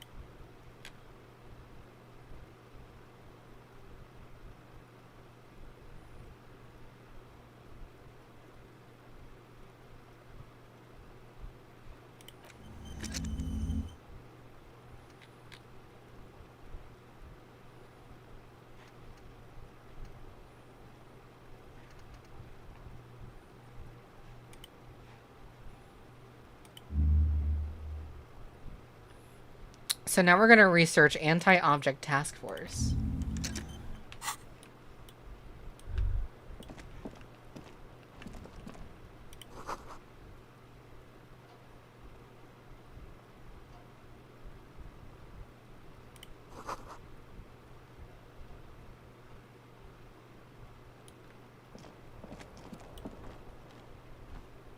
The perk lets you confess your love to Kim. No, that's...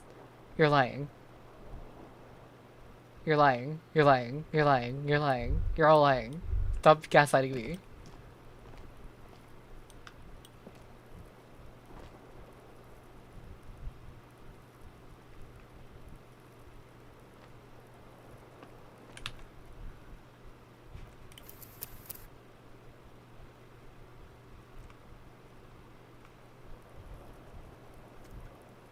You're lying.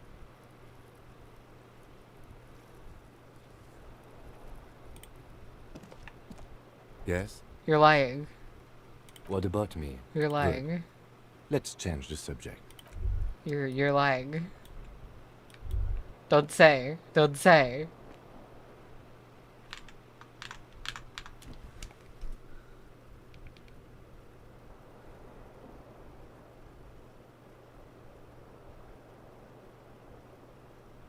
To spare you from reloading, Kim tells you he's gay?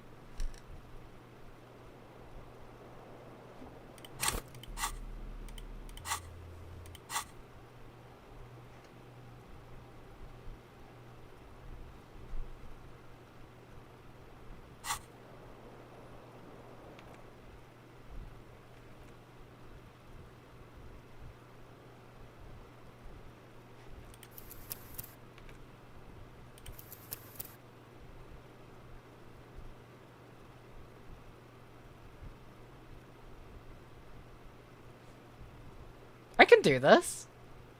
I can do the speed run, right?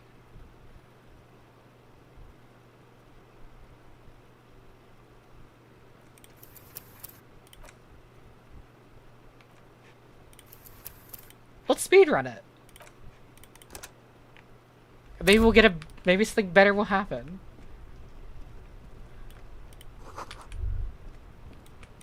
Also, I saved where we were just in case, but okay, we can.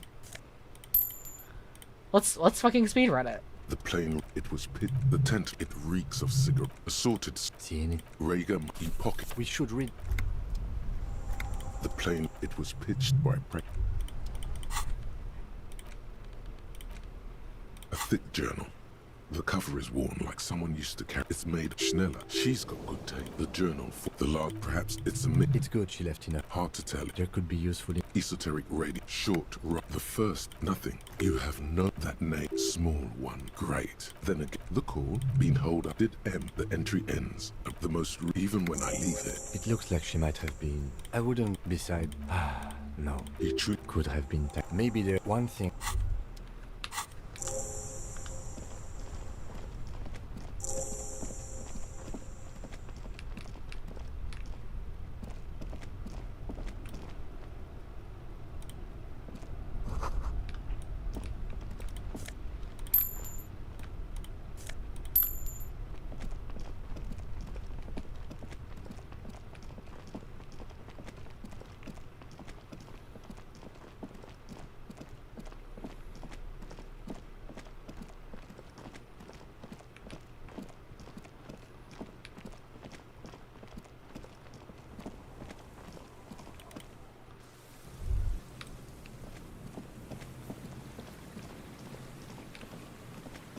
I think it's funny I didn't clock why it wasn't letting me fast travel the first time.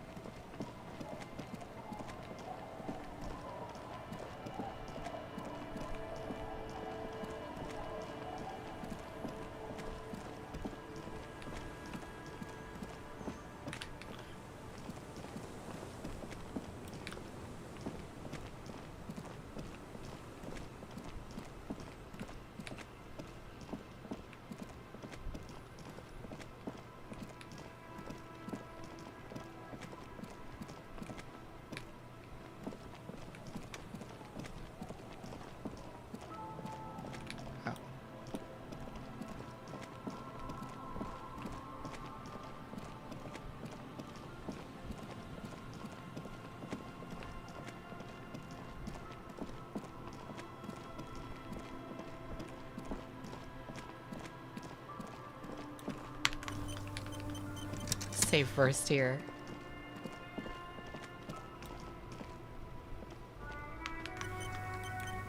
Stop. Just up ahead. Danger. What you have isn't enough. You'll need more firepower. A ranged weapon. Your Kvalzun KR2 multi-tool looks impressive, shining in the cold spring light. But what can it do against military-grade weaponry? Then you'd better get ready. Whatever happens, I've got your back.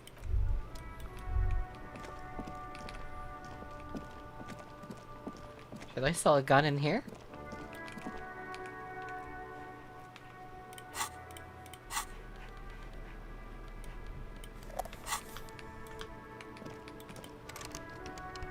Oh. Yeah, I don't have the gun yet. I don't know where it is.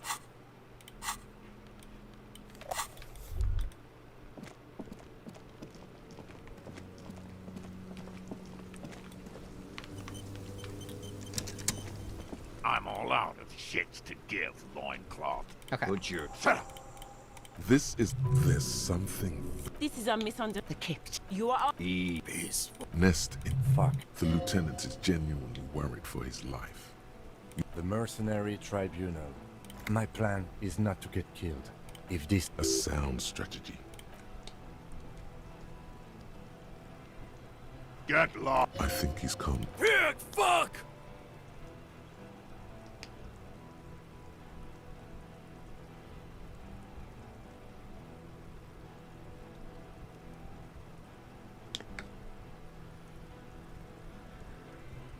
Ah, yeah. Welcome to the fucking party. You're probably gonna get killed too. I don't give a shit if you're caught. No one is going to kill... With the word the leader. No, it's okay. I'm bare peace. Always peace. It has worked thus far. Start with the first idea you have. Move down from that. Rude. All of you cunts inside out. Rip. Perhaps the gun. What do you think? There, on the rim, I about these men served in Seminai, the native island. Huh? What are we waiting for? Lance Corporal, just fucking shut up and wait for your order. Yes. So what? Nah. Enough! Interrupt me again and I will execute you on the... Who the fuck? Glacier, the woman upstairs, where is she? Unarmed. We should have... You can feel... Hey, push! For God's sake, tell him the Hardys didn't do it. Present a case. Yeah? Who did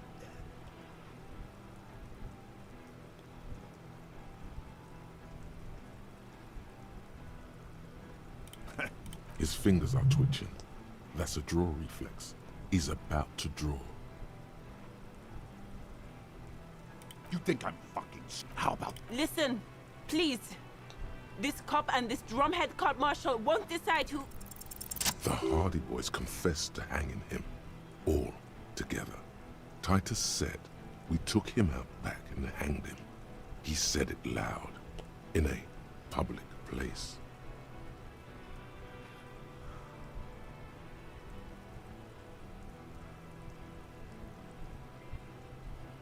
You're lying. DePaul heard it. You heard wrong. She and these men have been helping us find the shooter.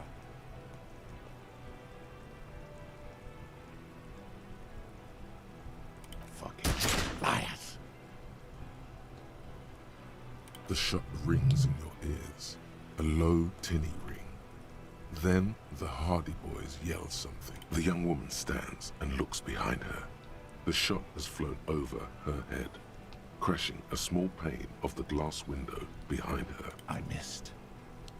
I know what I heard, Corty. They said they killed him. They said it was a good way to end a Sunday night. Wait, is there a chance for him to miss? That doesn't sound good.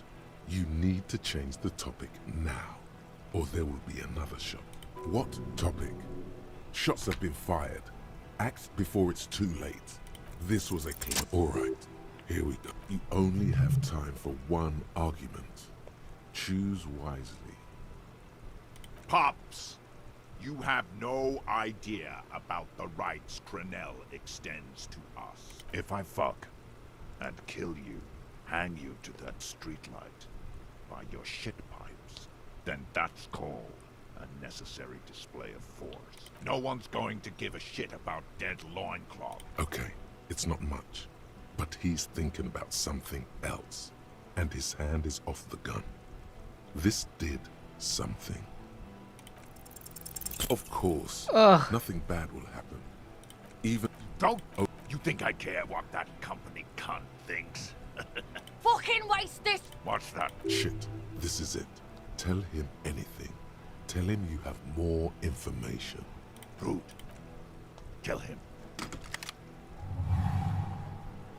The Porcelain Man. An Easter AR-FA-7. You leap left. A swarm of angry lead passes mere millimeters from your side, tearing fabric off your coat. The man tilts his head. Watch out. To your left. God. He's aiming for the eye slot in Rude's helmet. 2 shots ring at once. One from the lieutenant's pistol, and the other from the Glen. You see 2 cold eyes looking at you. Breakthrough imminent. Through all the smoke This shit's making him gayer and gayer. And a pistol raised, aiming at you. A look. Here it comes. Death. Okay. I feel like that might have been better than the first time. Question mark? You can't. The pain is too... The Hardy... It's Titus. Feels slick, and most of what's... It's all gone. Nothing. A persisting darkness. You're bleeding out. Stay with me. But a shadow towering. Someone stands there. Scream immediately. No, there is... You hear... This is dead. The fire is Andrew. There was a... Ow. The engine. No. It was him. He... Okay. I think that was a better outcome. Familiar shape in the... Sunrise, Arabella. It's not... Drew me. Mr. 2 days. In an... Yes. The close prox... Sunrise, the gates of the... I think we may have had enough. That's right. What happened? As retaliation, then I shot. This isn't Titus, yes. You were I was not able to kill him, as I should have. Crenel took him. A stray bullet killed the Paul, though. And that's what happened. Yes, this is He's in a private. We won't get to 5. Glenn, Theo, Shanky, Angus. The fat one. He took a lot. All.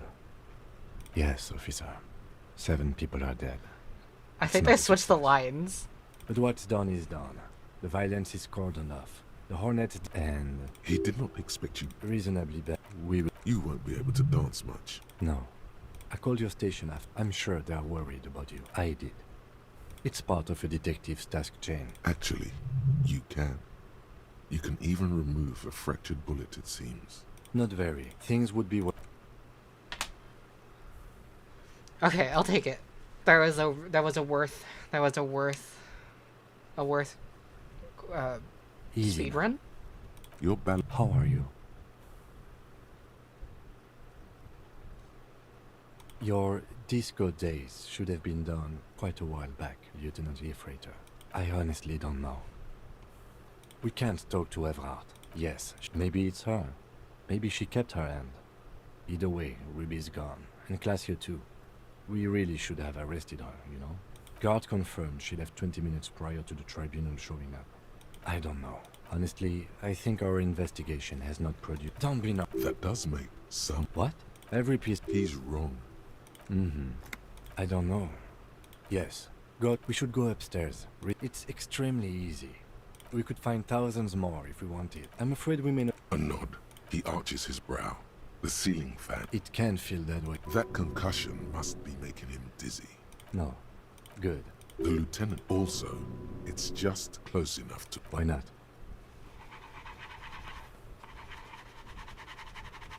Another look at the window. Save first. Or will Levy save? Okay. Homosexual underground. Thank you. Yeah.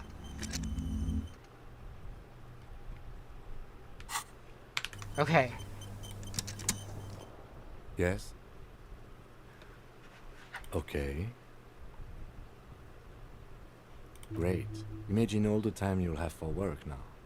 Matter of fact, we should get back to it right now. What? You didn't stop at all, did you? You are just obsessing about other people's sexuality now.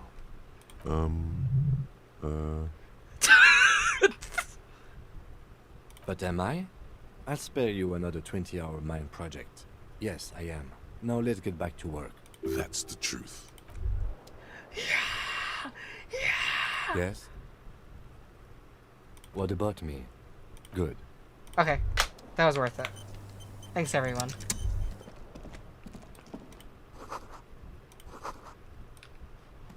I can walk into Kim's room. I got a skill point for discovering the gay. Wow, wow, wow, wow, wow, wow.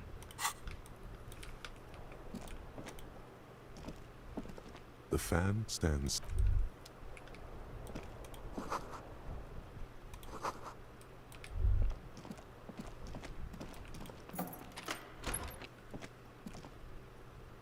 Oh? His little world.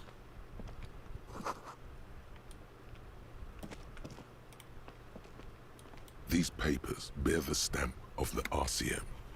They appear to be fragments of the lieutenant's paperwork, half finished. You may have notes on this and other recent cases. I had Garth open the door to your room. You were running a low bacterial fever the first night.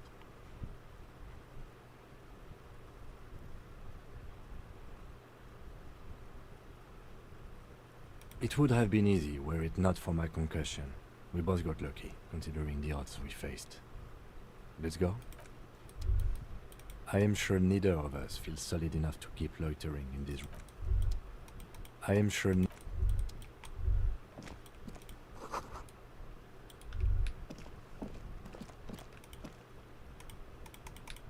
The door is still locked.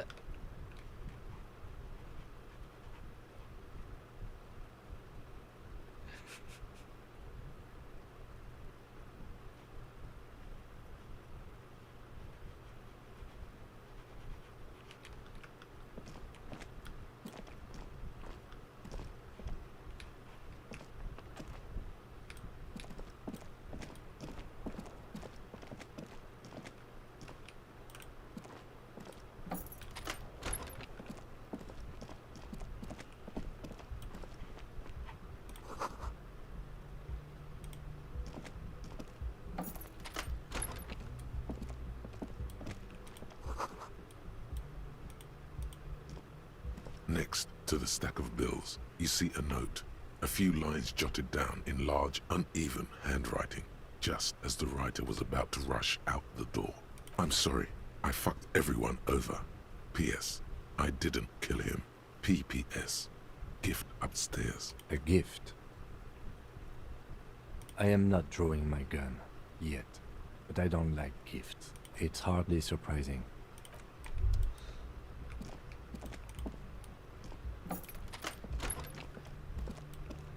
The medicine cabinet is empty. Pity.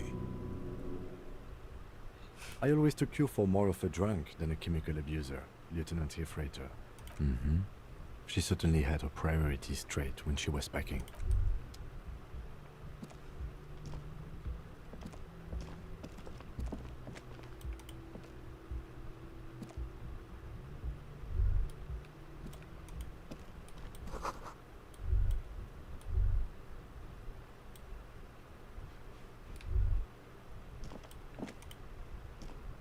You see the same two neon-lit shapes, a man and a woman, only now a red thread bisects the room, pointing from the antenna outside to the cupboard on the wall. This is ballistics. She's left a trajectory for us. A ray of backward motion explodes from his mouth to the roof outside, A prime, to then widen into a radius of locations in Martinez, B prime, B double prime, and B triple prime. It suggests the bullet came from the extreme upper quadrant of possible angles, from a point beyond the roof. B triple prime, the island in the bay.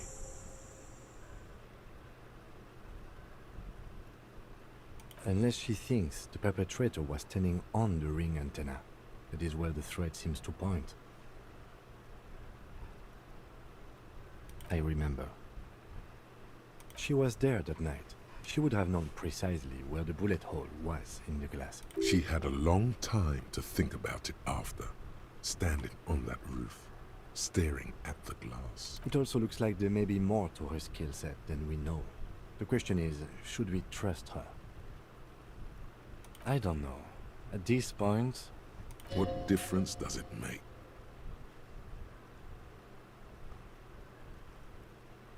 So it is. For a second he seems tired. I just haven't gotten a lot of sleep these past few days. He doesn't really believe this will yield anything. There, across the grey water, amidst crumbling concrete, a birch tree, and the half-sunken ruins of a flak tower. Could be the makings of a sniper's nest. Of course. I mean, how do we get there? Joyce Messier had a sloop, but she's gone. Ah, yes, of course. The village. Let's go.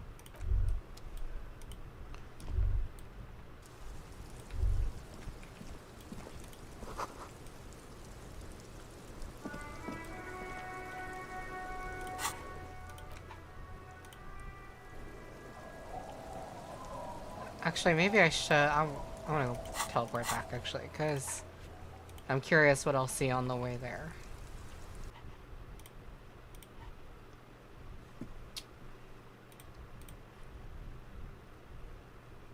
Are we good? We're working?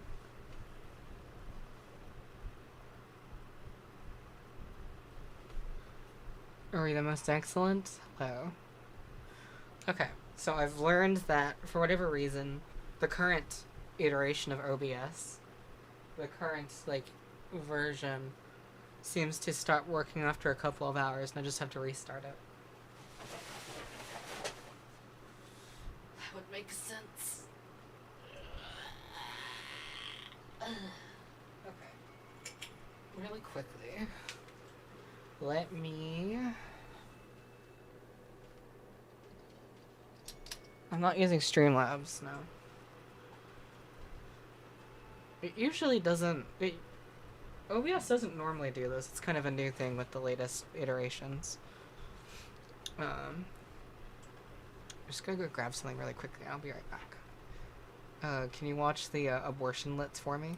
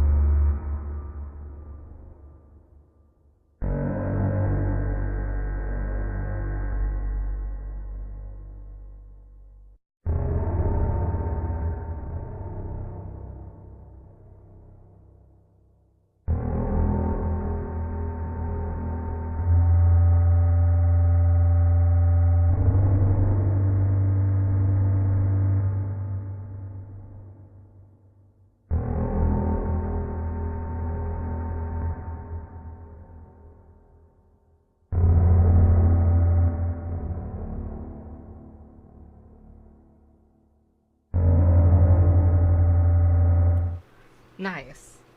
Where did my abortion let's behave?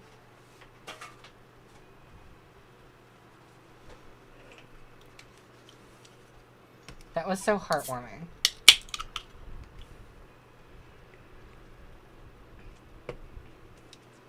Wait, I just joined. What the fuck was that? I don't know. I don't know what you mean. Are you okay? What are you talking about? There was nothing on screen. It was just my VRB.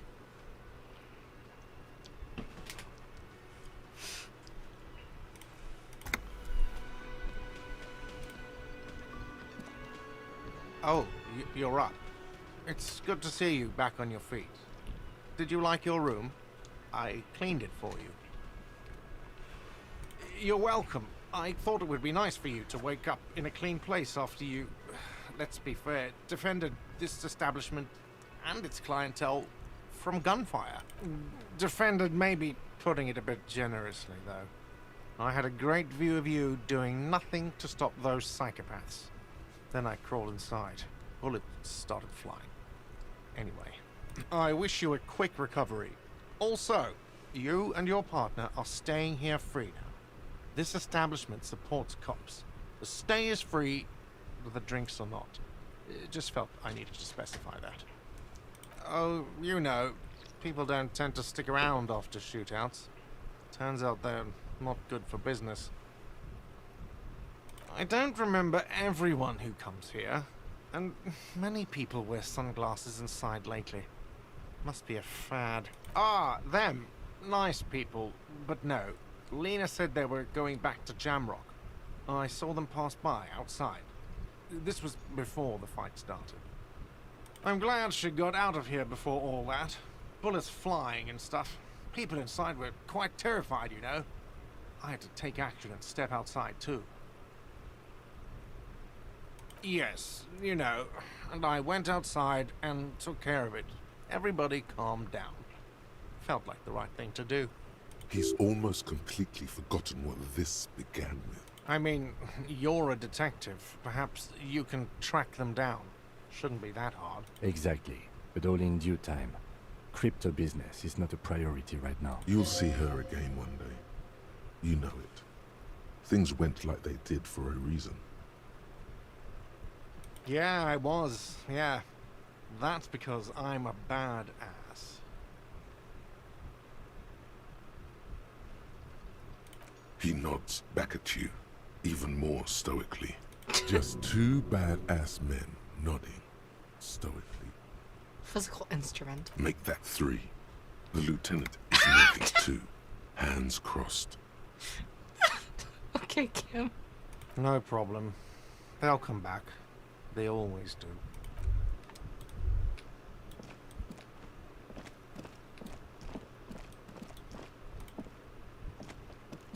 Seeing you approach, the bruised man clenches his fists. Oh, it's you. Didn't think we'd see you walking anytime soon.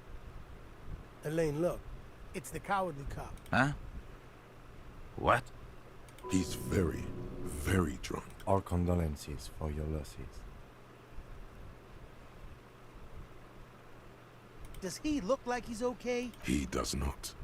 His unshaven face is almost grey, and he reeks of piss, sweat, and booze. While still alive, he has abandoned his own body to decomposition. He wasn't. That's the thing. Titus, Theo, Dennis, Angie, they're all gone. But he got away without a scratch. There's nothing left. Nothing. This is a broken man. He probably feels that he should have been able to protect the others somehow. And now he feels guilty for not dying with them. Or instead of them.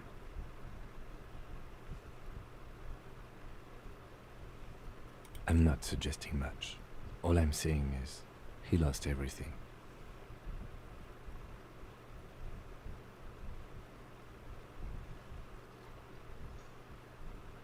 What? The flicker of light in his eyes goes out, and he collapses back on the table. Damn songbird of misery, that one. And do you have any information on this songbird of misery? God said she took off sometime before the firefight. That's all. Trying to remember if there was anything. Oh yeah, he said she seemed to be in a real hurry. She's gone. Face it. Titus is fucking dead. What's gonna happen to the Hardy boys? Look around you, man. This shit is done. There are no more Hardy boys. No, man. I don't know. I guess the Union will still be policing the neighborhood, but who's gonna do it now? Me? No, man. I'm not a leader. You know, Titus only recruited me because I play the guitar. Said the team could use the morale boost. What? Fuck no. If I'd stay, we'd keep the name to honor Titus.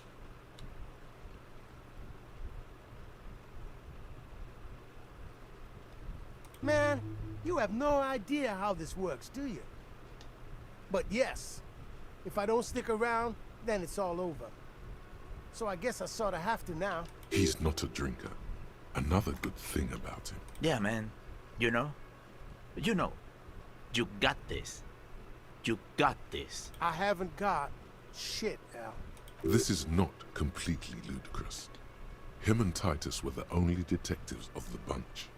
Titus more, but Eugene at least knew how to think alone. Yeah, you too. It's a rough world out there. It's not easy being a cop. We were too hard on you. Both of you. We shouldn't have fucked with you like we did. You got between us and a lot of bullets in that fight. Matinees owes you one. That's kind of you to say. Take care of your friend, okay? I will. You take care of yours. A sharp pain shoots up your side and into your stomach. You must not look too good. Luckily, it passes. What do you mean? I've got like the Cloud Strife version of a fucking crowbar in my hooves.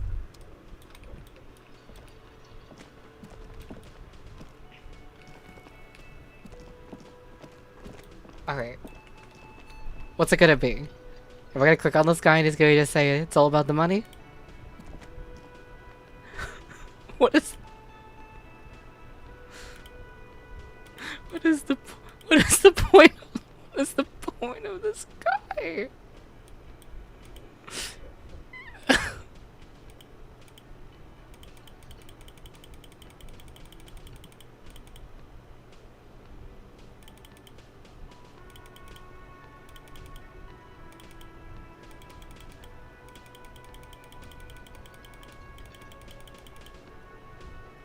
Like,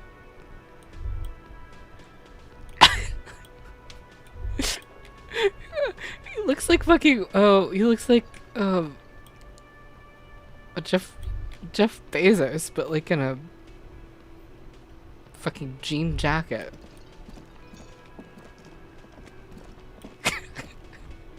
He's so like fucking actual like execution style firing squad outside. He just he looked at that shit. He said, "It's all about the money, you know." Hi again, gendarme. Bye-bye, gendarme. He does not have anything to say about all that.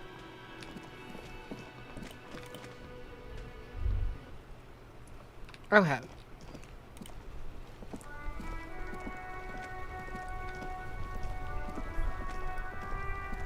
The graffito has been painted over the traces of the fight that took place here.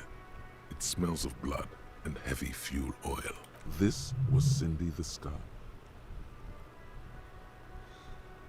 The lieutenant crouches, touching the fuel oil with his finger. Looks like it. Yes. This is still fresh. It wasn't here yesterday. And blood. Some of it is even yours. Heavy fuel oil. Isn't that flammable? You could buy some smokes, light up a ciggy and throw it in there. You know, just to see what happens. See if it's flammable. It's better that way. Safer. I'm not lighting it on fire.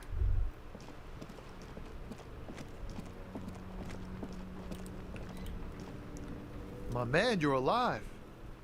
Almost. Kind of. Sort of alive? Man, what a day. I missed out on most of the action, but I heard it was quite the encounter. Had a strong sense of finality to it. So what's next? You guys heading back to Jamrock now? Talk is local union muscle were behind it all. I'd reckon the case is closed, even if it kind of turned into a shit show.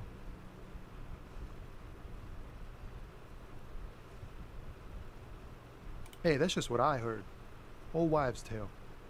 So, what next? Good luck with that, my man. Ain't easy being you, but hey, you're still breathing, right?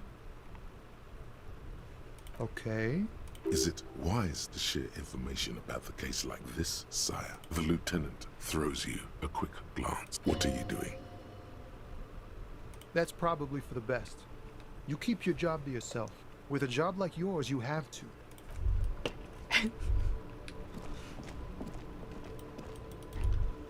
Okay.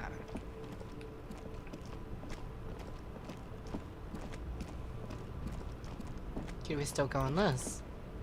A lorry, the smell of cigarettes. There's something odd about the passenger seat. The seating fabric has been pulled tight over the lower side of the seat where the toolbox. Voila. Bonne prise. Best not to disturb the scene. The stack of maps enclosed. Okay.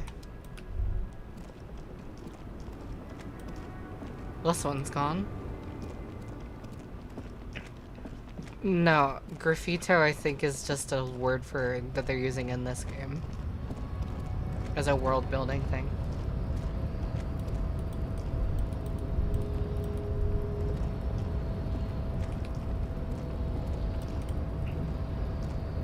The boyadero stares at you with respect, then gestures towards the trickles of blood adorning your clothes. There are types of danger. The one I'm usually concerned with is lung cancer or getting mauled by wildlife. Not bullets. It calls back to an older era where this was commonplace though. You have a true boyadero heart. Hiding, gathering themselves. The harbor's in full lockdown, friend. No getting in or out for the time being.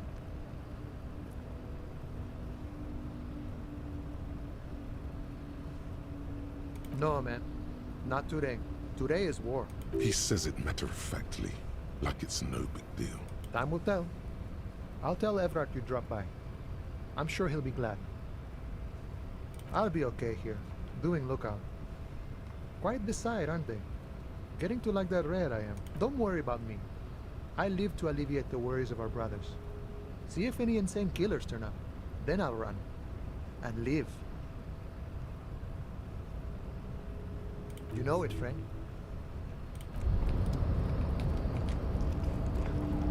Thanks, Dr. Banana. Is the racist still here? The racist is gone.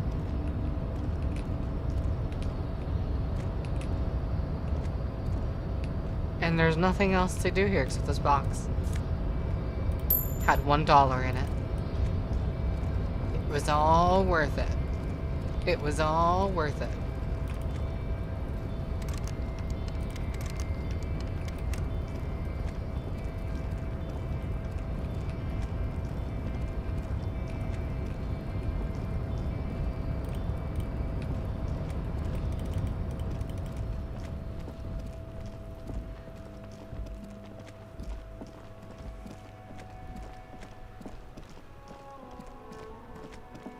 Music is quite different.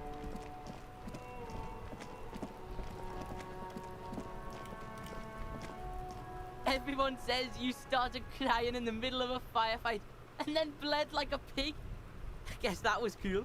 People, they say you'd kind of died for a moment, that you let your shit out already, but then came back. So I guess that's what's cool now. Just don't think because you got half your dick shot off and you're an invalid now, Kuno's gonna treat you different. Kuno doesn't reward weakness. It's business as usual with Kuno. Kuno's cold like that. Feels good for some reason. Watch out, pig. It's a dangerous world out there. But Kuno's got his eyes on you. Who knows?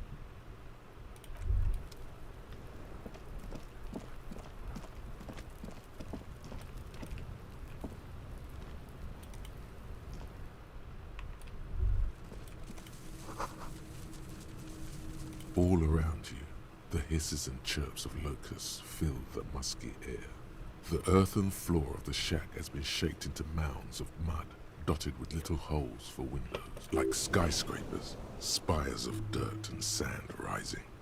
Accommodations for their insectoid inhabitants. Well, detective, it appears you've solved the case of the locusts.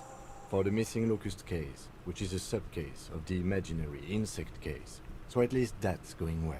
Yes, I feel we are nearing a real breakthrough. I'll let you handle the Kuno side of things. You are doing just fine. Thank you.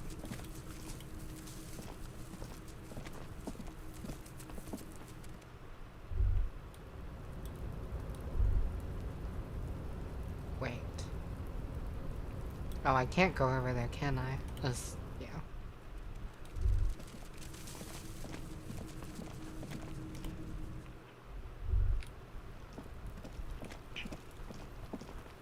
Why are we posting IP grabbers in chat?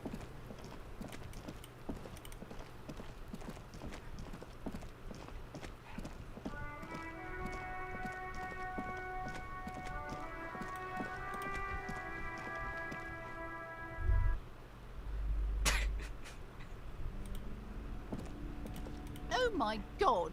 Things have gotten out of hand! I thought the psychic stuff was bad, but the crime! It's even worse!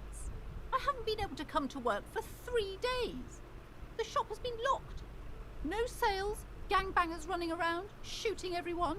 I know I shouldn't have bought a shop in this ghetto. And you! Oh my god! Just look at you! It looks like even the police can't take care of all this. Someone should do something about this. Maybe I should close the bookstore and open a psychic studio. Yes! It makes sense. Crime is the 6th element, you see. The darkest element. I could teach people to protect themselves against bad energies and to fight crime.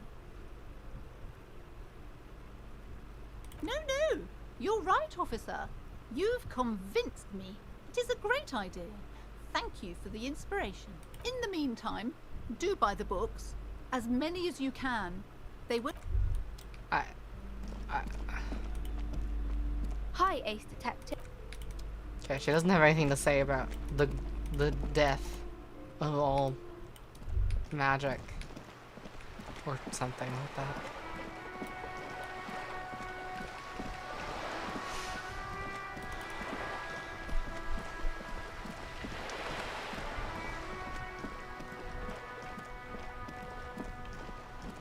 I know Joyce isn't here. I'm curious if there's something else left in its stead.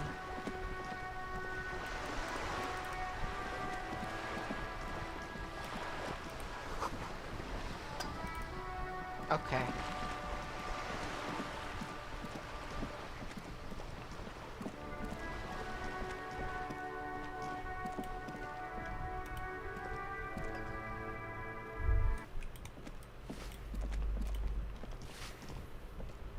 Give me a moment.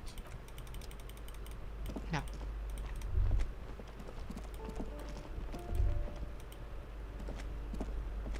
You hear someone. Really, it just looks like business as usual here.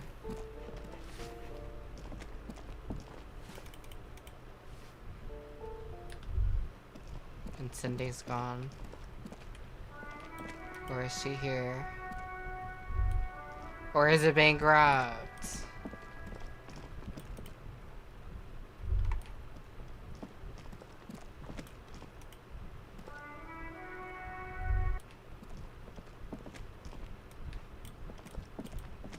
Yeah, okay. I will walk to the destination, but I do not know if anything will be quite different.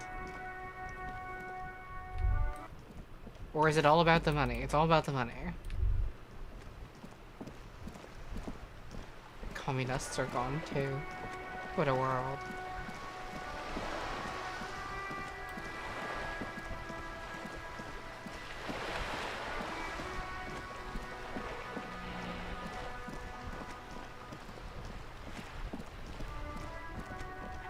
And the ball dudes.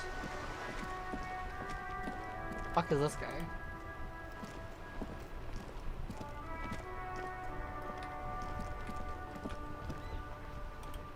This is just... Officer, care to play a game with the lonely old man? Actually, never mind. Wouldn't be the same. The prick is gone. I can barely believe it. But he's really gone. He is trying to retain his jolly facade, but the underlying sadness casts a deep shadow over his wrinkled face. Hell, most likely. He was an absolute cunt. Oh, he would have liked that. Violent lives ending violently. That's how he wanted to go. Sadly, it was not the case. His hungry little heart finally gave out. The dock workers found him in the guard booth this morning. Wasn't even supposed to be working for another week, but he just had to prove how tough he is. Wait, did he push himself to prove he can pull his weight and doesn't need handouts? Guess he was about to head home, 'cause when the dock workers found him, he was wearing civilian clothes and not the Kuketu uniform I saw him in all the time. Sometimes I thought he was wearing it just to piss me off. Now the joke's on him, 'cause he's gonna be buried without it. No, René was the most stubborn man in Revachol. Nothing you or I could say would ever push him to do anything.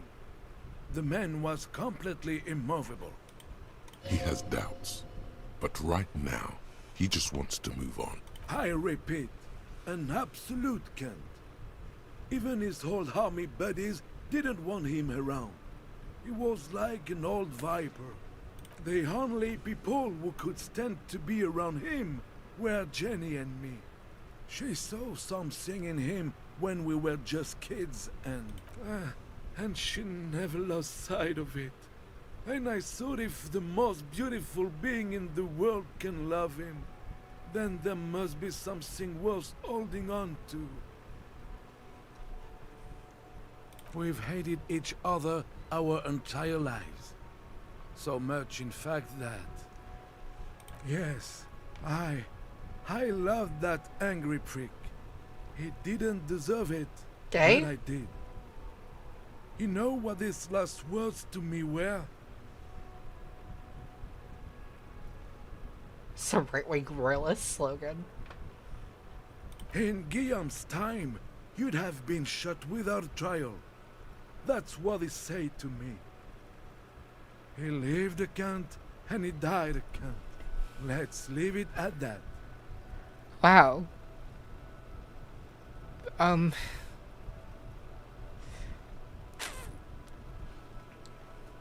Okay. I took them for myself. Took them to remember that old cunt. Nobody knew him better than I did. And I want to remember that old cunt by something. Strange how old cunt sounds almost gentle when he says it now. Let me see. This was 60 years ago. We all went to that parade. Young René looked so happy, and Jenny... I'm sorry, officer. I just... Thank you. Thank you for this little memorabilia.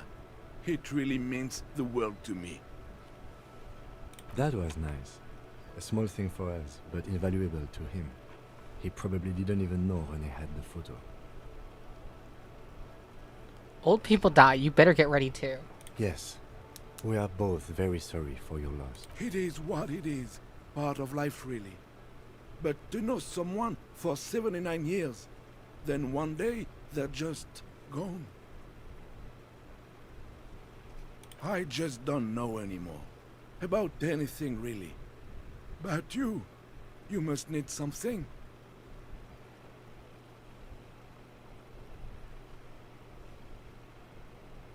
René wasn't really what you'd call a botanist, officer.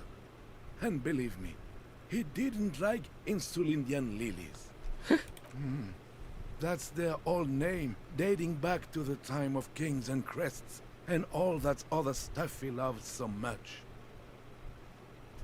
There were many reasons, but mostly it was the communals. They called them the bells of revolution. I guess in the end, the Insulindian lilies were just another piece of the whole Insulinde. The royalists had to surrender to the Mazovian insurgents. It doesn't really matter anymore. Yes, yes. He finds comfort in the thought. We all got to go sometime, officer. Everyone I love is already there. Probably waiting for me.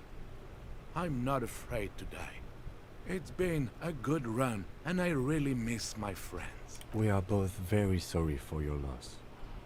Death of a friend is a terrible thing. It is what it is. Part of life. But to know someone for 79 years... I didn't mean to say that, then but one day it seems they're productive. just gone. I just don't know anymore. Officer, I just can't do this right now.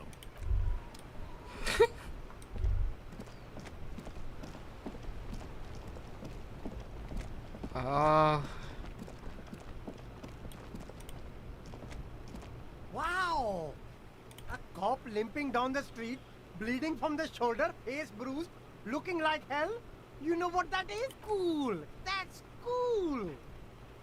Tapes? You mean like music tapes? No, music is out! Don't listen to music! I sell extremely cool sunglasses if you want to get your mojo going. Tapes? Tapes are everywhere! They're worthless! Kids throw them in the trees. There's one in the bushes, right behind this lorry. No one would ever throw a good pair of high-quality plastic sunglasses in the bushes, mister. To the west, dark brown ribbons of tape hang from the tree. You should have a look. It's better than nothing. Where?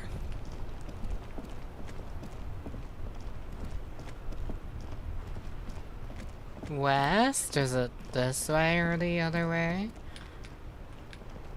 Down here? Where?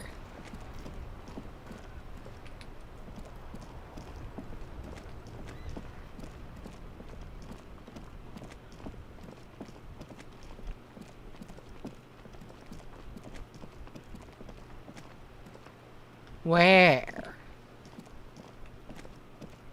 Behind him, but it said west.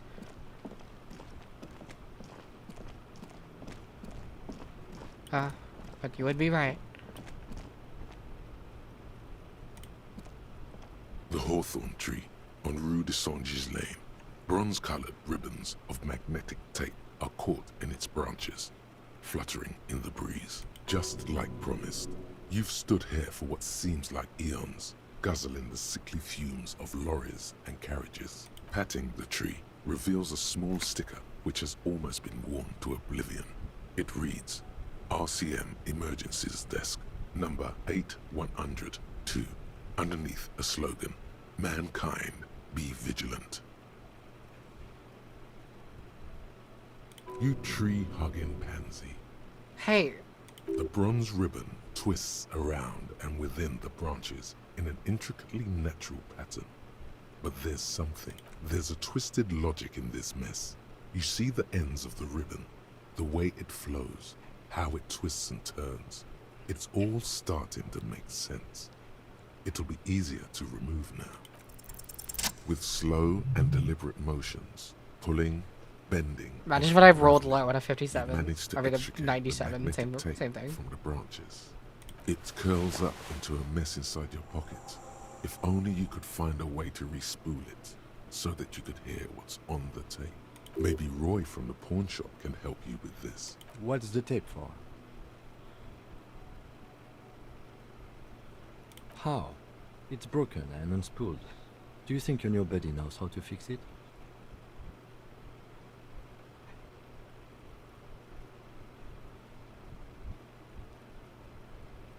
You could also get it fixed at the pawn shop across the street. We shouldn't waste our time. Good idea. He might have the tools. The tape projector in the pawn shop uses similar tape. I'll unequip the flashlight. Ruben can unequip it. For you. I'll unequip the flashlight for you. Here I come without the flashlight.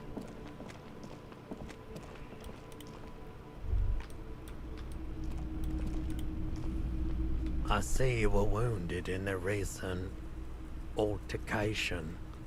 A speedy recovery to you, officer. Now, what can I do for you? You mean Reese Pooley? Yeah, I do, but I'm not some Mr. Fix-It. I'm a pawnbroker. If you want to pawn the tape, sure. Although it looks pretty worthless. Just explain why you need this so much. He's bound to understand. Huh? What do you mean? Yes, what about it? Is it any good? The music, I mean. Man, you're really invested in this. Okay, I'll help you out. It's going to take a moment, though, so just sit back and relax. You take some time to look around the store. The play of visuals all around the pawn shop is mesmerizing. Suddenly, Roy turns back to you with a reel of tape in his hand and coughs. Yeah, my pleasure. I do what I can for true passion projects. Just try not to use this tape for negative photon emissions. Take responsibility. Okay. Yep. I will not use it for a strobe light. Alright, give me my flashlight back.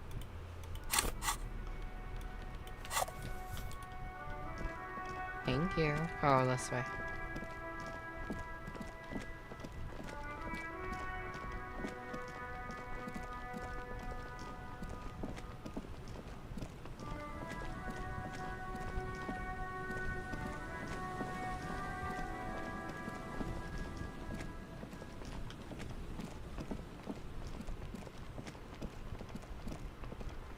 I thought it would have sunk more by now.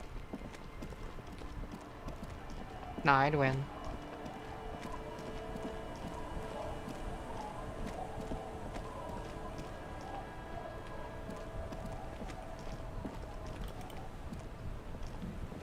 Officer, what happened? You're limping. Why are you limping? You look terrible. You're not limping. You're you. Is this from the shooting in town? We heard gunshots. Not that we don't hear gunshots all the time, but they were closer than usual. There was an exchange of fire on Rue de Saint-Ghilaine. It's nothing to be worried about, madame. You didn't only get shot.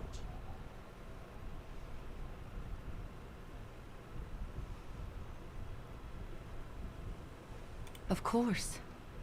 Can I help you with something? That won't be a problem. It's wind still and the tar just dried. We've got 2 days of relative sunshine ahead.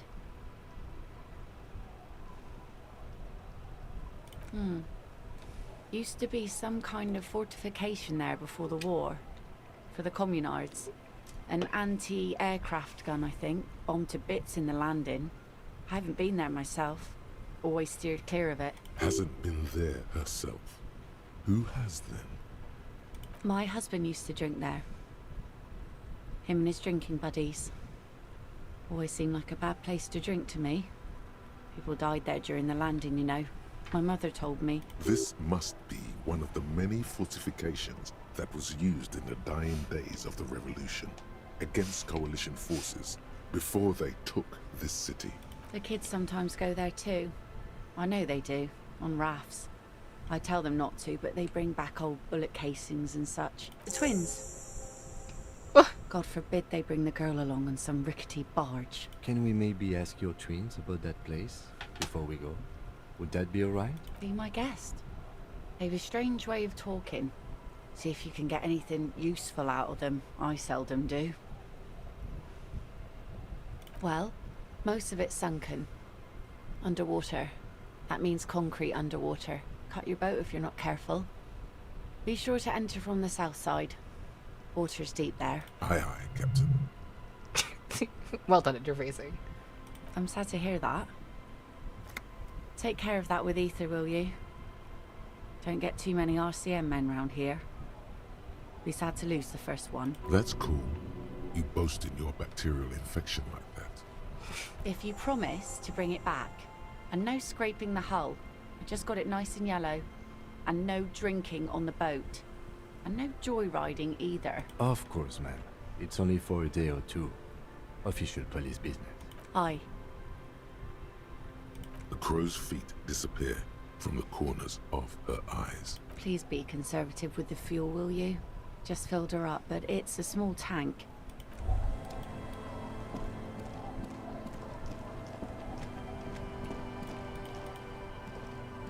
Our tenant, the policeman.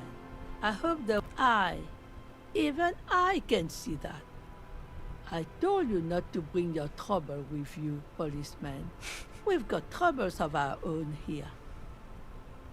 Though I suppose you took the worst of it. Turns out you were your own ill omen. What do you expect? Police officers get put into dangerous situations all the time. Sometimes we get shot. It's a rough trade you're in.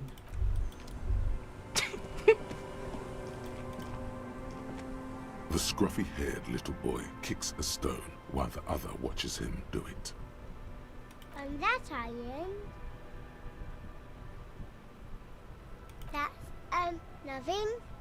It's just a seafort and some plants. You can take a raft there. It's great. And we make a fire. We make a fire. Mm-hmm. Gather the sticks for the fire. And bullets. Or not real bullets, empty bullets. Bullet shells. There are a lot of them left over from the war, but this could be important. I don't know what those are. They're lights. The fire guy comes and asks us to put the fire out. Your nerve endings sting from the mention of a guy. They must mean a human being on that island, but it's cut off. No. Yes. Let's go with yes.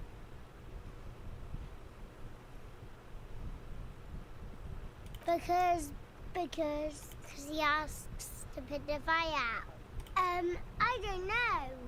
He doesn't like it. He doesn't like people to be there. You shouldn't go. Yes. Because he doesn't want to be found. Smoke traces. I don't know. Did you mean there are electrical lights? Yes. No, he doesn't live there. I don't think. No, he lives there. Been there twice, 2 times. He doesn't live there. He isn't there sometimes. Anything else? What does this guy look like? I don't know. We ran. He just yelled we shouldn't be there. Our father killed himself.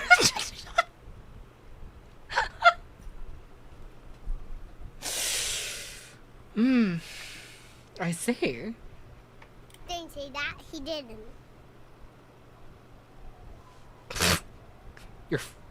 He killed himself, alright. I'm sorry.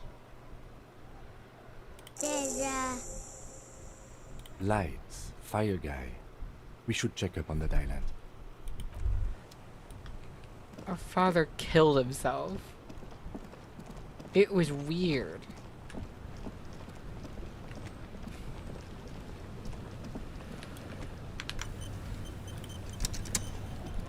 A skiff with a small steering engine in the back floats on the calm mirror of the sea. Its 2 seats are empty. Once you get in, that's it.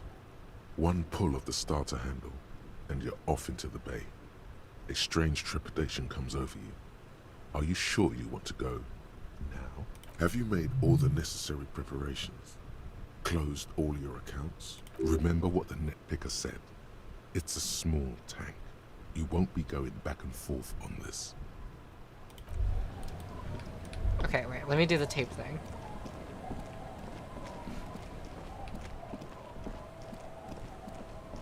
Is this almost the end of the game?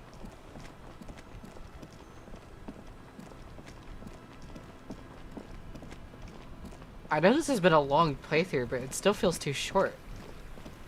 Surely there's more.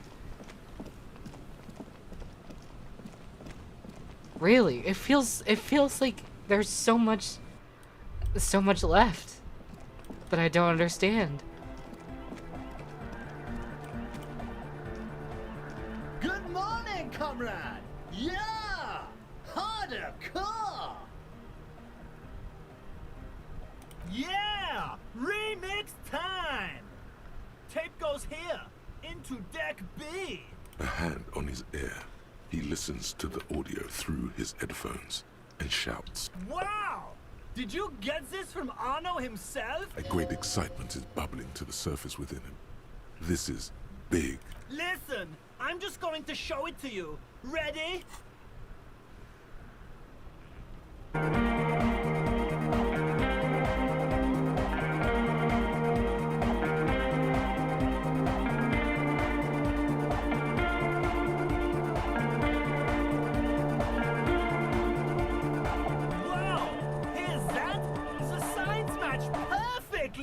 Now, if only we had the beat for the full assault, it would be unbelievably hyper. What is this? It's good. How did you guys do that? Yes, but what if Van Eyck based his remix on some forgotten local melody, like a folk song, and you just found the original piece that inspired him to create this jam? That would explain why it fits so well. Nah, to me it sounds like classic Van Eyck. I don't think he needs any inspiration from folk songs. Maybe he lives in Martinez and just threw away part of his song because he thought it wasn't good enough. I think it's just happenstance. Chaos in action. Contingencies of our limited existence. No, That and Egghead's that's just fantastic how music talent. theory works. Lloyd's right. Egghead's technical talent is the key. Yeah. No, this is definitely part of the same song. Huh? Something cut from it. It fits too well. No.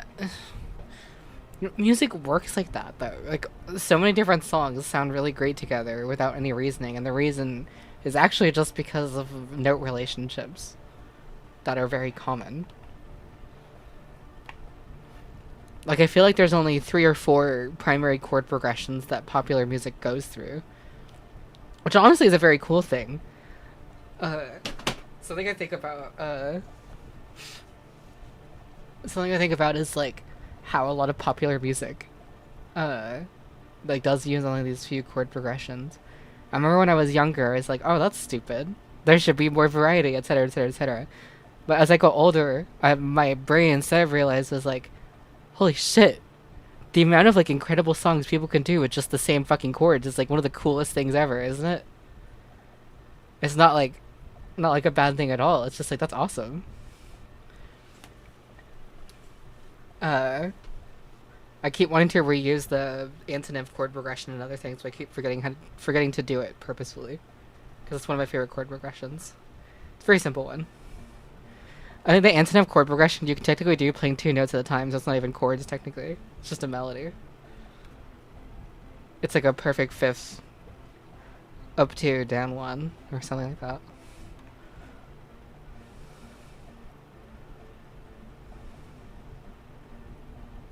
Be how it may, if it fits, it fits! What about the bass?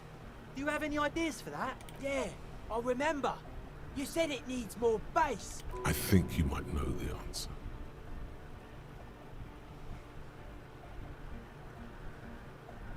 Oh! Oh! What about that compressor Andre was setting up to achieve some sort of parallel processing? Don't be too hard on yourself if you don't figure it out. I think the jam's already pretty ultra. But it could be hyper hardcore! Okay, I don't think we're doing that this playthrough. Also, the parallel processing thing hurt my brain because I don't think they were using that term correctly. You can do parallel compression, that does make sense, but I don't understand why it would be used for... I couldn't imagine using a compressor in parallel to tame something as intense as that fucking bass sound. Also, if the bass sound is subharmonic to the point we can't hear it, why would we be using it anyway unless we're pitching it up to that effect? Why don't we just recreate it with something else that's less dangerous? I don't know. I'm having these thoughts.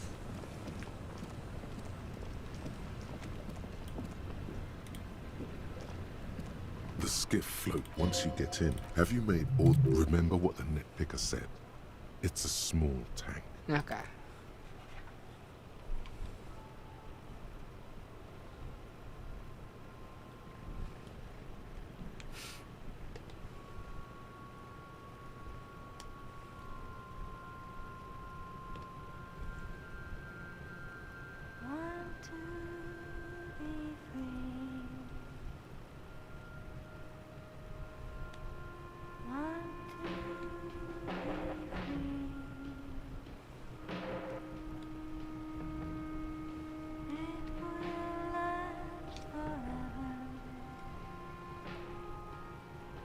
Is this Portishead?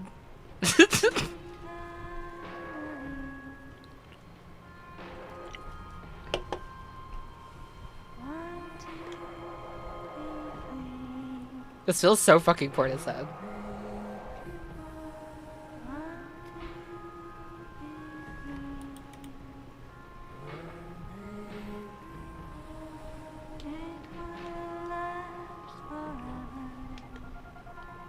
Which is a compliment, of course.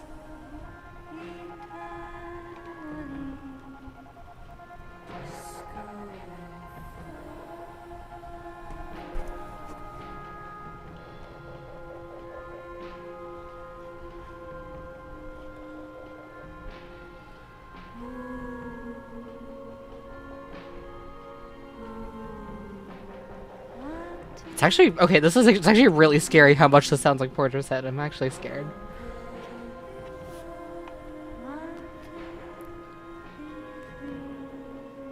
Shout out Beth Gibbons.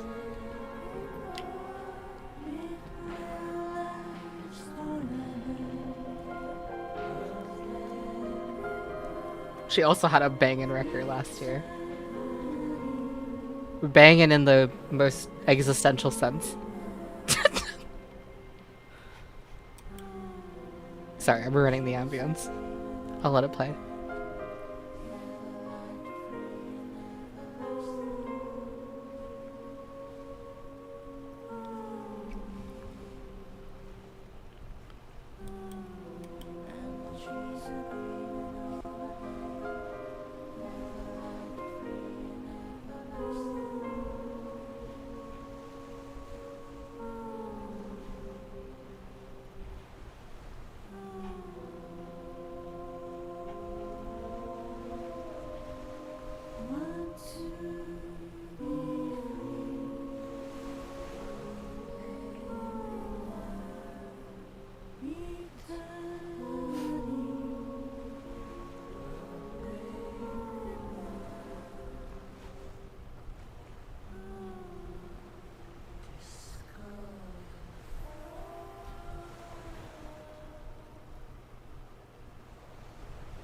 The boat comes to a slow stop. The lieutenant turns the engine off. Then there's silence. In the silence, a sputter of wings. A flock of quails takes off in the distance. Let's go.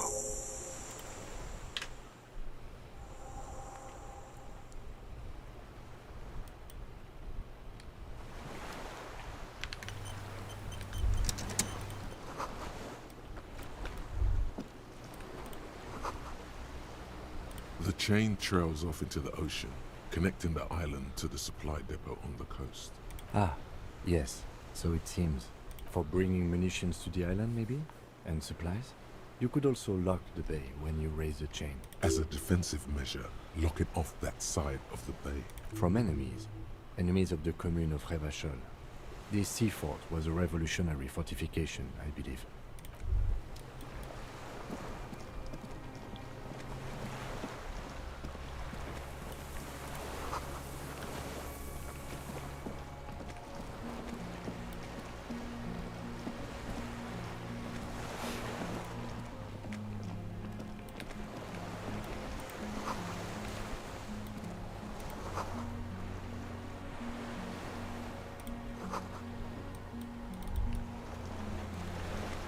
Crude oil. The dry grass crackles under your feet as you stop. Far away, birds' wings touch the still surface of the sea. The flock of quail departs, now more than 100 meters away, 102, 105. On the islet, there is almost no wind, just the light movement of air through the reeds. Bulrushes swaying on the waterline, long dried leaves chafing against each other, like a silent orchestra tuning at the beginning of some major work. Of great importance to the few who attend. A silent hiss, sea air moving through the needles of a pine tree. The faraway roar of the city, distant like today's dream. Before it, the sound of sand, the low tide filtered through its grains, a bird tending to its feathers. A low hum. The air slowly moves through a concrete box, through its ancient slits and cracks, resonating, hollow. A big building. Air flows out of a pillbox window. There is very little there. The air Cossacks flowers on a meadow. Absolute silence. Harry's Leaves hearing is motionless. insane. Bulrushes motionless. A jitter. A sound impatient to happen, but not yet in this world. Yes? I have. Is that why we're stopping? The lieutenant nods in silence.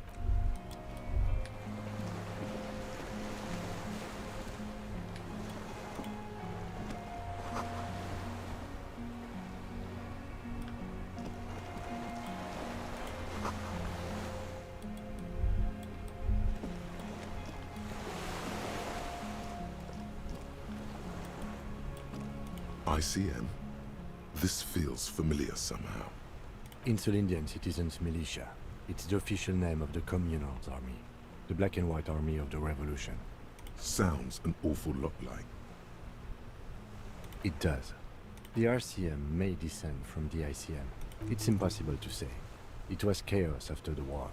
The name was good for getting people to join us. Revachol West was mostly workers and criminals. Nice political thoughts rush through your neocortex. It's going to be hard to say them. Carrying around all that weight on a busted crutch is making you pant.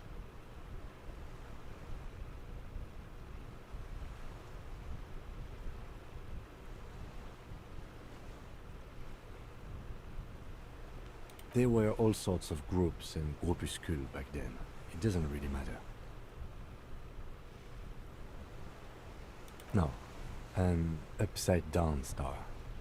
With its horns in the sky, the symbol of the commune. No, that's the uninhabited archipelago. A DeLorean-era symbol of Insulinda, known as the face in the sea. After 44 years? That's not nearly enough to hide what happened here, Lieutenant Gefreiter. One of these barrels was still leaking fuel, as you saw. The city is full of things like this. Old bullets, guns, fuel.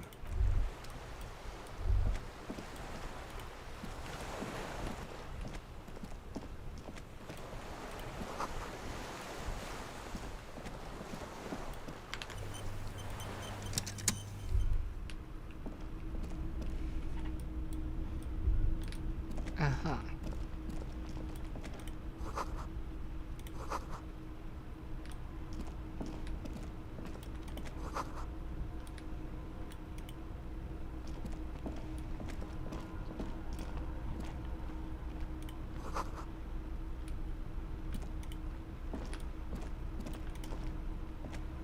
There's a greasy old spring mattress in the corner, resting on piles of soft cover books.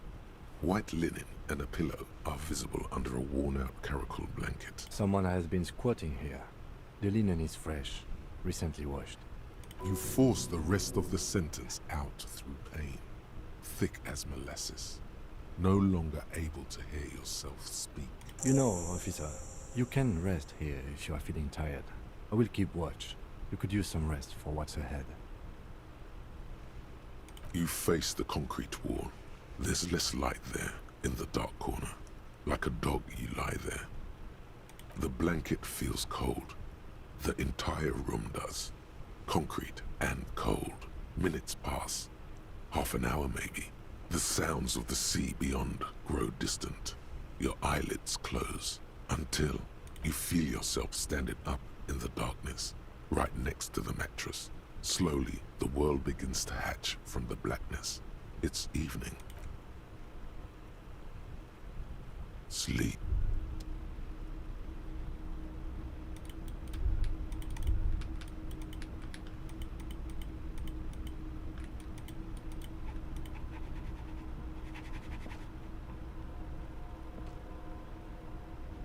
Kim.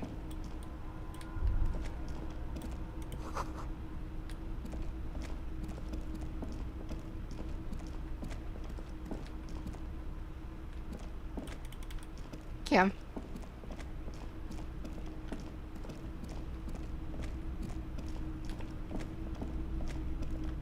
Kim.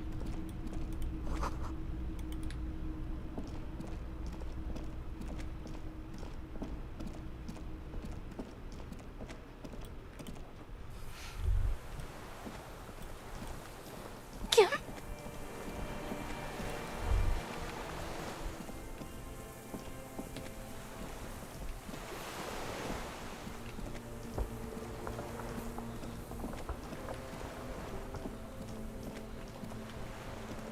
Kim? Timothy?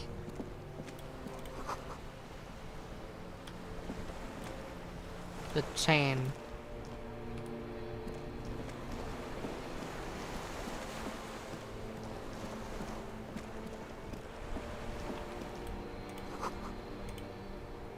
Why are you telling me these things? Why is it saying this to me?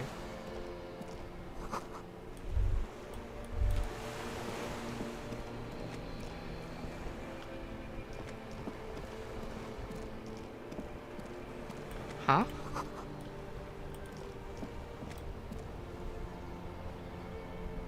Am I dreaming? Dolores Day, the innocence of humanism, internationalism, and the welfare state turns around to face you. She has an airship airbag in her hand. She seems to be in a hurry. Off to advise the Queen of Shest, most likely. This is the Holy Suzerain of Mwindi and Insulinda. Definitely not your wife. You need to talk to her. Think of the historical knowledge you could glean. I don't know, man. What is the Holy Suzerain doing here? Something seems off. I'm going to Morova. To live there, in Grad. It's 1 million kilometers away, Harry.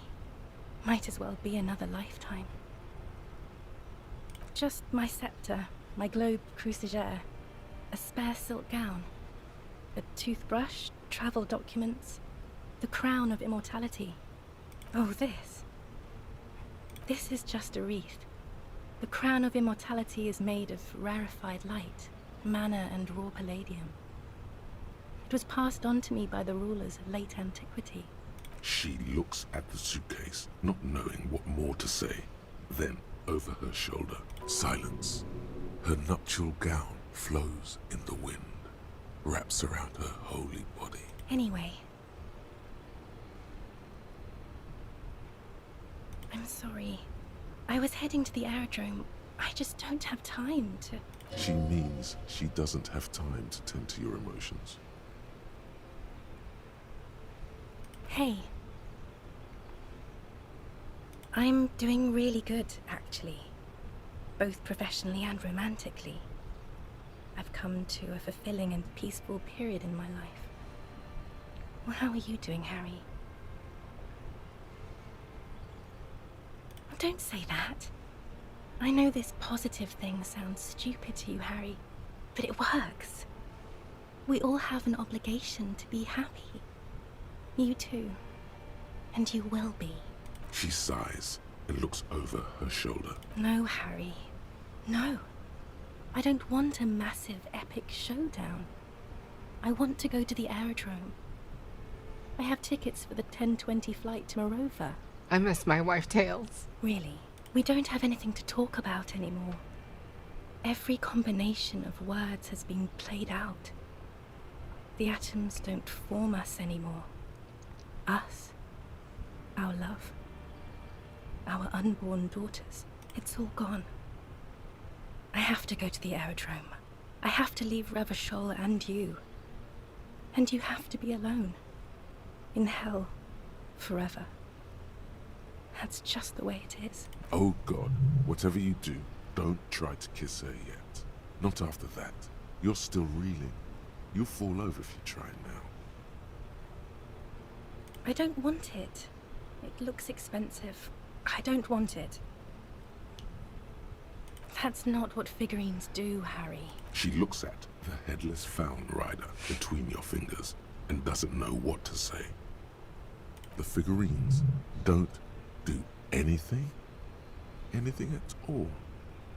But I thought the historic figure she had. Yes, I thought it would be good. I didn't ask for things. It's too late to give me anything. They do nothing. I would have liked the headless fallen rider back then. I don't know what you mean. Dolores Day.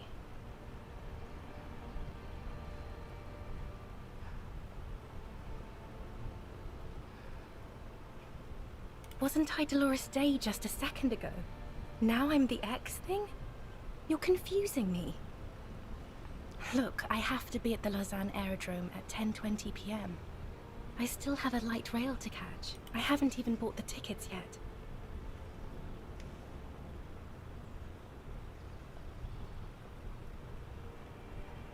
I'm glad too, but I have to go. My friends are waiting for me on the platform. I can't let them wait. It's impolite.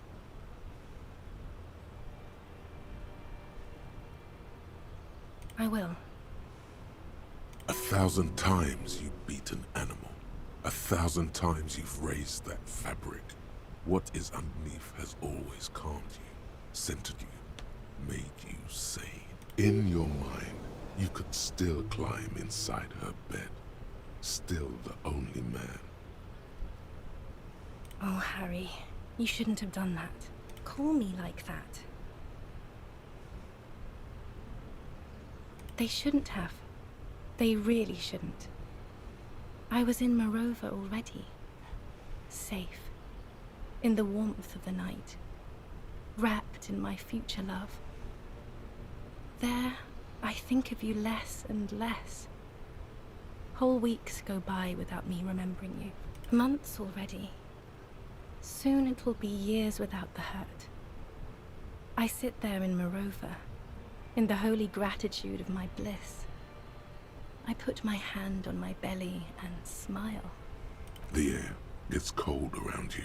She looks down on her stomach, then up at you. Her eyes are full of tremendous distance and mystery. Black-eyed dogs wander the alleys. Apple trees hang their bony limbs low over the patchwork of roofs. Red and black. Reverchol West, the evening sun. She's left and bloomed, far away from us. Our vast soul means pain. Why? That's what dolor means. Great. Now I'm the symbol of pain. The morning. I don't understand. Oh my God, Harry, stop. I don't want to hear anything about the morning. Mourning someone who's still alive. Any of that. Well, that was a shit one to roll out I can't do that anymore. Yes, Harry. I am. Things have gotten much better for me. Now that I am the ruler of the known world. Oh God, it's already so late. I have to go, Harry. A tiny golden watch with red straps around her bony little wrists. We both said a lot of things. We were very young. It was her. I can feel it. I can see it in her tender, long fingers, in her wrists. Her hand wrote it, said those things. As Queen Regnant, I write a lot of letters. You need to recite it to her, for effect. All of it. No summaries. Yeah, put a stake through your heart. She'll get hurt too. Collateral damage. She won't get hurt. She'll bend out of the way.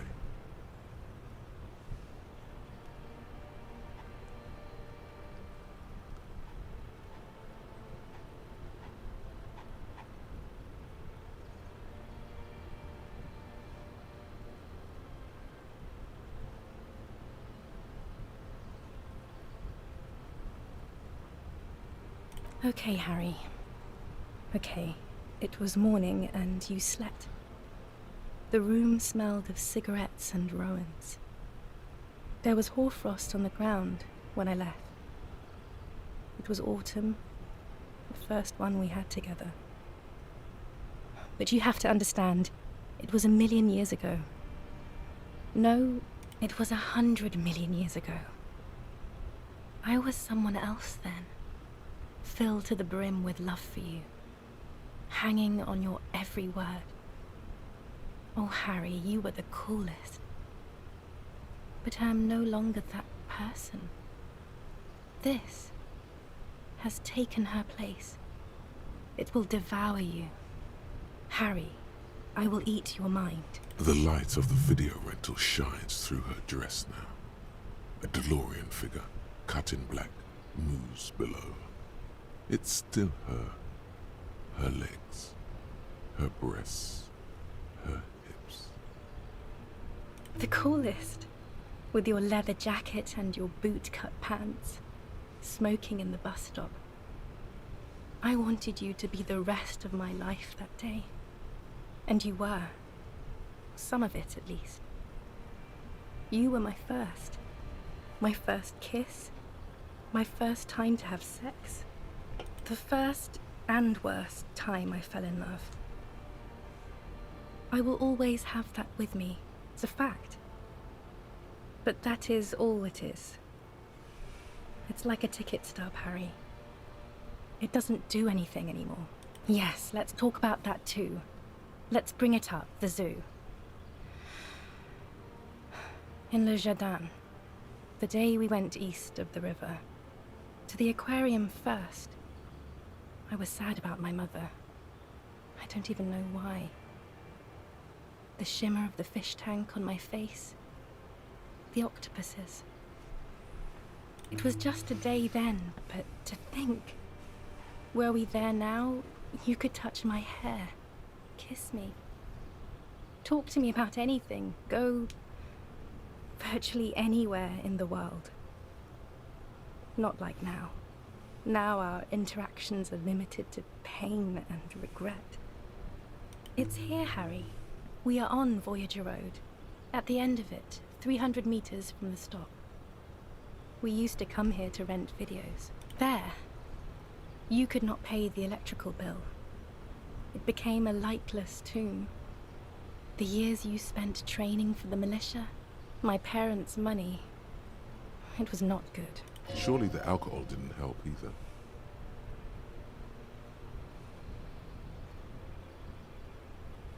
Everyone has a little glass of wine every now and then. I certainly do. It's a Queen Regnant thing. I don't think it was the alcohol. It was inevitability. See, if you drank with her, you'd be cool again. If you drank with her, you could have sex on alcohol. Electrochemistry. Relax. Is there really anything left? If not, we can always repeat one of the things we have already talked about. Talk about it again. If you do not feel like doing that, you should let me go to the aerodrome.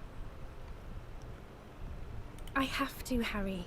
Really, I've already missed the 8:30. I'm gonna go now. Lies, sire. She cannot but love you. She has said so 100 times.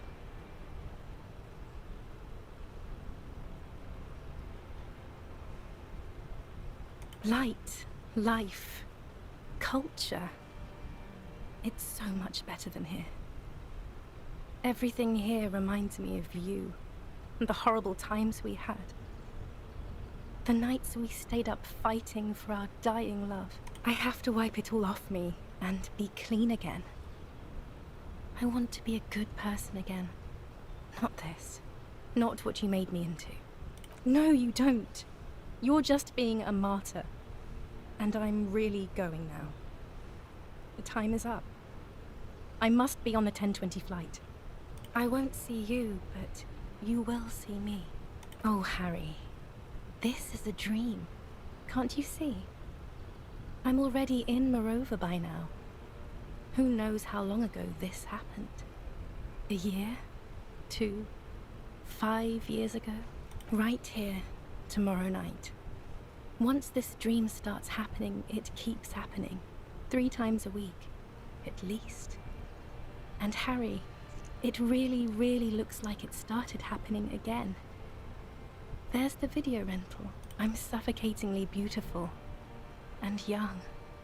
And I smell of tutti frutti chewing gum. Like I did that time when I asked you for forgiveness. After leaving you the first time. So long ago. Oh yes, this is real darkness. It's not death, or war, or child molestation. Real darkness has love for a face. The first death is in the heart, Harry. Sorry, what?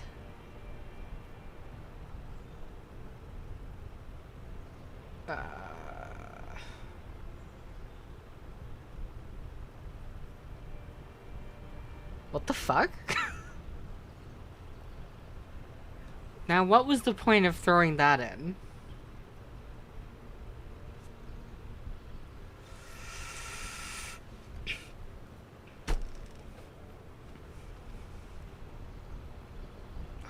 See you tomorrow.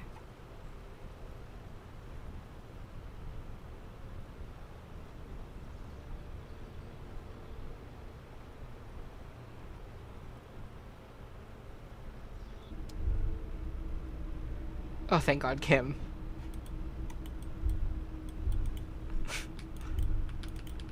Let me count. Let me count. Let me count. I need to go back to Kim. You're up quick. How was your sleep?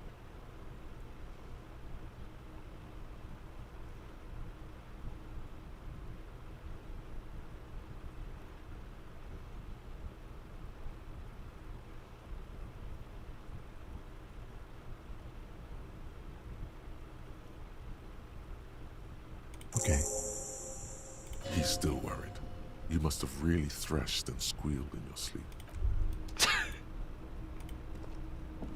The greasy old spring mattress lies in the corner. Yes, anytime. If you need a rest later, it's okay by me. You don't have to be a hero.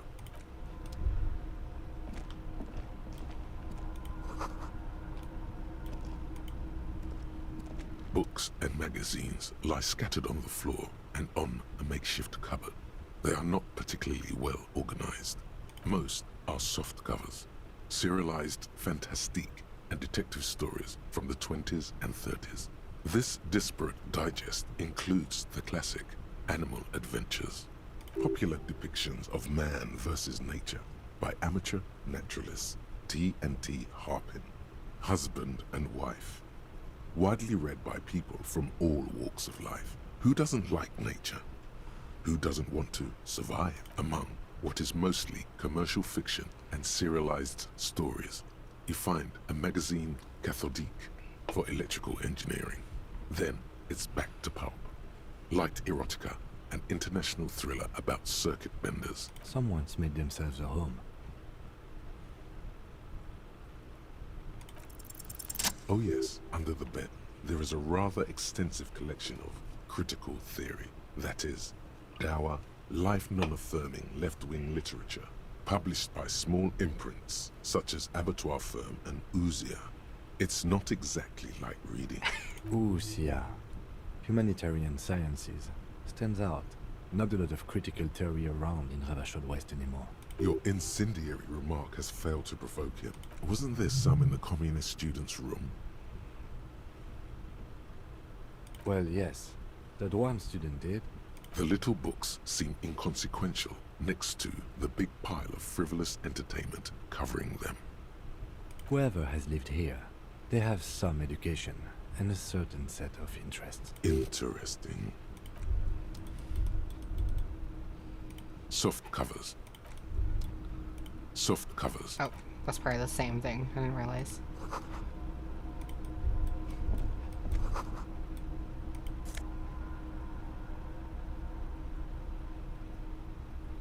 Fountain. Army surplus winter scarf.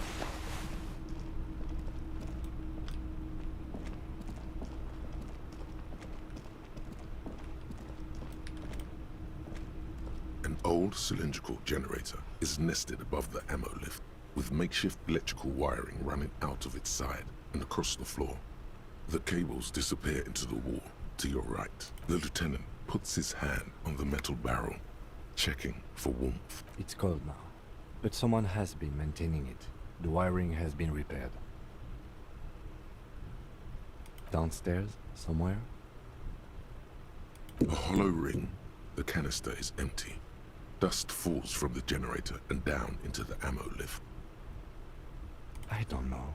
I'm not a philosopher. That is his idea of a joke.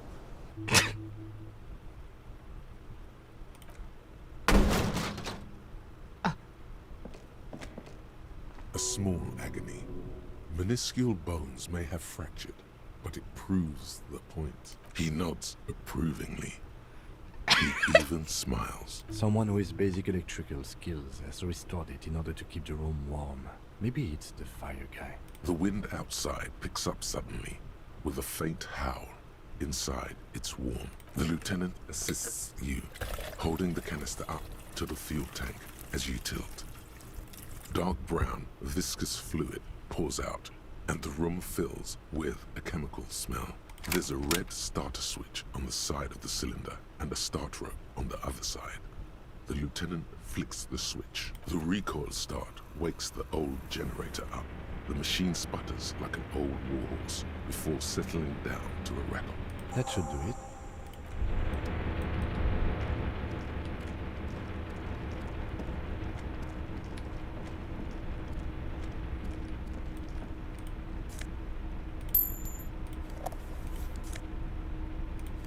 Looks like we're needing morale where we're going.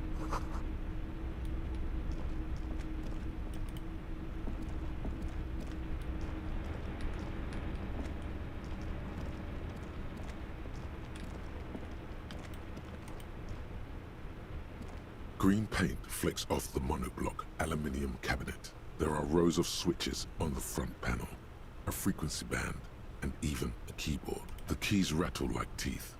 This keyboard hasn't been functional in decades. Kim, what's all this then? The console of an antique computation device. The generator upstairs, with wires coming out. They terminate here. I think, yes. Let's see. That one. The emergency open. The blast door opens with a series of clicks. A shaft of light appears, then widens as the light shines in.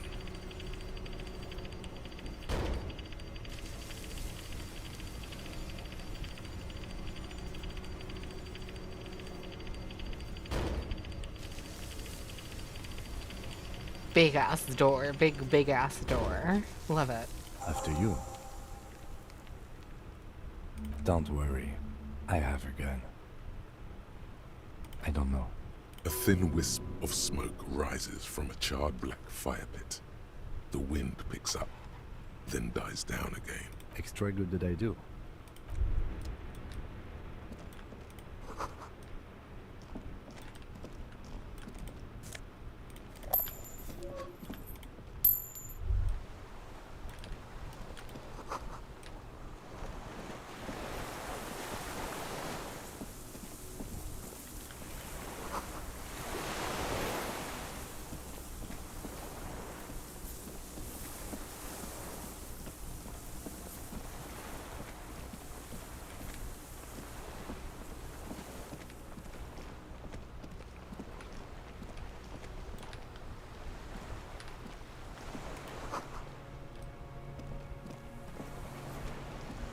I'll be extra careful not to fall through.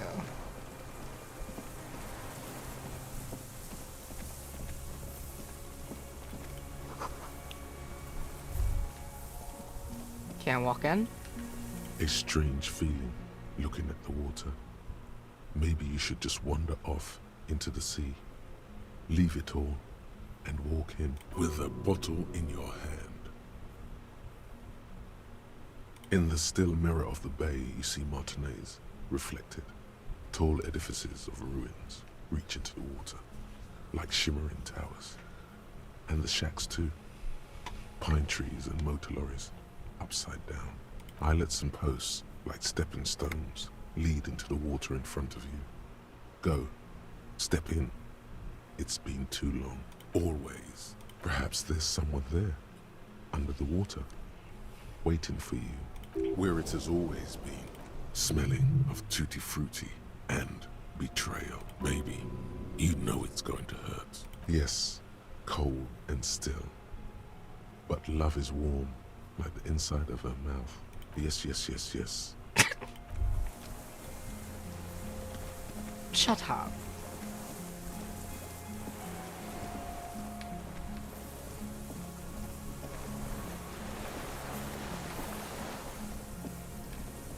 Okay.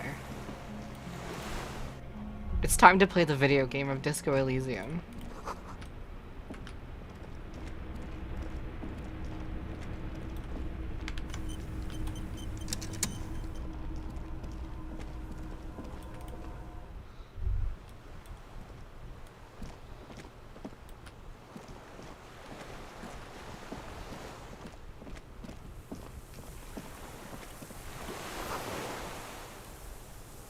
A rubber dinghy.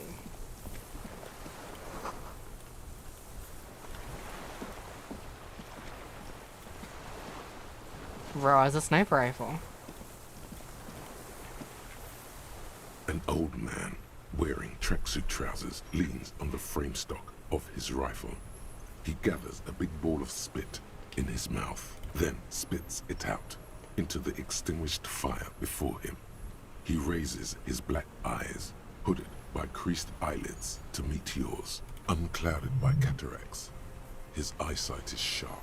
He's practically tearing up from spite. Hatred got the best of him a long time ago. This man hates everything. The what now? I can't hear you. I may have. All sorts of little rats have come sniffing around, trying to give up the position. The position? Sounds like a hiding place. Fire guy. Regressive bourgeoisie henchman. Can't even talk like a grown-up. My eyesight? Yes. Helps me see all the shit. I did. And you opened it. How?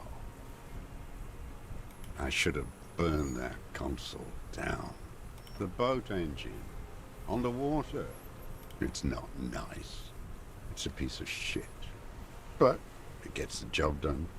It's a 3-Angong 446. Southeast Samaran made. Exotic. Must be defunct too. No modern rifle manufacturer of that name springs to mind.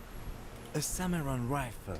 How did you get hold of one? It was sent to us by our brothers in the Sinyao commune. Military aid. You heard me. It's good now. Like chalk, white from the ball. He's right. Almost no one remembers there was a third metastasis of the world revolution in the Safre Empire, extinguished in '06. They wouldn't like hearing their name in your mouth. Damn dog. The time will come to win his trust, comrade. It is not now. You need to take care of the gun first. The lieutenant pulls his pistol from the holster. You are a glorified night watchman. This is a service rifle. I can only lay it down before an enemy commander of corresponding rank. His elbows rest on the frame stock, calmly for now. But he may still get it in his hands. Looks like he knows the weapon. Oh, jeez.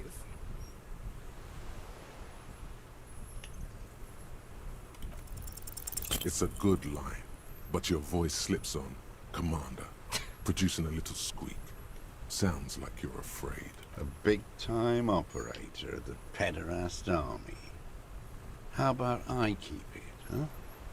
Hand it over to a real killer. A Briskar. The lieutenant aims his pistol square at the man's forehead. Put it down now, sir. Or you're gonna blow my brains out before you question me. To hell with it. It's a walking stick anyway. It's out of bullets. Like an amputated limb in the sand, he stares on, his wrinkled mouth moving without a sound. A strange sadness, like a song. The future teaches you to be alone. The present. The present to be afraid and cold. My name is Josef Lilianovich Dross, Political Commissar of the 114th Anti-Aircraft Division of the 4th Army of the Commune of Revachol. I am a deserter, a partisan, and a prisoner of war. This is my termless surrender. The Commune of Revachol? Do you mean the ICM? You're a holdover from the... From the Insulindian Citizens Militia, the army of the revolution. I was recruited in Jamrock in '07, trained in the École de Contrôle Orient, and consigned to emergency defense duties in '08. I left my unit on the eve of the landing. When I returned here on May 14th, the Commune had fallen. Still armed and ideologically trained, I wrote a criticism of myself and resumed partisan duties. 51 minus 8 equals 43. No. I've been on other islands, too. I was an Resurrection until they turned it into a spa in 18. Then I was an E-48, a nameless sound, until the sea washed over it. Then I came back here. That was 22 years ago. How does anyone survive? I steal supplies, vegetables. I collect rainwater. It's the life of a dog, not a human being. How is your health, Mr. Dross? I've been throwing up blood since winter. Red, like beetroot. Been passing it in stool, too. He does seem frail. Gaunt for his age. More like 75 than 65. Trouble putting on weight could mean cancer. The RCM can provide medical services. You need to be looked over. I need to die. You don't have medical facilities. You have guns. That's all they give you. Toy guns. There's nothing to look over. The triage is in, and it's black. Administer morphine. Moribund. I have holes in my brain. Years missing. Others filled with pain only. A decade of... I don't even know what. Inferno?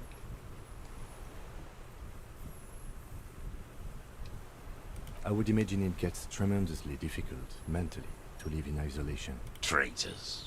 It's better alone. I watch the people of this city turn the lights back on, more and more each year. Ruins, glimmering in the dark, like a fucking merry-go-round. It's disgusting. Are they not heartbroken? How could they have moved on? It was hard in the Thames. I didn't have partisan training. They were searching for stragglers, those bloodhounds. Floodlights on the water at night. There were posters, campaigns. We communards still hoped, and they needed to snuff that hope out. The East capitulated. Martinez and Cold City were turned to dust. But Jamrock, Forburg, even Coron, and Boogie Street, of course. Those fucking kips had Marsov coursing through their veins. And others too. Some cordons of Revachol were still fighting. There were cells. I tried to contact them. Soon they all went silent. The frequencies dead. At night, I used a dinghy. I only went after dark then. When I got to the city, I stayed underground. Patrols, you lot, the commons too. They'd started snitching. In the city, you move underground? From bunker to bunker. Not anymore. No one cares now. I don't even have to hide. They think I'm another antisocial vagrant.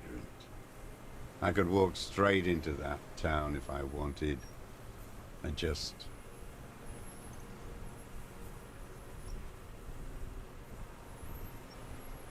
don't want to.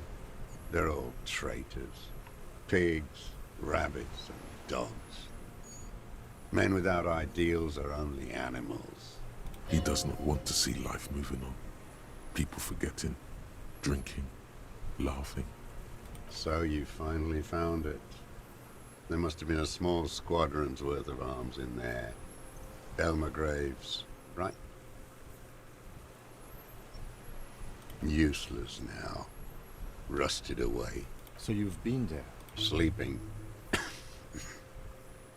Some nights. Ammo scrounging on others. Those McGraves were shit, even before they corroded. Some had bullets in the chamber, however. You feel the dots connecting. Little dots on the map he's walked across. Wait, how did he get down there? I didn't have to. Came in through the storm drain. Storm drains? There used to be a system that connected the bunkers, tunnels and such, under the church and everywhere. Most of them are gone now. Collapsed. Just bricks. All the old infrastructure has... the propaganda bunker. I used to, but not anymore. Propaganda bunker? They stored leaflets there. Broadcasting equipment, too. Made broadcasts, I think. Propaganda officers. I buried them with their leaflets. They killed themselves. 2 young boys. A lot of our boys did. I spent some winters there. Never liked it. Kept thinking of them. No need to go underground anymore. It's better in the ruins, on the ground. The old man looks across the water, at the city, the ruins, the motorways rising above it. 43 years and 10 months. It's not how a human being should live. But I had to. I couldn't just forget. I couldn't just forget what I saw. What have you been doing during all this time? Hiding, fishing, waiting. Where the afternoon grows late, on Rue de Saint-Ghislain, people walk home. Street lights will soon be lit. Further inland, the streets are alive with workers, men, women, children, street hawks and migrant laborers. The temperature is steady. Alto cumulus clouds form above Precinct 41. Always waiting for her to return. Her who? Girl, child, revolution. Always. The material base for an uprising has eroded. The working class has betrayed mankind and themselves. The historic opportunity for a revolution has passed. It will not come back anymore, however hard I try, whatever I do. I was just 16 years old, 15 when I volunteered. I had a lapse of faith. And of courage, too. You could say I misunderstood the historic role of the proletariat and thought Mazovian socioeconomics were fallible. For a second, I doubted the irreducible laws of historic materialism. A second is all it took for reaction to take hold.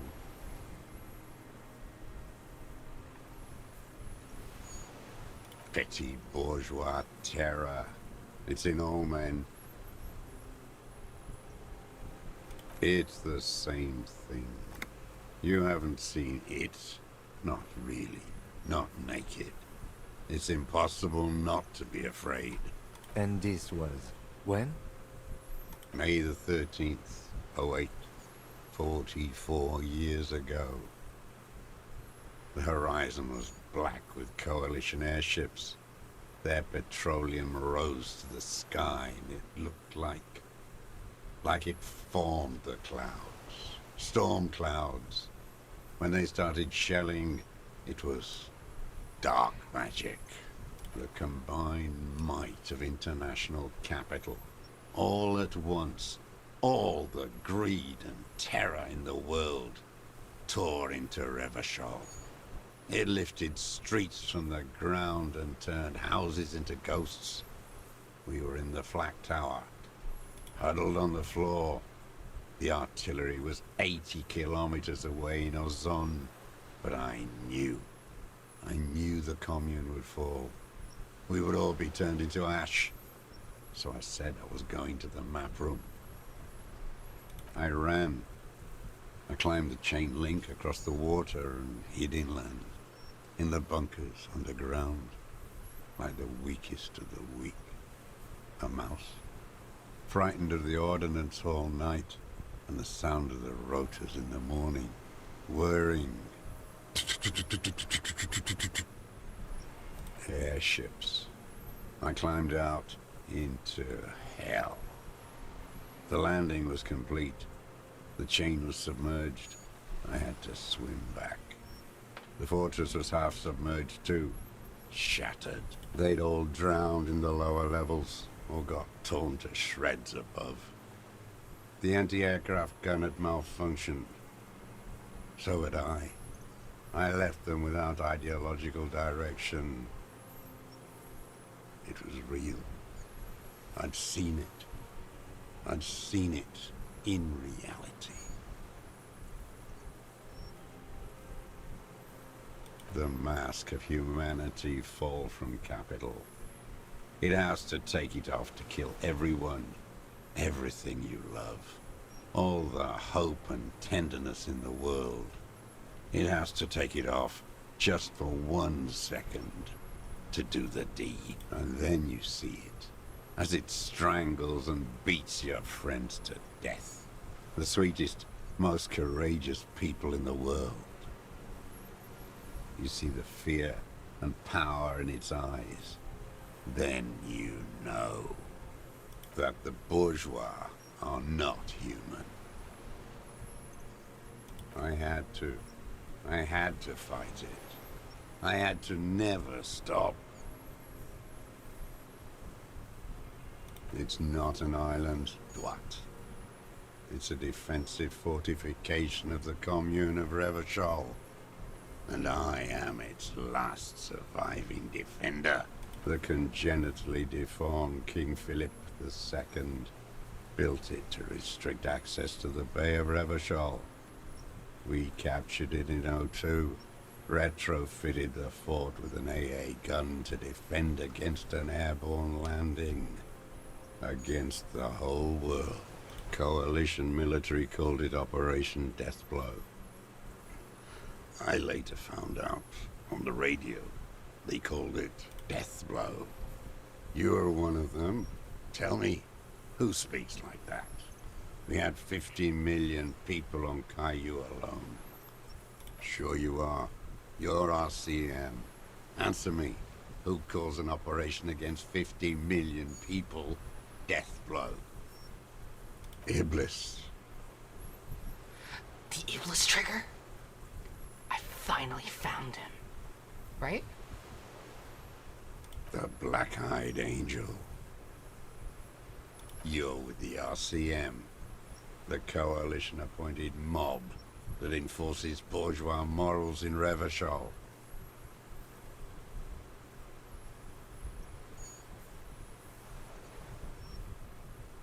You're the RCM. You represent the Moralist International, the enemies of humanity who took this city. I represent their adversary, le Parti Communiste d'Insolande. Take me to them as a prisoner of war. I have relinquished my weapon. I can no longer serve. No superiors can relieve me of my duty. You bulldoze them all to a mass grave for trying to free humanity.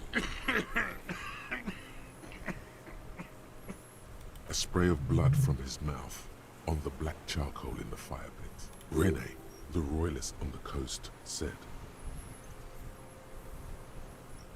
Liberal reactionaries signed that instrument. Traitors who should have been burned alive. I answer to the Communist Party. Is that part of why you've been here all this time? Because the party didn't surrender? He just wipes the blood from his chin. Honor is a feudal atavism. My motive is class. No, I am not a soldier. I am an ideological officer. I belong to the party, not the army. Trained in historical materialism, then assigned as a political commissar by the party. These things used to mean something. The old man does not answer. He tilts his silver head and looks at the reeds. You see a small tremor pass through his legs. His job was to assure the army answers to civilian control and follows the ideology of the Commune. Scientific communism. A commissaire politique is a night philosopher of the revolution, a future human.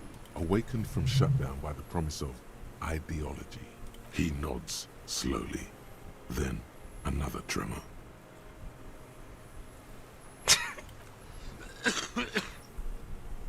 I don't know what the nuanced thing to do in this whole situation is. There's nothing serious in this world.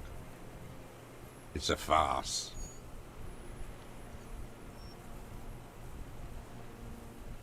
Real music. It's La Revacholière, you shit-licking bougie dog. Chanson de soldat of the black and whites. Marching song.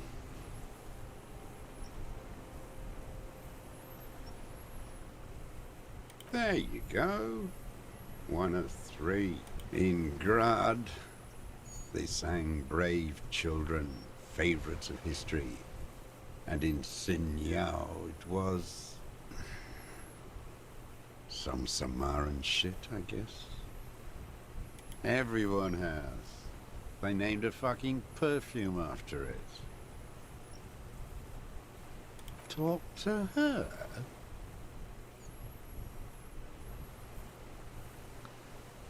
God, shithouse. Should have taken it down like they did in Grad. Dismantled it for firewood. There was something there when he said, talked to her. All around you, the air slowly circulates the islet, carrying little swallows and black-beaked seagulls in its slow drift. They all, every one of them, every bird, mammal, and crustacean, keep their distance.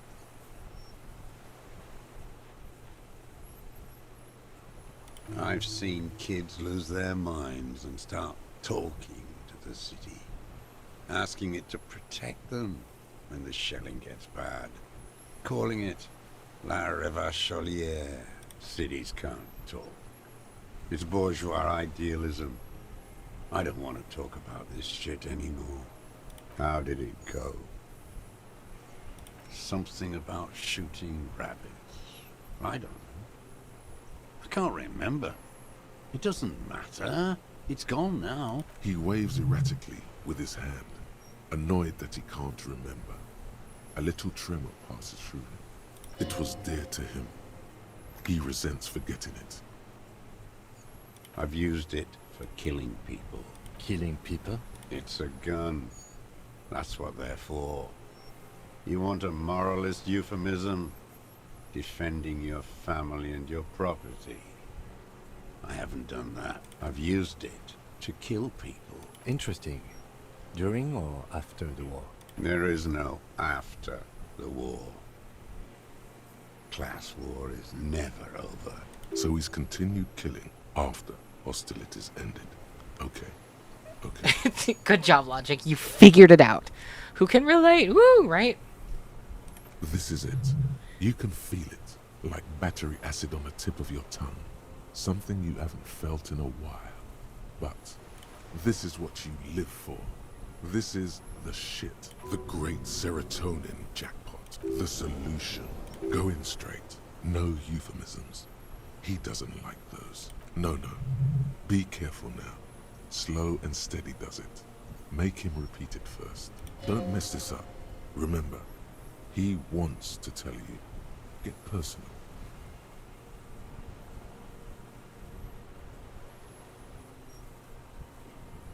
The who now? He heard you. He just wants to hear you say it again. This is dramatic flair on his part. Right choice. We're in. Do it, sire.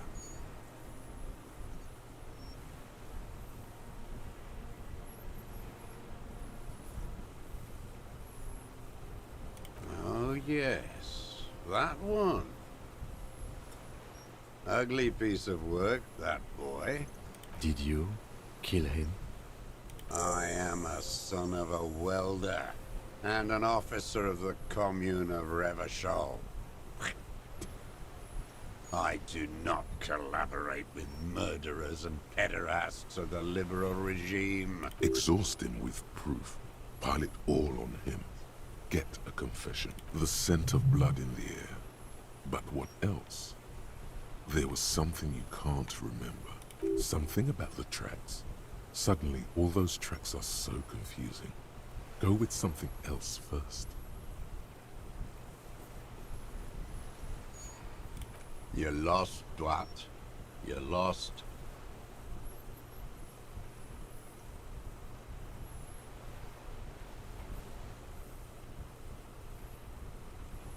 His gaze follows your motions. The rifle feels surprisingly light in your hand. Frame stocked and patched in places with tape and wire. The rifle's in a shabby state, like a crutch that's seen too much travel. Hieroglyphs are embossed into the forearm, made of walnut. On the butt, you see Vespertine writing, burnt into the wood. Triangon, 4.46mm, made in Signal. The right type and the right calibre. He's liking this. No one said it has to be a Belmagrave. We were just guessing. From ballistics, it could easily have been a Triangon, too. It doesn't matter if it was made in Shanty. All it has to do is use jacketed ammunition. And it does. The old man keeps following your motion with his gaze. His right arm twitches suddenly. Some kind of involuntary response. Something is slightly off with his motor rings. This looked very much like the murder weapon. It can be used against him later.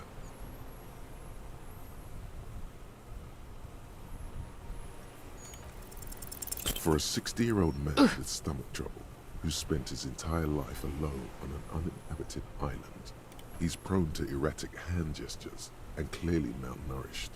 But that's it. You can see no more by looking at his slouched frame. The moment passes, and you say, I ain't going anywhere. Okay, dude, let me just put my shit into composure. Is that chill? Thanks. He's like, what are you talking about? I don't know, dude. Minions of capital. What do you want?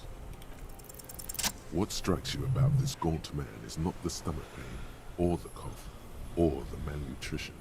It's precisely what you could not see before. For a man who spent 44 years hidden in the urban wild. Indeed, he speaks fluidly. His movements are rapid, if erratic. His voice, despite the cough, is there. It is capable of expressing complicated ideas. Above all, he seems animated. It's a mystery. This animation comes at a cost too. Erratic hand gestures, thought processes cut off like threads, as he just stares at the logs or the reeds. He also suffers mood swings, bubbling to the surface, unconstrained by his nervous system. You've seen demented people before. This feels similar, yet different. When his thoughts move, they are lucid, keen even. Not senile. Is it some kind of substance damage? Like he's addicted to something? Not only the painkillers he's clearly on. No. I won't be stuffed full of shit like the rest of this city. It's not a downer, rather an upper. judging by his snaps. Like some kind of decadent rock star. No, I'm not okay. I shit blood, and I'm surrounded by insane people. There it is again. Erratic hand motions, bouts of rage, and the stomach thing too, of course. Could it be a symptom of overdosing on something? Something even you have not tried? Keep your eyes peeled. Petty bourgeois law. This is all you care about, right? The only thing in the world for you types. A drop of blood in the saliva. That's right. Pile it all on him now. 3 should do it. Maybe 4.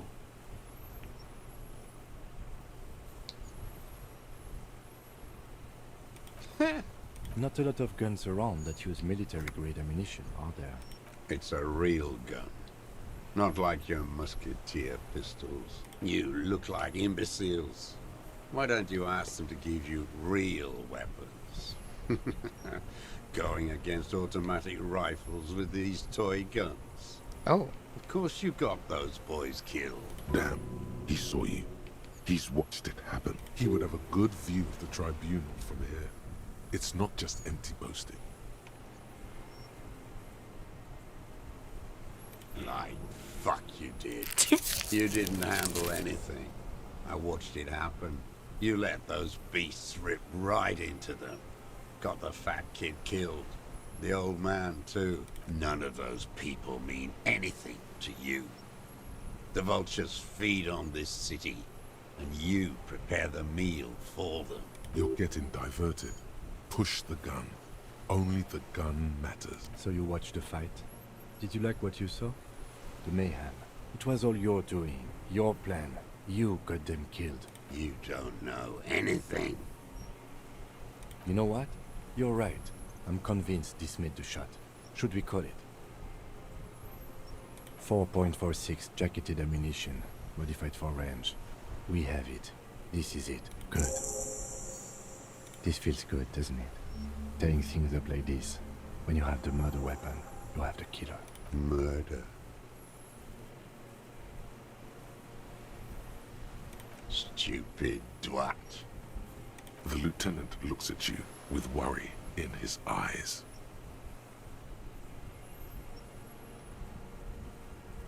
Intuition is an aberrant psychologism. It reeks of crypto-fascism. The parasite class use intuition to justify their rank in life. It's all just palmistry and magic, Earl creatures. Your brain is rotting from the radio waves. He does not answer the provocation. It does not look like he thinks this approach worked. But still, somehow you knew it was a communist. Perhaps you suspected it before you took the case. The vision was you remembering that. Was it supposed to?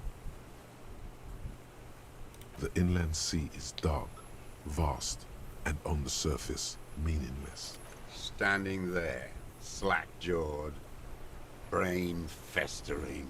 Wait, here it comes. The goddamn Maybells. The dried Maybells on Clausia's roof. There were Maybells in the grass when you got here. They're revolutionary symbols from the war. Nowhere else, nowhere in all of Martinaise have you seen them this. Did the flowers actually matter? Wait, don't forget the footprints. The diagonal prints in the dust in the secret space behind Clausia's bedroom. Now, they're gonna come up. You got it. Remember? The boot prints were like no modern soul. Nothing else comes up. You see the lieutenant watch you. Try to stimulate thought processes by hitting yourself. I'm sorry, this didn't do anything. Usually hurting yourself does. Officer, a word? Almost where? Almost ready to bleed to death. No, come on. A word. Let's go. Oh, my chem meter's going off. I think we may have this. From nothing to this in a day. This is good, Lieutenant Gefreiter. We just need a confession first, and then maybe a solid motive later. I can see that, yes. I'm not judging. Yes, good going. That should be our first priority. Good. We are doing very good. He wants to confess, I can see that. We just need to pile it on a little more. The more we have on him, the closer he is. You hear that? He thinks you're this close. Ballistics.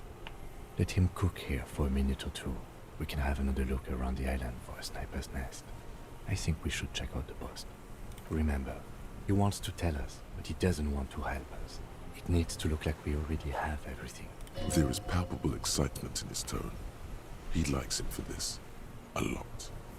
But there's something more, too. He thinks the deserter has more than just this case in him. 44 years here. Oh, yes. And he hasn't spoken to anybody in a long time. If we get him open, who knows what will pour out.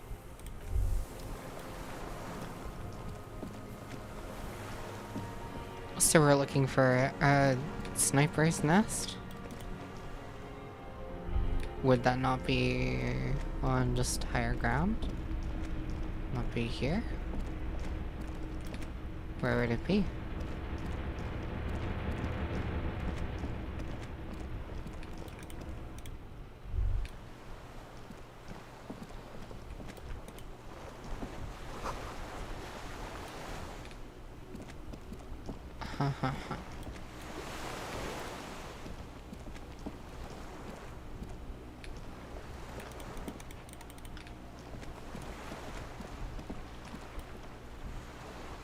It's a tower, right? Yeah, so I was thinking.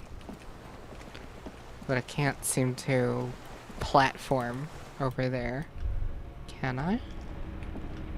Or... oh, the railing.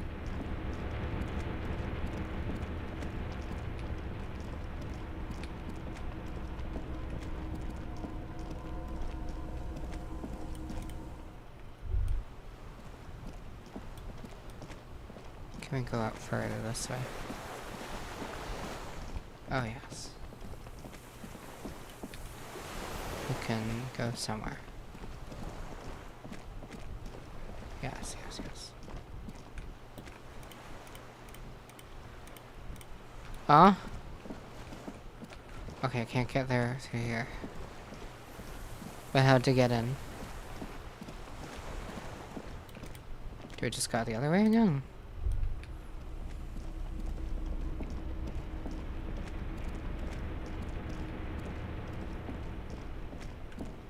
Like this way?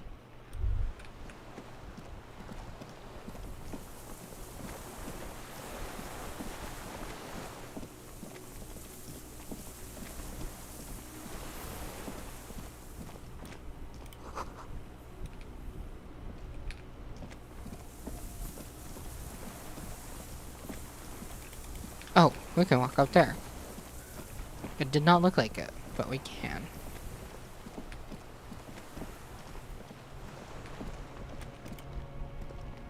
There's a rain-soaked mattress on a concrete slab, only half covered by the crumbling roof.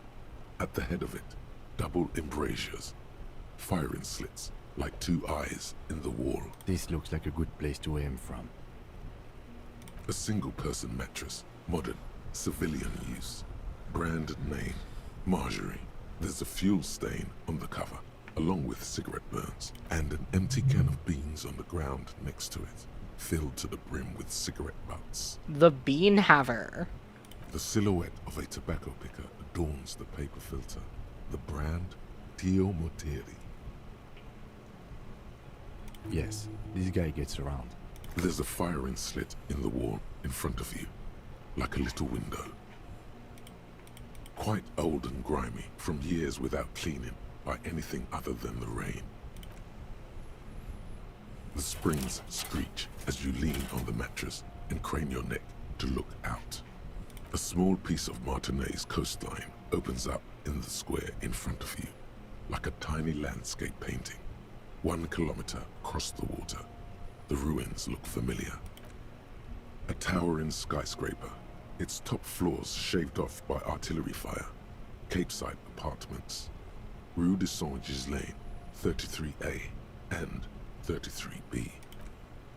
The red chimney and collapsed back of the 4-story tenement in front of the whirling in rags Rue de Saint-Ghislain, 10. The doomed commercial area. The box-shaped silhouette of the whirling in rags. Its sloped roof, a tiny fleck of light catches your eye on the rooftop, sunlight reflecting off the upstairs window of Clausia's room. Do you have a line of sight to the window? More than that. A pair of binoculars? Or a scope of a rifle? You'd be prone, lying on a mattress, barrel resting on the embrasure. I think we have it. The origin of the shot. This is the sniper's nest. 3 small pats in a row. Affirmative. That's gay. Why? We don't go everywhere in a 1,000-meter radius of the crime scene. That's not procedure. Don't beat yourself up, officer. We did not put guns in their hands or get them drunk. The lieutenant pauses. Regret comes over him. We will make up for it. Here, I feel it.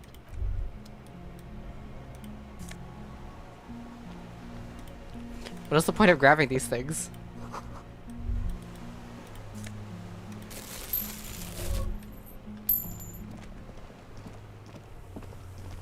Well, I'm grabbing them anyway.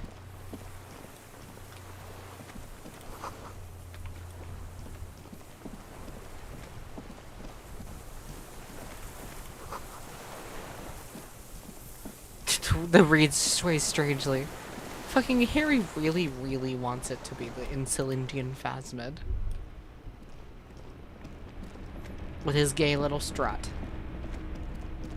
His stray little gut.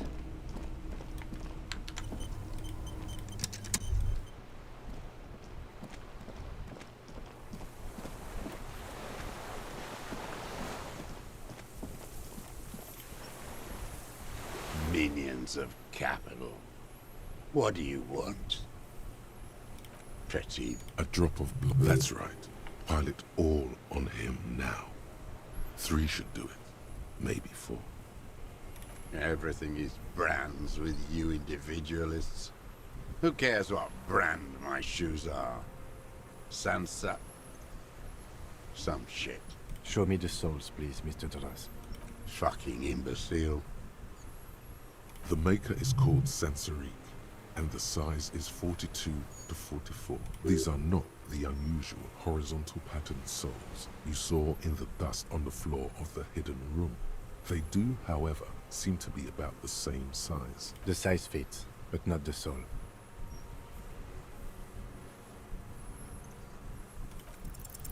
Sire, he doesn't have to be wearing them right now. Racking those brains, are you? Desperate to report something back to your masters? They must have really loved that dead fuck. The lieutenant gives you a quick sideways glance and nods. The prints were his. You can see it in those eyes. He can't keep them from flickering, looking for something. The old man stares at his own prints in the ash around the fire. Silent suddenly, some strange process within him. A gush of wind. Seagulls in the distance. Damn Maybells. The whole island is turning white with them. He seems tender suddenly. Nostalgic even. A strange mood swing. It's crazy. Harry was right. There's like so many things Harry was right about in this game and none of us realized it. He was like right about a million things and I was just like, this guy's a fucking idiot. He was just right. So many this year too. The spring is coming. No, it's already here. Wash the filth away. They blossom on the islets before we fertilize them with our blood. Resurrection was snow white in May before they ruined it. South, the Bay of Martinez is dotted with little freckles of islets, turning green, with white flowers in white snow. The coast, too, before they piled their containers on top He's of like it, intellectually not an filled with idiot. He's only broken emotionally an pieces idiot. of Does that trash make for sense? fat-fingered Like, think about bourgeois this entire children game. to He's play got with. an encyclopedic mind. He literally can, despite having amnesia, remember a million things. Things that are very detailed and, like, technical. It's just that emotionally he's a fucking loser. But he's, like, intelligent, which is weird. You must get around a lot to stay undetected all these years. Do you know any secret paths? Pinball workshops? I may. Classier. With the victim. There is a small tremble. Looks like a smile. A crooked smile. Yet isn't quite voluntary. He's about to burst. You know who he was. A coalition-trained murderer. Armored and armed. He wasn't human. The blunt end of a hammer. Dripping with blood.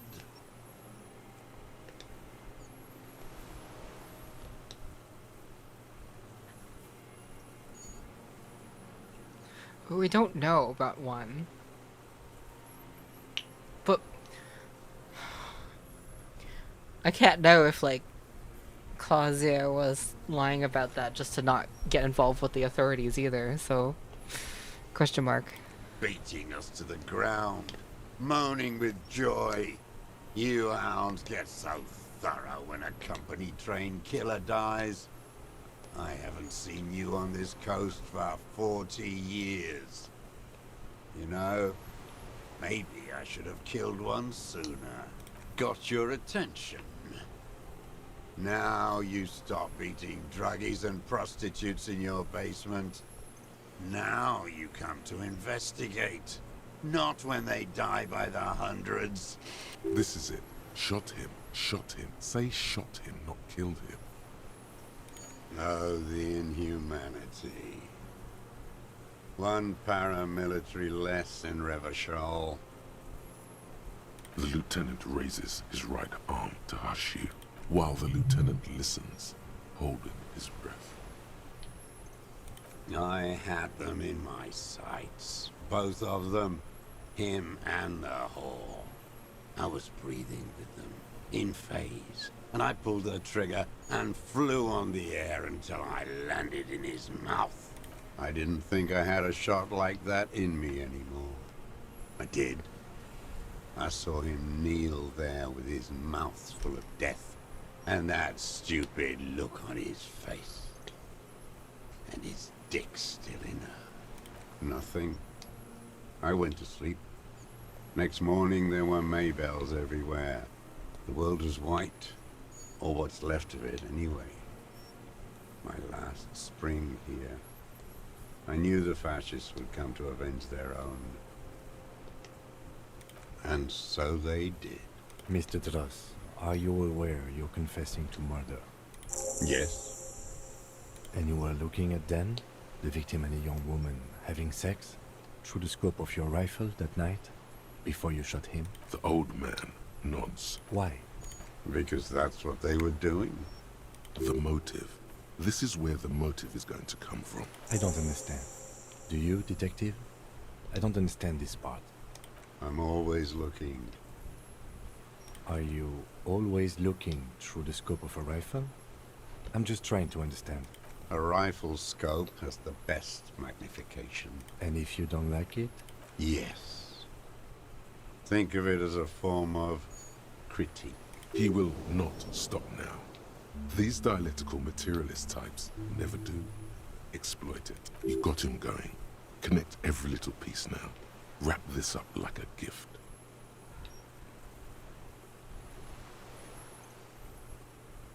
Them fucking. I didn't like that. Jealousy is a reactionary concept. I didn't like the Reaver enjoying himself. Drugged out, soothed in the arms of a young woman. I wanted him to die so he could not enjoy life anymore. And I wanted to see his head explode. That too. She should know better than to hold a child murderer between her thighs. I knew he'd be there for one more second. Writhing. That's all it takes for the bullet to reach his head. Now that I think of it, I wasn't aiming for his mouth. I wanted his brains to spill out on her. But you can't have everything. Since she came to Martinez, I saw her sneaking in the reeds early in the morning, behind the Fell building. It was dark, still winter. She didn't have her skimpy outfit on then, just a spot in the night, moving. Past the Fell building on the coast? What was she doing there? Hiding something in the water. She had a fag after she'd done it. I was up in the ruins there. No, she's straight. She couldn't see me, but I could see her, smoking. She was nervous, but not scared. And beautiful. Her passport and tickets to Vylet. And from there to Cachet Brut. In the free state of Seminine, hidden away. But actually, she wasn't necessarily straight, was she? Just based on the conversations, she struck me as at least like bi. So never mind. I know, it's a cigarette. I was joking. After she was gone. Did you keep the documents in it? No, I put them back. Why would I take them? I'm not going to phone. Oh, I mean...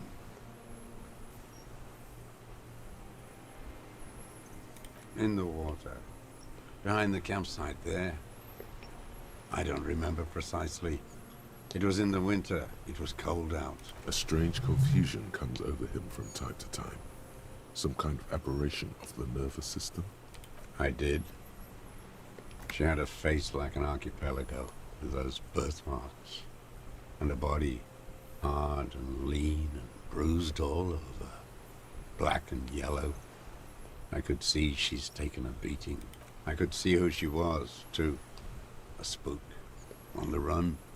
Revachol's the cloaca of capital now. All the bagmen and arms dealers end up here to do drugs and have sex like animals. You could tell she was a spook from the documents? She had different color hair on the photo and glasses. Forged. Kim, you didn't have to repeat. Some sordid bourgeois affair. I've heard about this kind of thing on the radio. He's setting it up for you. The bruises. You can't make that out in a scope. You can't see bruises through a scope. It's just a blur. It quickly comes to you. Oh, yes. Cutting those drugs of hers into little lines with a knife. Masturbating. Everything in him fills with impossible longing. All at once. Did you make that hole? With a clip point knife. Good for listening in, too. For hearing the moaning and the snorts. Like that, too? Yes. Bending like a bow against the glass. I've been through all of Martinez. Every nook and cranny. Yes, that, too. The things they did in that little room. What she'd do to feel good. Funny the way light works. You turn it on inside, and it gets so dark out, you can't see a man looking in. I learned that in the 20s, when they were still hunting me. I've seen people do some shit, but... Those two took the cake. You hear the familiar scribble of the lieutenant's pen. A quick glance at you. How did you get in there? The hidden pinball workshop. I can just walk in there now after a good wash. I told you, they think I'm an antisocial. Closing hour is a good time. The kitchen's empty. You had to open the steel door in the kitchen? How? I got that open a long time ago. Some bourgeois game merchant lived there. I don't know, 15 years ago. He left spare keys all over, and I took one. Then I saw her turn the light on one night in my scope. Andy found use for it. A spare key, like the one hanging behind the Union Box window. There's nothing to hold on to. Only this. It's not enough. The coals of his eyes glisten suddenly, like stones dripping with water. Is he crying? Man needs to feel something else. In this fight, it helps if you have your eye on something there. It's weakness, I know. Yes, over the years. It's not unproletarian to feel something. No, I don't really know. I was there one night and she was crying, like a child, in the corner of her room on the floor, like she does sometimes, the day after I killed him. Yes, I don't know why I do the things I do anymore. Maybe, I told you, I have holes in my brain now. I wouldn't just sit here waiting for you. If you came 10 years ago, I would have killed you. In the silence, the lieutenant draws a line in his notes, then nods at you once more. Her. The lieutenant nods at you in acknowledgement. Where is she, that Clasier?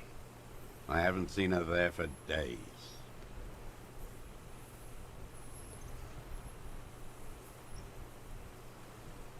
Good for her. That girl kept staring into the scope, you know.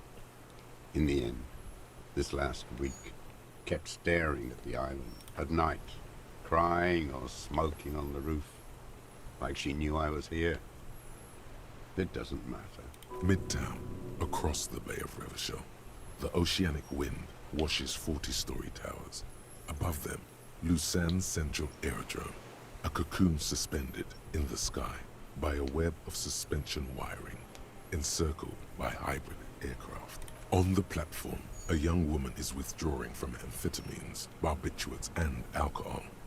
Yet still, she smiles among the crowd, among the great ghosts of the city she's leaving, for another, far south, smaller, distant, hidden, not like the great chandelier she sees sparkle in the night below her. Streetlights, towers, tenements, and water, and across it, a dark strip of ruins, barely visible, if she didn't squint her eyes. He knew she knows. She was looking at the island, figuring it out, day by day, cigarette by cigarette. We could get more. We've got him talking. Who knows what he's seen and done over the years? Enough. Take him in. Bend his arms behind his back and end this. A tragic comedy. Druggies, prostitutes, and rentiers. A strange little engine seems to fire up in him again. It straightens his back. The familiar put-put-put of hatred.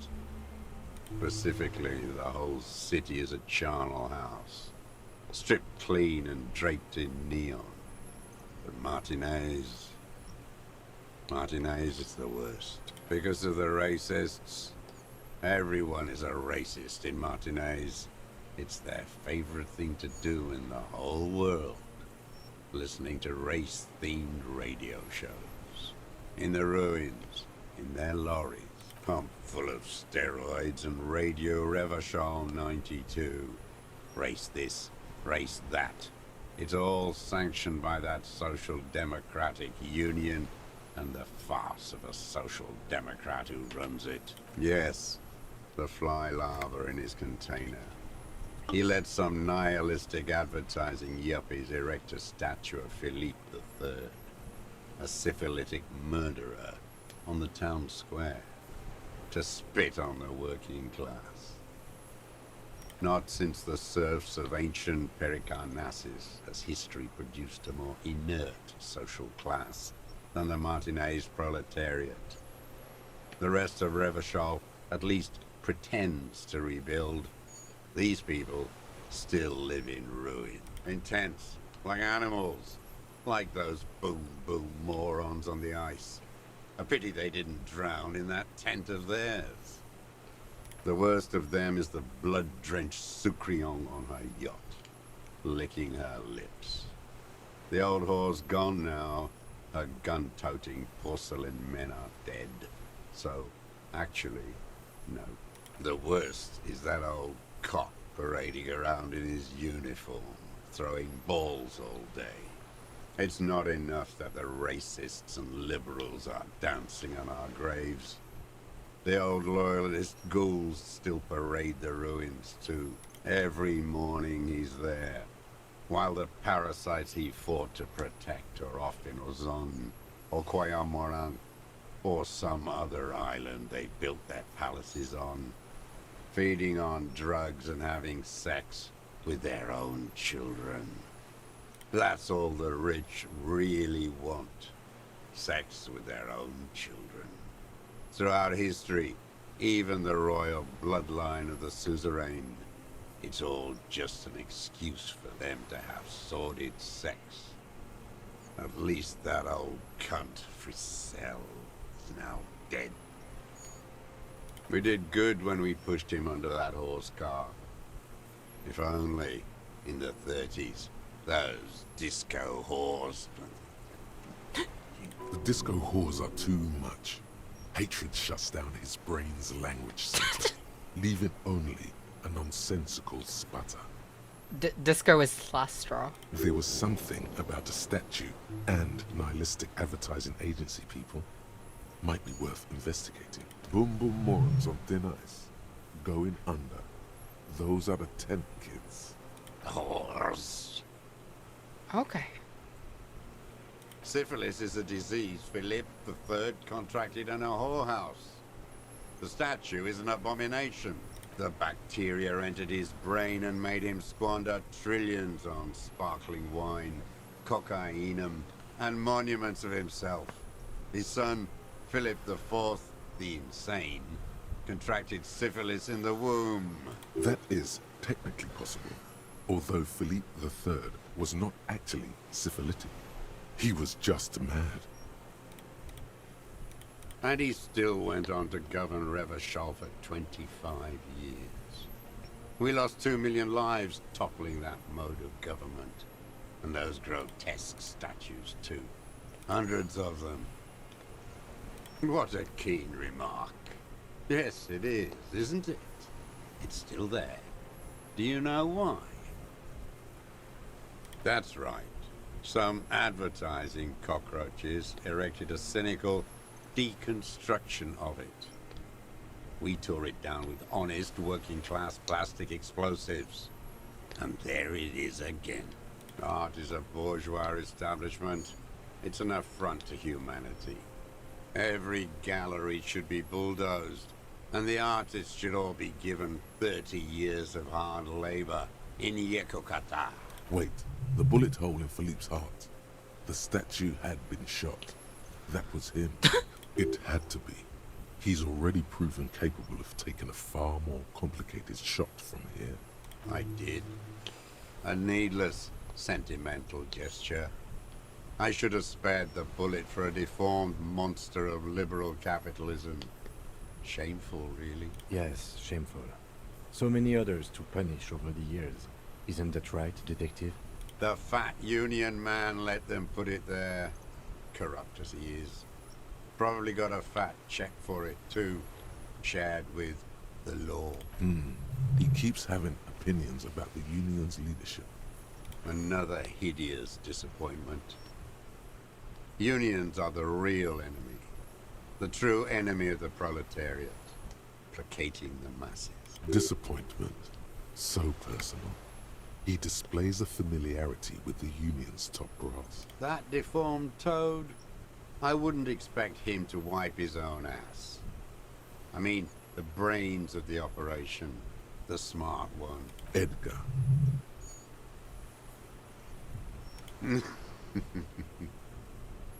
He talks a big game about uprising and social base.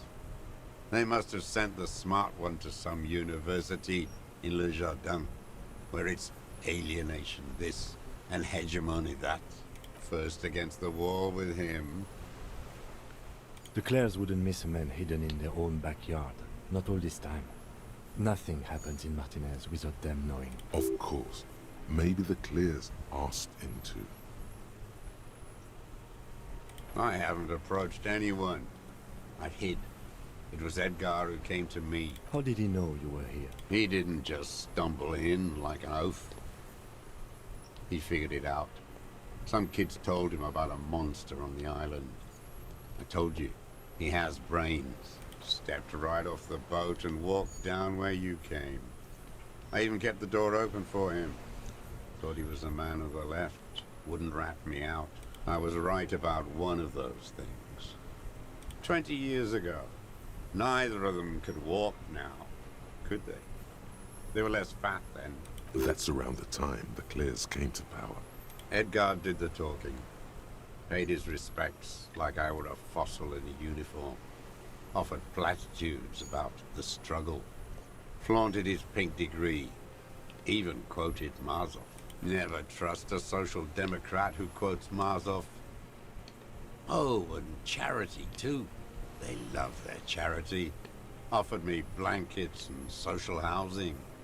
I still have the gas cooker he brought. Let me be here. The ZOC is an unlawful successor of the Commune of Revachol. We took this fortification from the Loyalists. Even the Clares understand this. They let him be here. Understanding was a courtesy. But why such a courtesy? You know why I killed that fucker, Dwat. As to Edgar, I'm not doing anything for that swine again. Again? What have you done for Edgar before? Tried teaching him some Marzovian socioeconomics. They didn't stick. We parted ways. Okay, he didn't do the hanged man for them. But he's insinuating something. There is more here. You can feel it. He was not outright lying, but almost. The connection comes to you like a splash of cold water. Dark, cold water. Hey. He acknowledges it. Here we go. A twist behind the dark bend. That bourgeois cow, Tiffin Holly was her name. Licked the rich man's hand every time he came to town. Oh. Never seen a labor leader so hot on mutual cooperation and money. She liked that too. That Holly was a real bridge builder and a deal maker. She was, and she was real soft on those money men. Had a Barbara Muscova bag over her shoulder that she liked to bring to work. Called in, they say, on the eve of battle. Ran away. Vanished like a piss stain. No, that's not quite it. Did she? They say her daughter called in, not her personally. But that wasn't really her daughter, was it? No, I guess it was not. She couldn't make the call herself. Here it is, the bend in the river. Because she was dead. The cow caught a bullet in her right lung. Fell into the canal grasping her tit and drowned. Or bled? Hard to say. It was a sloppy job. And a moving target. She was going home. Waddling. The high-pitched sound is a part of the game. I can hear drunk it. like she often was. The ruins are black around her, and she had a yellow leather bag under her arm. She tried to cross the canal. I was noticing a lot less until you mentioned it, and now it's like affecting me. Heading home to Grand Couronne or Betancourt, someplace like that, where they build those new bâtiments for the people who flourish in the hell around her. And the ruins. Someone shot her. Or maybe the cow just fell. My memory is full of holes. All I know is nothing changed. Not in the material base, not in the hegemony. There was no uprising. Just words. The Union fizzled, sogged. Nothing came of it. Edgar didn't keep his part of the deal. If you were to testify to this, give the RCM something on Edgar, you could walk. We would strike everything you've done and process you as a POW. You were in a war. You were on assignment. We could even extradite you to the Samaran People's Republic. A degenerate worker state. Ghost shit. No, thank you. I'm Revacholian. My days are short. I will rot away here, in a moral intern cell. I will not testify to anything.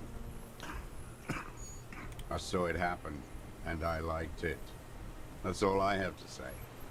I didn't live and fight for 40 years to end up as a collaborationist.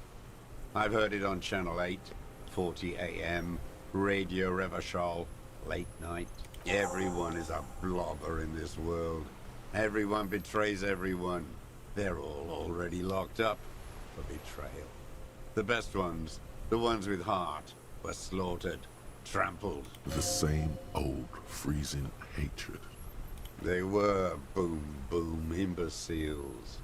At least they're not there anymore. What more is there to say? They're duped by bourgeois culture. I've seen that kind pop up, like worms. Having a hard time paying attention now that I'm hearing the sound. Oh, there's plenty to say, hardcore man.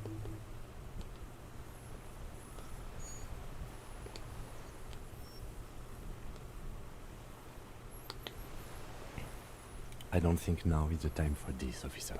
To no avail. Beats. Violent bourgeois language. Even music is a form of homicidal competition. Saxophone blowing anti-communism.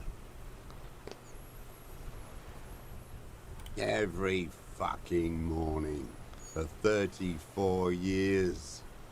Throwing that ball. One ball against the other. I've always loathed that game. That is not a working class game. I don't care what they say on Radio June. Royalist ghouls played like it was life itself. Click, clack across the water each day. And that uniform, like a parrot's plumage. I won't even mention that he's a traitor to his race. A Patank maniac, race traitor. I remember him. I remember him from La Noce. Not him personally, his make and model. There were tens of thousands of them. I thought we took them all out before the liberals came to their rescue. We missed one, that one. There doesn't seem to be a single person under the pine today. Not even Gaston. Alone. Fat and plump. Like a pheasant. Just begging to be popped off. Please, Mr. Dross. Shoot me. Not yet. I like to look at him strut around. Place the crosshair on his medals. Right on his face. And just fiddle the trigger.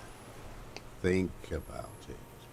Let the bomb melt in my mouth. Oh, Bonnie? Save the treat for later. Timothy. He is a juicy bonbon, that one. A real treat. He's like, I don't think that's the time for it now, officer. The black. Save the treat for later. When I put that gun in my own mouth, dude. I think. No, don't waste it.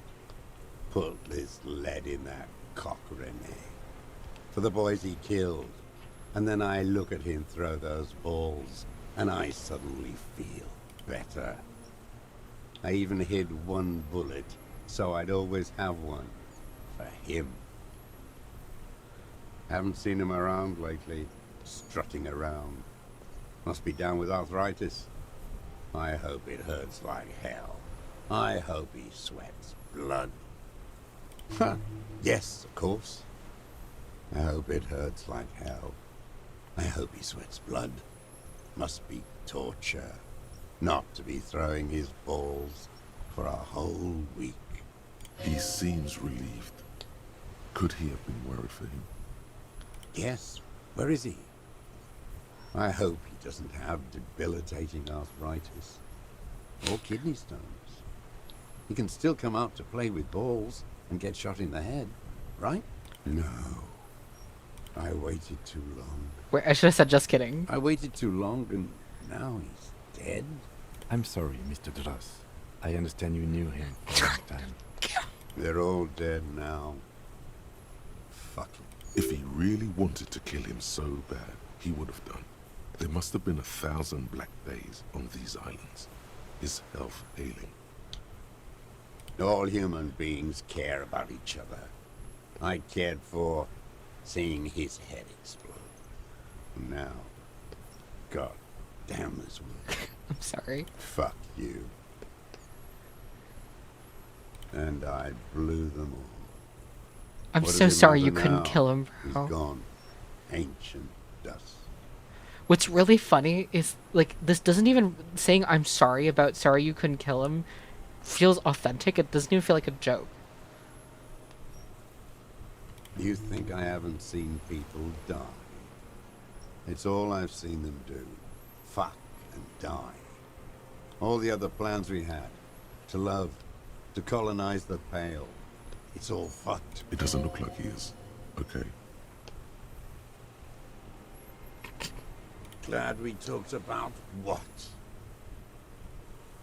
What? But you said I would be taken to the... This terror is the sum of all the uncontrollable movements and mood swings he's been exhibiting. The wind picks up. The silence on the water is broken all around you. Little shivers of waves He literally appear. denied the The opportunity lieutenant to, like... continues, like an incantation. Your Wayfarer rights have been suspended. Information provided to the officers on the scene will be used against you by the prosecution. You will be given legal counsel within 1 week and must face court in 44 days. Do you understand? Do you understand? But... No, I don't want to. I have to stay here. He's sweating. Beads are forming on his forehead. Pupils are dilated too. Eyes getting blacker and blacker. Your confirmation is not required, sir. Now on to the boat.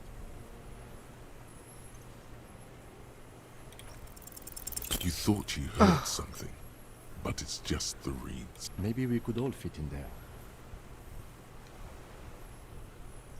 Actually, no. Not really. We could escort him to the pier, then either one of us can take him inland, while the other stays here, but... But then, who watches him while you're coming back here? You come back for me? How about I go and send a boat back for you? What is this farce? This is a fucking farce. I can't... Lillian, you could ask her maybe. This is no harmless old man. This fucking world. This world. What is this? No, listen. Listen now.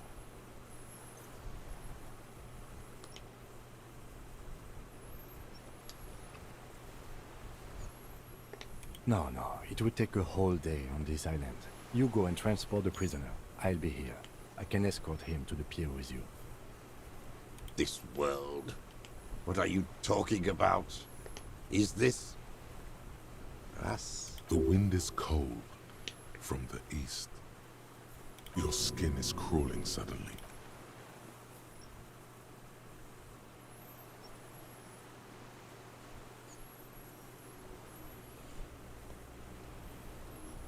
What? The fuck? That's not real.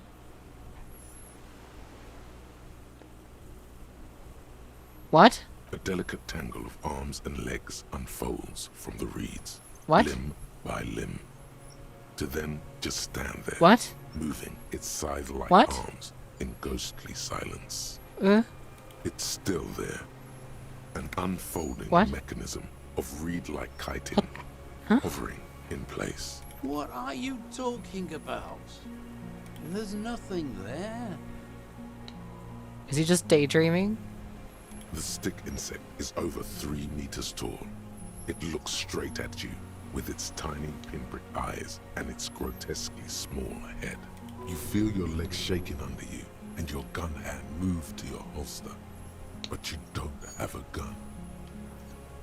You feel the lieutenant's hand on your back, and then you hear him say 4 words. I can see it. Thank God.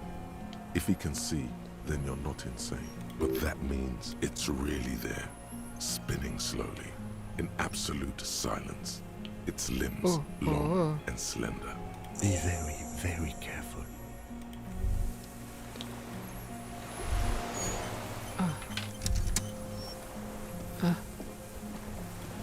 This is not real. The creature stands on long stilt-like legs, antennae hanging from its head like a woman's hair, white and curled. This is not real. Reed-like tufts stick out of its joints. As the insect moves its forearms, it produces a faint hiss, like a reel-to-reel machine spinning after the tape breaks. Huh? It is. You glance over your shoulder. The lieutenant holds a piece of milled aluminium. He begins to pull it open, extremely carefully. It's the camera. No. The flash will scare the creature off. Warn him now. We need a photo. No one will believe us. From the corner of your eye, you see a sudden cascade of motion ripple through the phasmid's limbs. A series of ultrasonic clicks fills your ear. I won't be one of those fools who didn't take a picture. You see the phasmid turn to him, its mandible antennae reaching out. Its motions are quick, sudden. I don't think the pheromone will do anything. The spindly mechanism turns itself back to you, its antennae taking their measure of the air, slowly.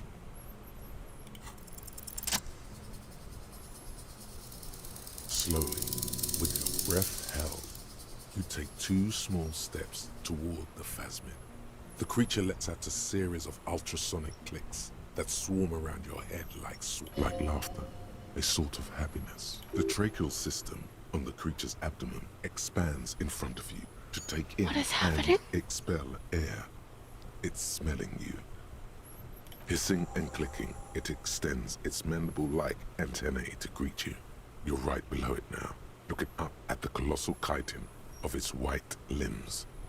The head of the creature is crowned by reeds, and its eyes are like small droplets of water. Maybe it is real, the pheromone. The insect's head is crowned with reed-like scales, the shape of seed heads. They rustle as the air moves. The ventricles at its abdomen continue expanding, like lunglets, breathing you in, your sour, greasy semiochemicals on the breeze. The insect stops its stridulation, seeming to observe you. Below its crown of reeds, little pinprick eyes detect motion, glittering. The world stands still around you. Suddenly, there is silence. As you do, the invertebrate comes to life, its limbs moving independent of each other, as if each has a mind of its own. They are white, like stalks of porcelain, knitting above you, praying to you. The reed creature does not stop its stridulations. It towers above you, parting the reeds it emerged from. Tuft-like structures still rustle What is on happening? its joints. Perhaps it is preparing to eat its god. No reply. A total ancient silence comes from its mouth, along with what appears to be some kind of foam. The stridulations of its limbs continue all around you. You were right. Little bubbles form on the mouth parts of the creature, on its segmented lower lip. It looks careful. It may be poisonous. Oops. The foam slowly turns a darker shade, like burnt caramel, as the insect moves its mouth parts, masticating. Nothing. Oh! Its simple eyes give off no flicker of light. No one is home. Low on a The 70. twitches of its limbs are insect-like, unknowable, perhaps without substance even. Mute, the insect foams from its mouth parts, tilting the plates of its fused-together head from left to right. As you back off, the phasmid also takes a step back into the reeds. Something tells you The arthropod follows you with it. Okay.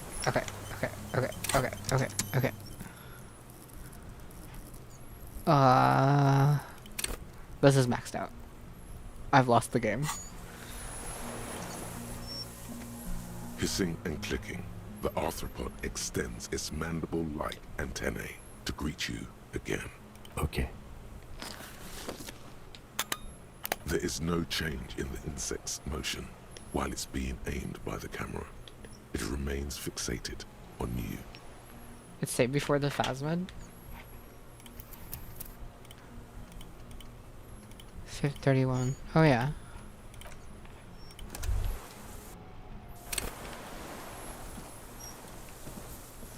Speed run it really quickly. The creature's reed-like tufts stick out of its... It is.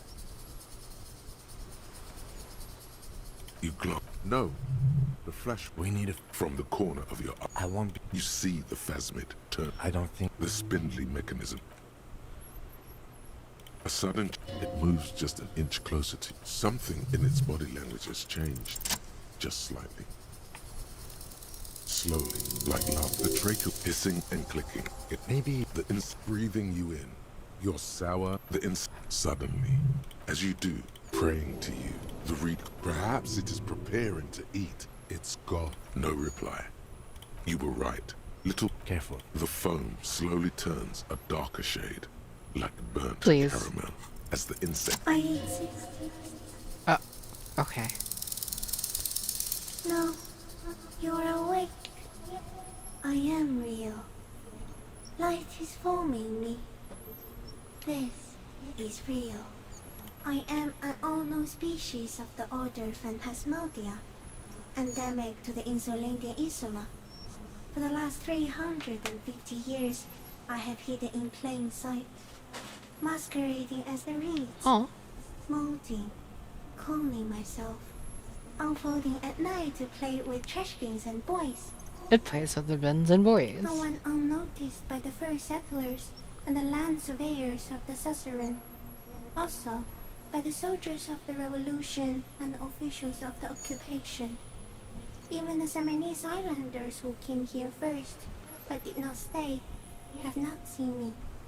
I have stayed hidden through 4 forms of government and 2 scientific revolutions, until I was accidentally discovered by a detective of the citizen militia in Rebelshaw, district of Martinez, March 51. Tell me what it's like for you. Then I will tell you what it's like for me. What is your illness?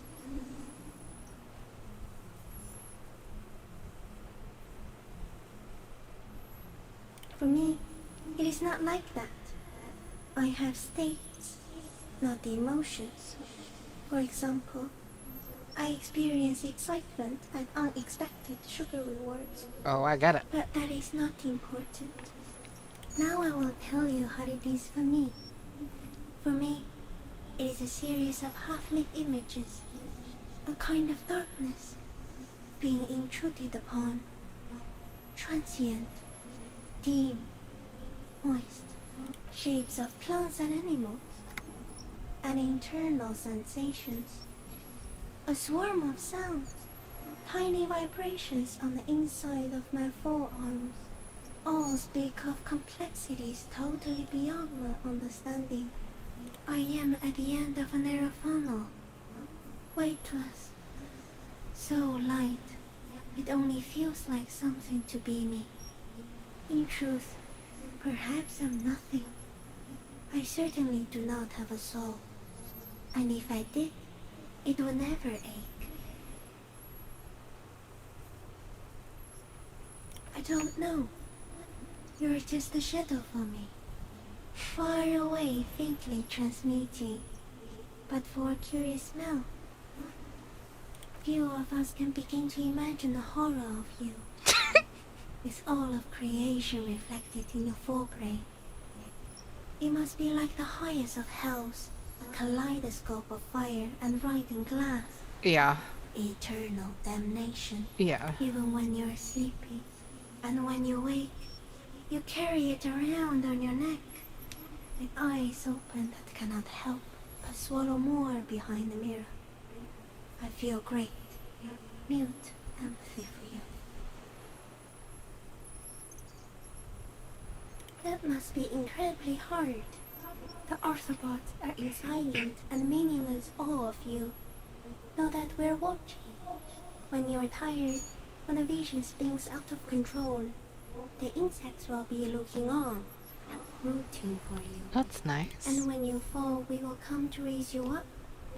Bud from you, banner-like, blossom from you and carry you apart in a sky funeral, in honor of your passing.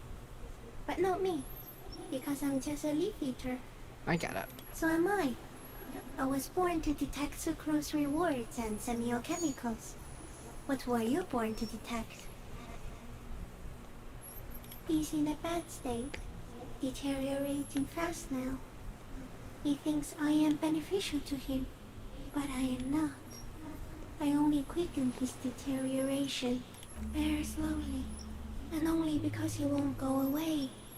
It is meant to keep them from noticing me, to interfere with the pictures in their heads. But he has looked at me for too long, and I am destroying him. Not even the birds know that. Not even a water lily. You can also eat it. If he's a leaf, you can put it in your mouth. Oh, Yum. I love this Or character. Wait, so Yes, they don't mind. Yes, I once cloned myself and ate the little ones. It was winter, and I woke up at the wrong time. Aww. It was an accident. Why did you eat yourself? No, you are. The moral of our encounter is, I am a relatively medium life form, while it is you who are a total extreme madness. A volatile simian nerve system ominously new to the planet. The Pale too came with you. No one remembers it before you. The Nidarians do not. The radially symmetrics do not. There is an almost unanimous agreement between the birds and the plants that you are going to destroy us all. It is a nervous shadow cast into the world by you, eating away at reality. A great, unnatural territory.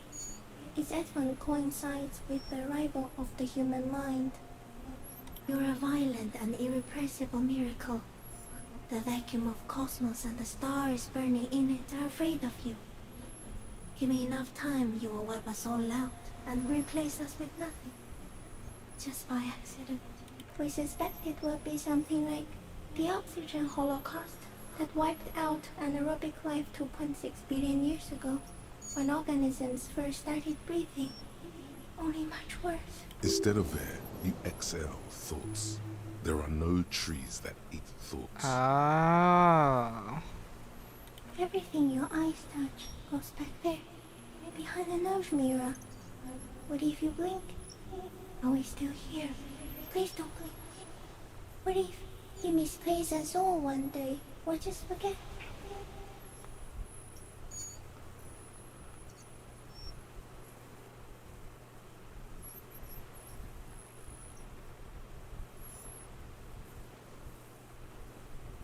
Please be.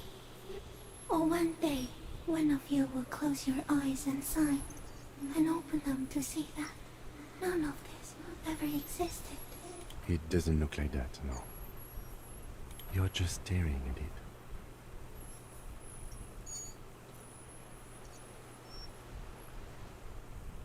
Okay.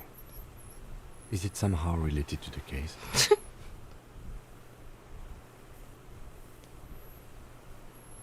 I think we should take the picture, and then you should back away from the unstudied species. No, there is one more.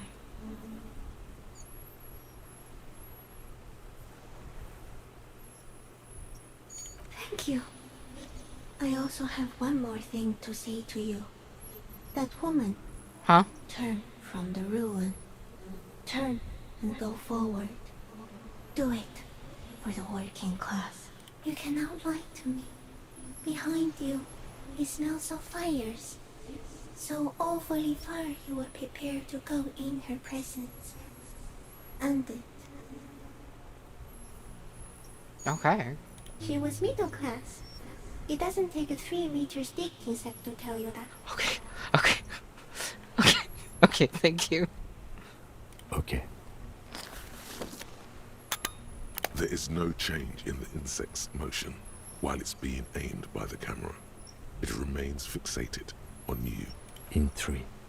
If it moves, you jump back. I'll shoot. Here we go. 3, 2, 1. The shrill flash of the camera cuts the air like the blade of a sword. Oh. The phasmid freezes in its bright light. It's so cute. Head turned toward the lieutenant, hypnotized by the flash. It stands frozen before you. I got it.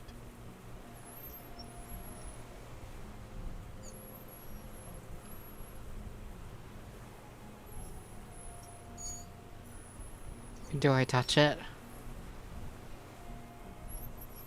No. No. Self-control. A shudder pulses through the creature's limbs. It jolts back to life, like a record continuing where it left off, in a swaying, praying motion. Even the small black pearls of its eyes do not stray from you. I don't want it to act up and then Kim shoots it.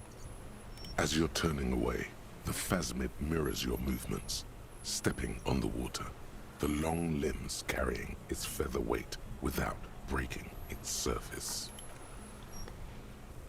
Huh.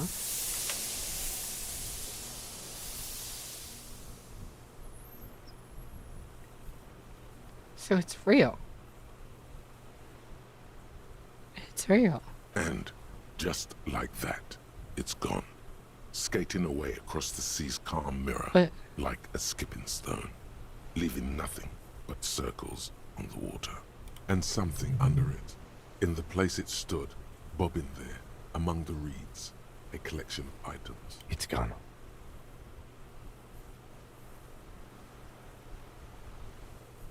Looks like a nest of some sort. We should have a look. Apparently, yes, like a water strider. Only, I've never seen anything like that in my life. What now? In some kind of strange, semi-catatonic state. Our suspect is not looking so good.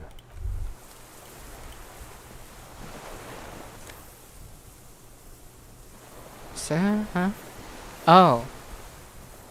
Oh. It's the guy's stuff. It's the guy's stuff. What is it? What do you want from me? I can't go. Something is very wrong with him now. See? Mr. Dross? The man does not respond. He keeps staring, black eyes glazed over and bulging from their sockets. His gap-toothed mouth shaking, like an addict of some terrible substance. The plastic cape feels coarse. A light shiver passes the man. Other than that, no reaction. He feels small and frail. He's going into some kind of psychomotor immobility. The good news is, this solves our transportation problem. Doesn't it, Mr. Dross? The trembling mouth appears to sigh. Between this and the broken tire he's used for a boat, I think it's safe to leave him here, while we go and get help. It will need to be medical first, I'm afraid.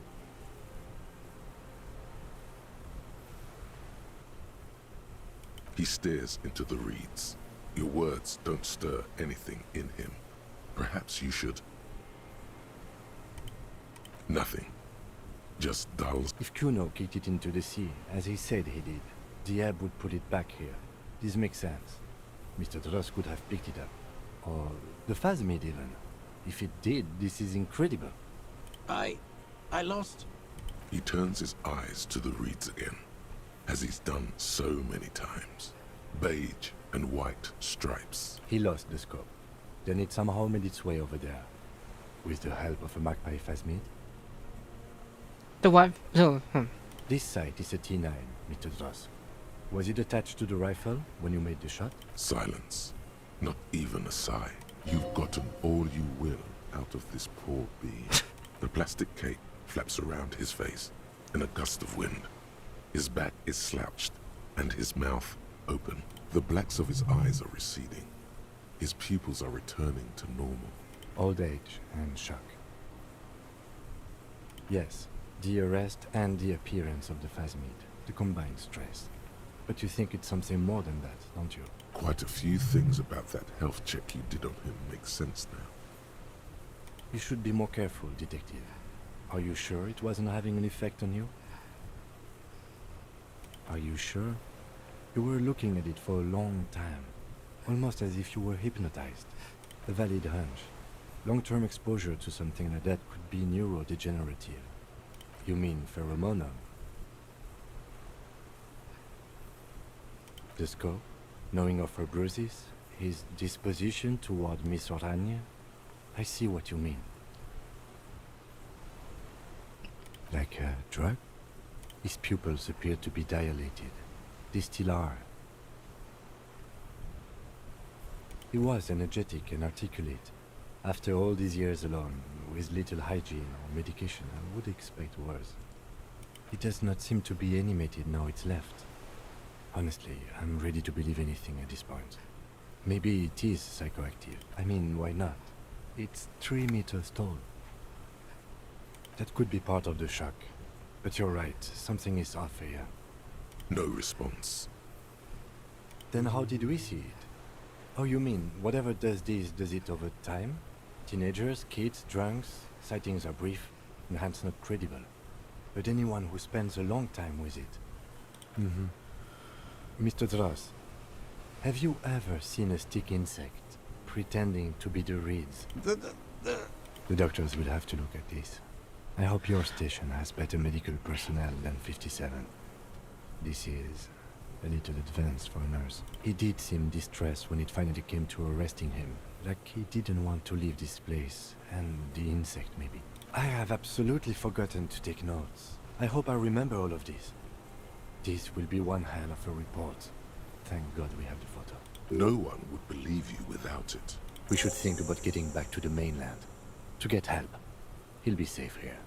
If we don't take too long. Okay.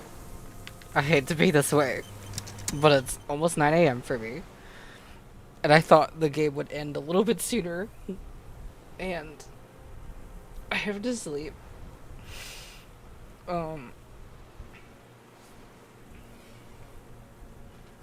I was expecting it to end earlier. I feel like it's really close to ending, but I have to call it somewhere.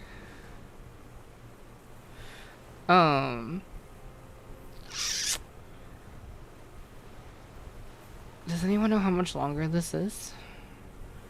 Also, Dex, why don't you have mod? Are you on a different account? Do you want mod on this one too?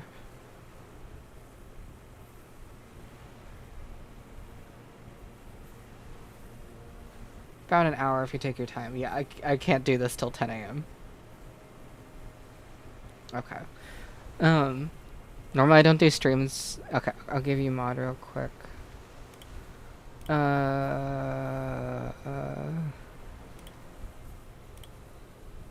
you go.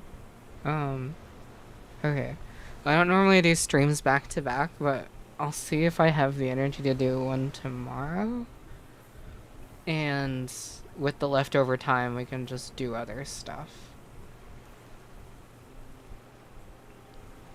If there's leftover time. But wow.